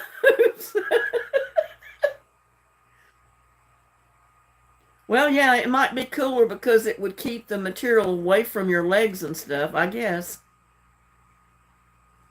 But with my daughter's wedding gown that I made her, it was so full. She put it on, just trying it on without a slip one day, and she tried to walk, and it went down between her legs. And she says, "Mom, I can't walk with this because it goes between my legs." I said, "Well, we can make you like a hoop slip that'll keep it from going between your legs, or you can wear a straight slip, all the way past your knees. So when you walk, the gathers of the full skirt won't go between your legs." But it was a beautiful gown that I made her. And she was beautiful in it.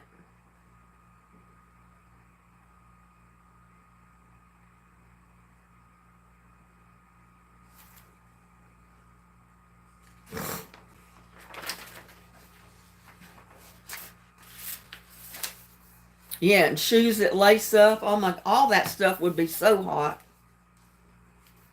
I mean, we have it so much better. We can wear flip-flops now. They'd never heard of a flip-flop back in those days. April says, "I'm staying home and working tomorrow." Well, y'all said earlier to make it 4. We've already made it 4 hours, y'all.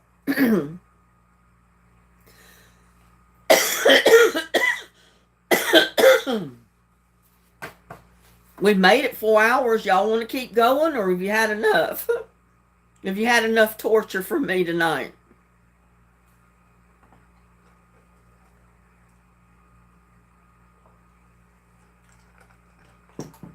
I mean, I'm having fun. I just wish I wouldn't cough so much.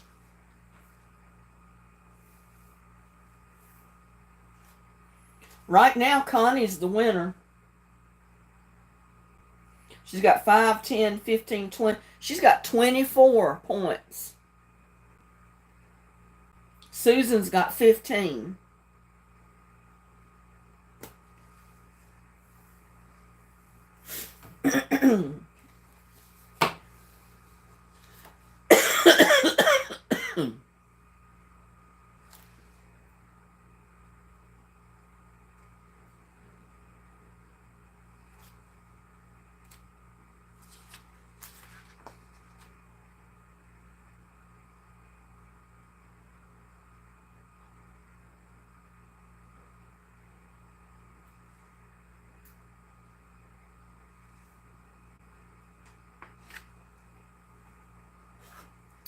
Let's see what we can get from the cards. I'm multitasking tonight. I've even washed my kitchen floor. April's cleaning house and feeding animals and everything else.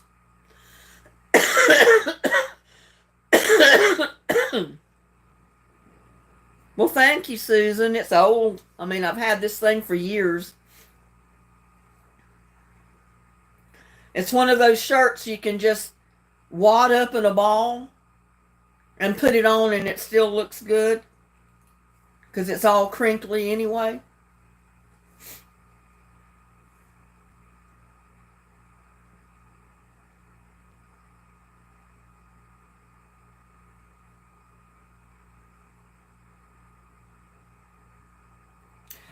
Okay, what was Maroon 5's first song to reach 2 billion views on YouTube?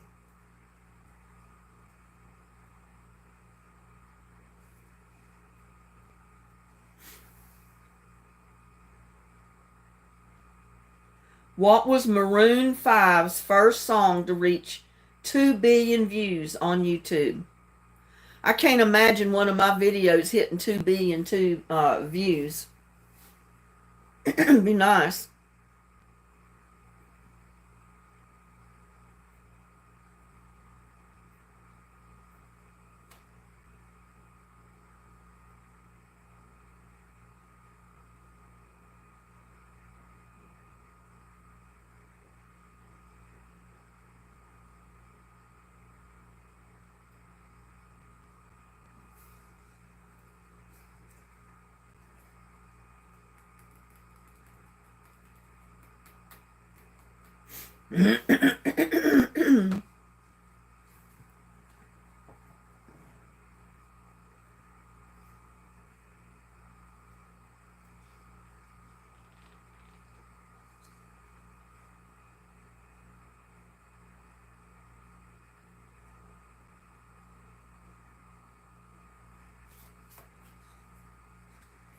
April says she likes the group, just can't think of the answer.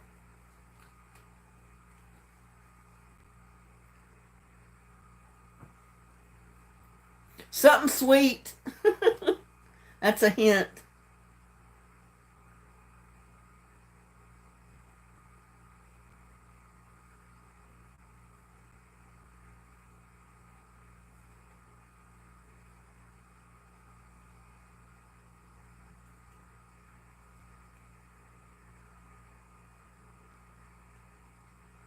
I know, but what was the name? Oh, Paul's at the garden. Got it. It's Sugar.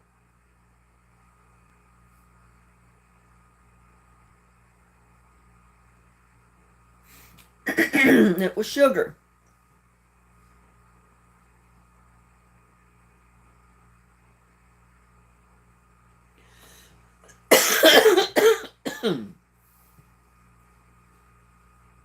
Okay, on what TV drama does Martin Sheen play the U.S. president?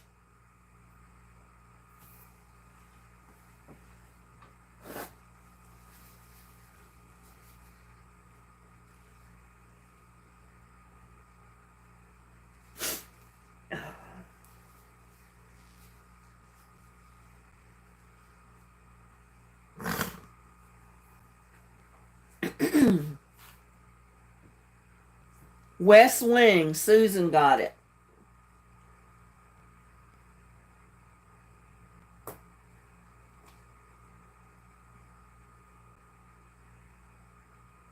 Vin Scully spent 67 years as the play-by-play announcer for what NLB team?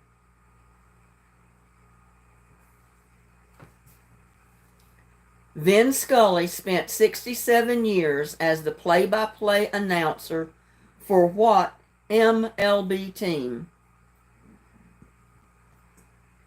Eddie got it. It's the Dodgers. Eddie Haskell is the winner.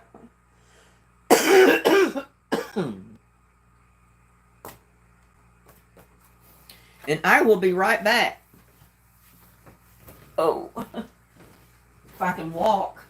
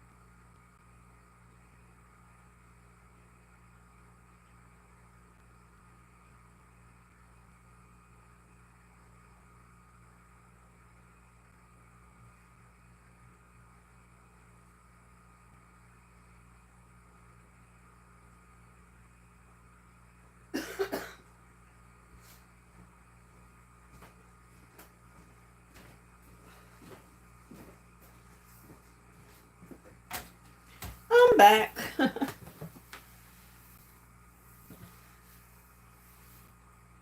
And it's a home run. See, what was...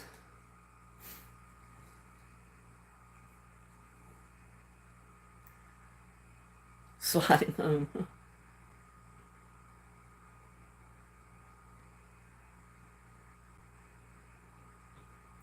What 17-year-old from Pakistan won a Nobel Peace Prize?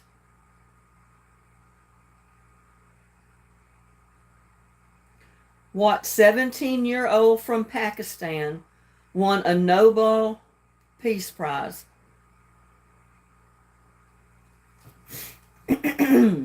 I can't even pronounce the name, so I hope y'all can guess it.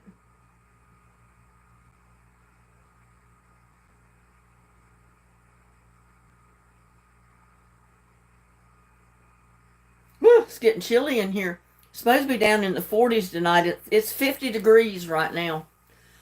That's why I'm getting chilly.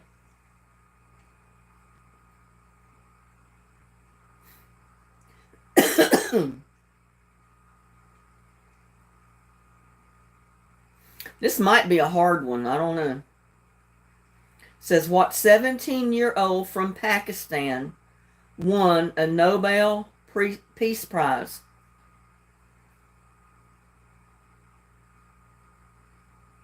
Doesn't say what she won it for or he won it for.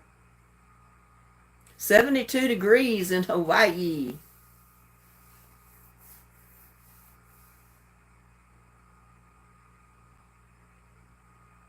$41 here where Susan is.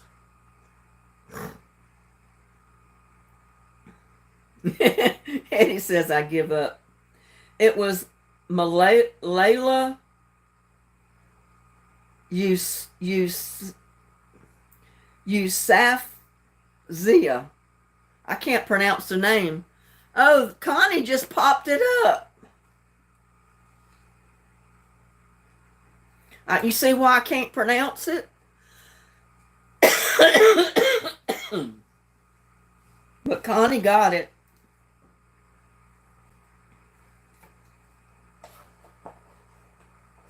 I didn't know if it was a boy or a girl. I couldn't even pronounce the name, so.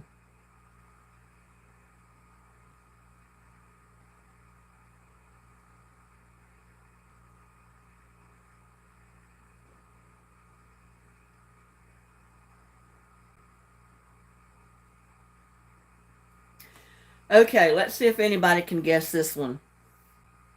What does the lead character, played by James Franco, do in 127 hours in order to survive his predicament?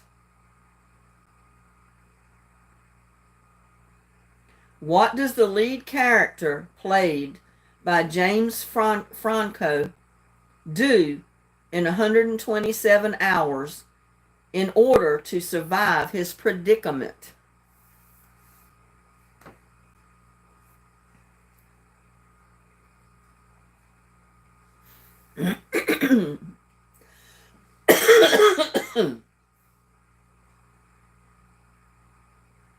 No. Make a tree house. No. No, he didn't play dead.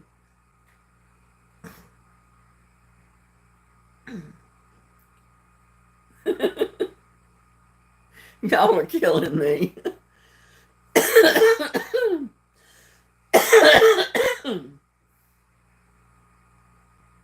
Mike Flood.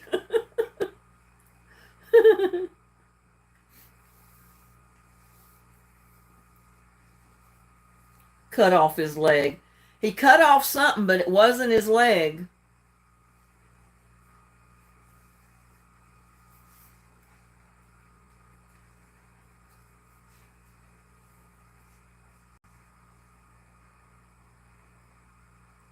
I'm going to give it to Sharon and Susan because he cut off his arm.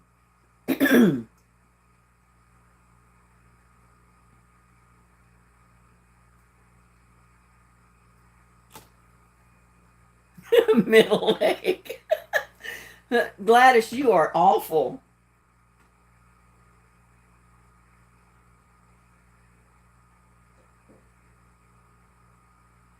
What late night talk show has celebrities reading mean tweets?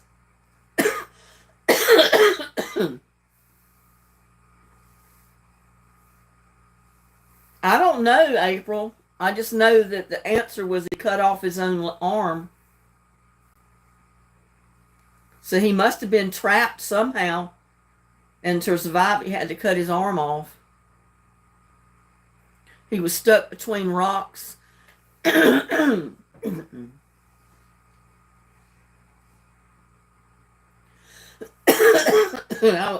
sounds like a pretty drastic thing to do, to have to do to save your own life.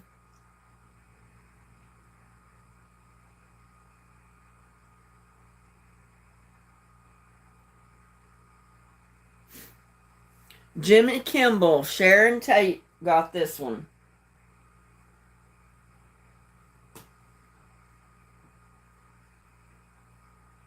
What popular MMA fighter was charged with assault and criminal mischief in 2018?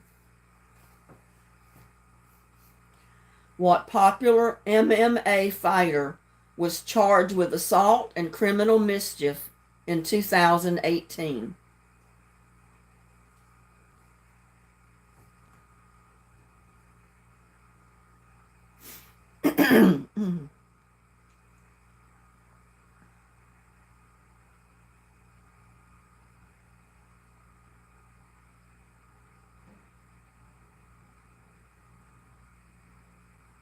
Connie got it. It was McGregor. Conor McGregor.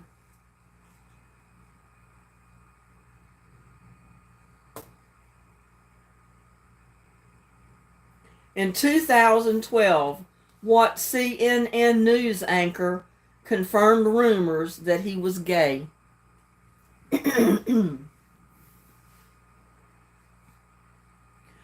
In 2012, what CNN news anchor confirmed rumors that he was gay?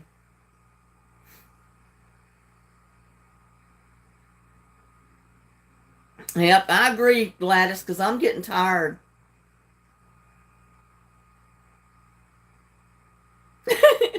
April says she needs to use another lifeline.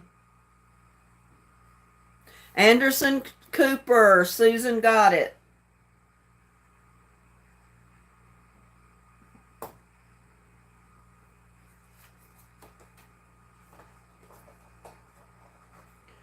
Okay, this is going to be the last card.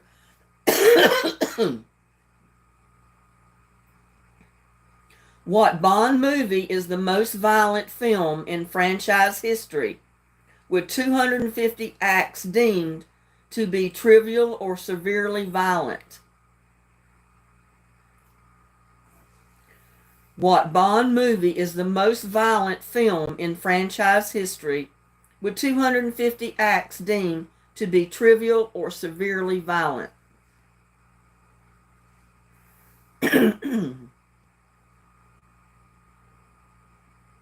Nope, not 007.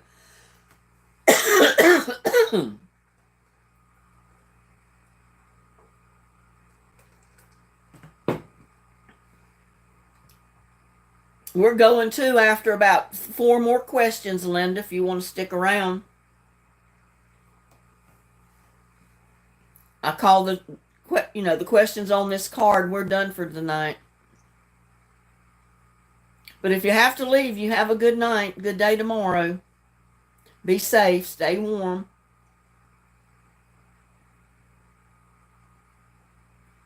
Not gold. Quantum of Solace, Paws of the Garden got it.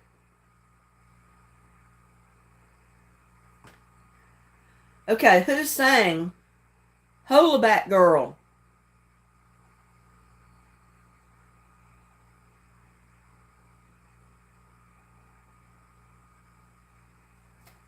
Who sang Hollaback Girl?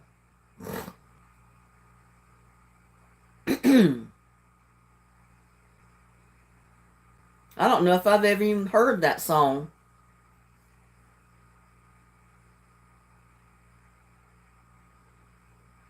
Who sang Hollaback Girl? Hulaback Boy. No, that's not Hulaback Boy.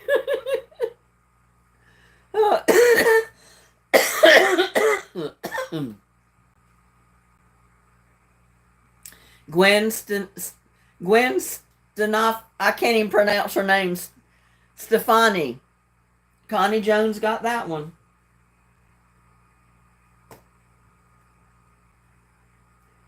What Simpson character sports a leisure suit encrusted with rhinestones?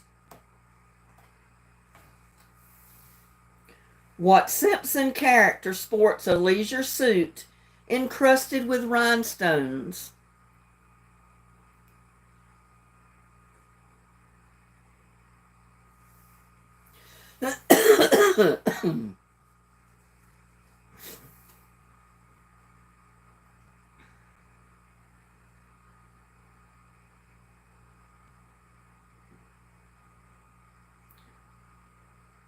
No, what do they call the character? What Simpson character sports a leisure suit encrusted with rhinestones? Disco Stew. Sharon Tate got it.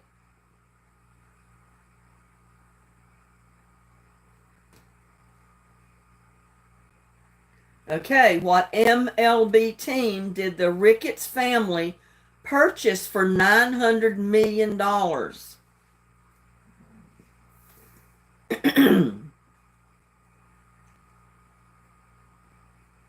What MLB team did the Ricketts family purchase for $900 million?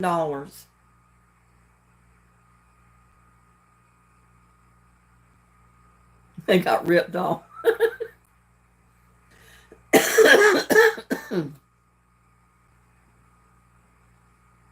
That's a lot of money to purchase a team, isn't it?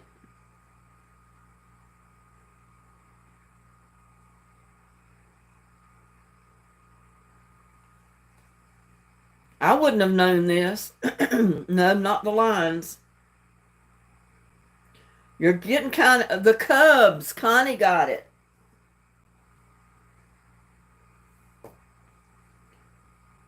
It was the Chicago Cubs. Okay, last question, everybody. What investment bank at the time of the fourth largest in the United States filed for bankruptcy in 2008? What investment bank at the time of the fourth largest in the United States filed bankruptcy in 2008?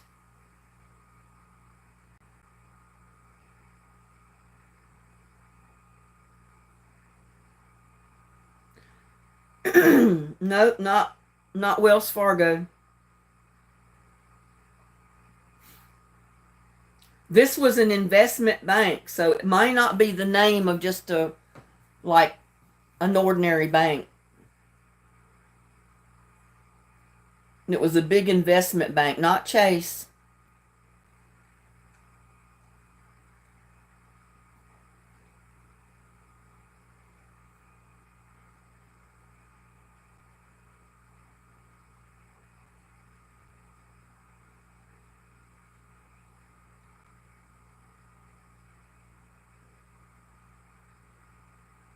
Not Bank of America. Lehman Brothers. Connie got it.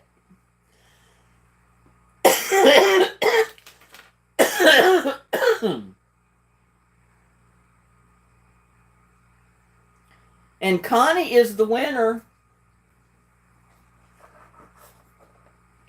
She's got 29 points.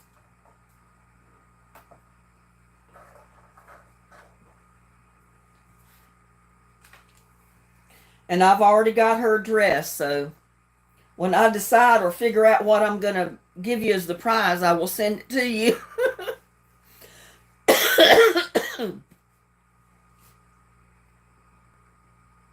But I guess you're not going to be home, so I might wait.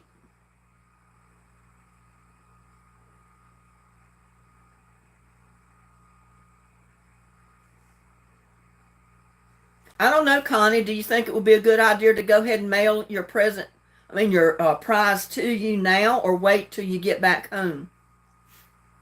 I'll let you decide.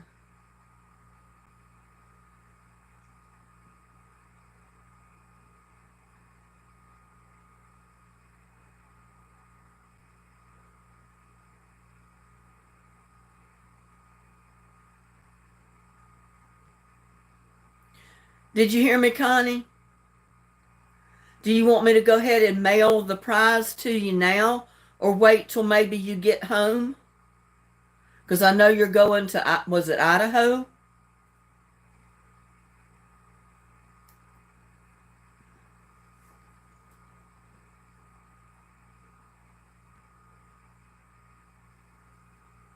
Yes, Susan is still in second place.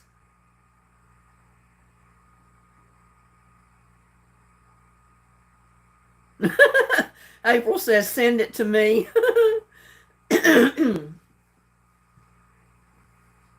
Connie won first place. Susan is second. I know you're kidding.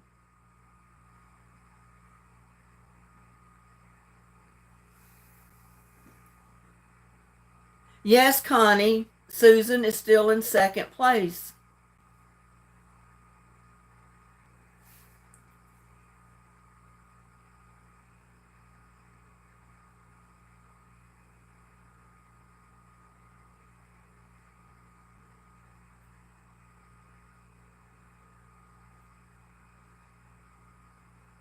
Yeah, y'all get a trophy.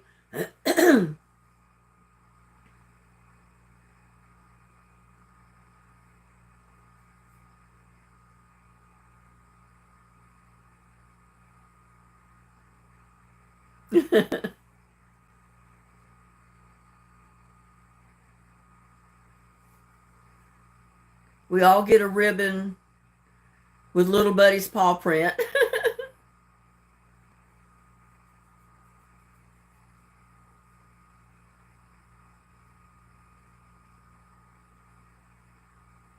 Okay, Connie.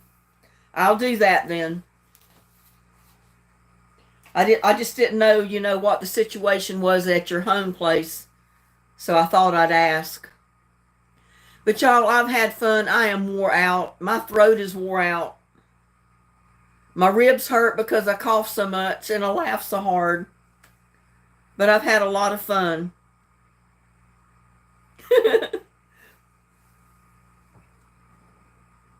Yeah, I didn't know trivia could be so much fun.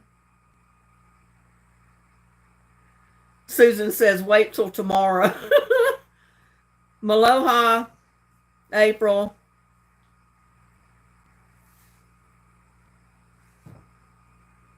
But yeah, I love all of you. I've had the best time of my life tonight. It was a lot of fun. I just wish I hadn't coughed so much, but I can't laugh that hard without coughing most of the time. Susan says, actually, I hurt worse the second day. All right, have a good night, Susan.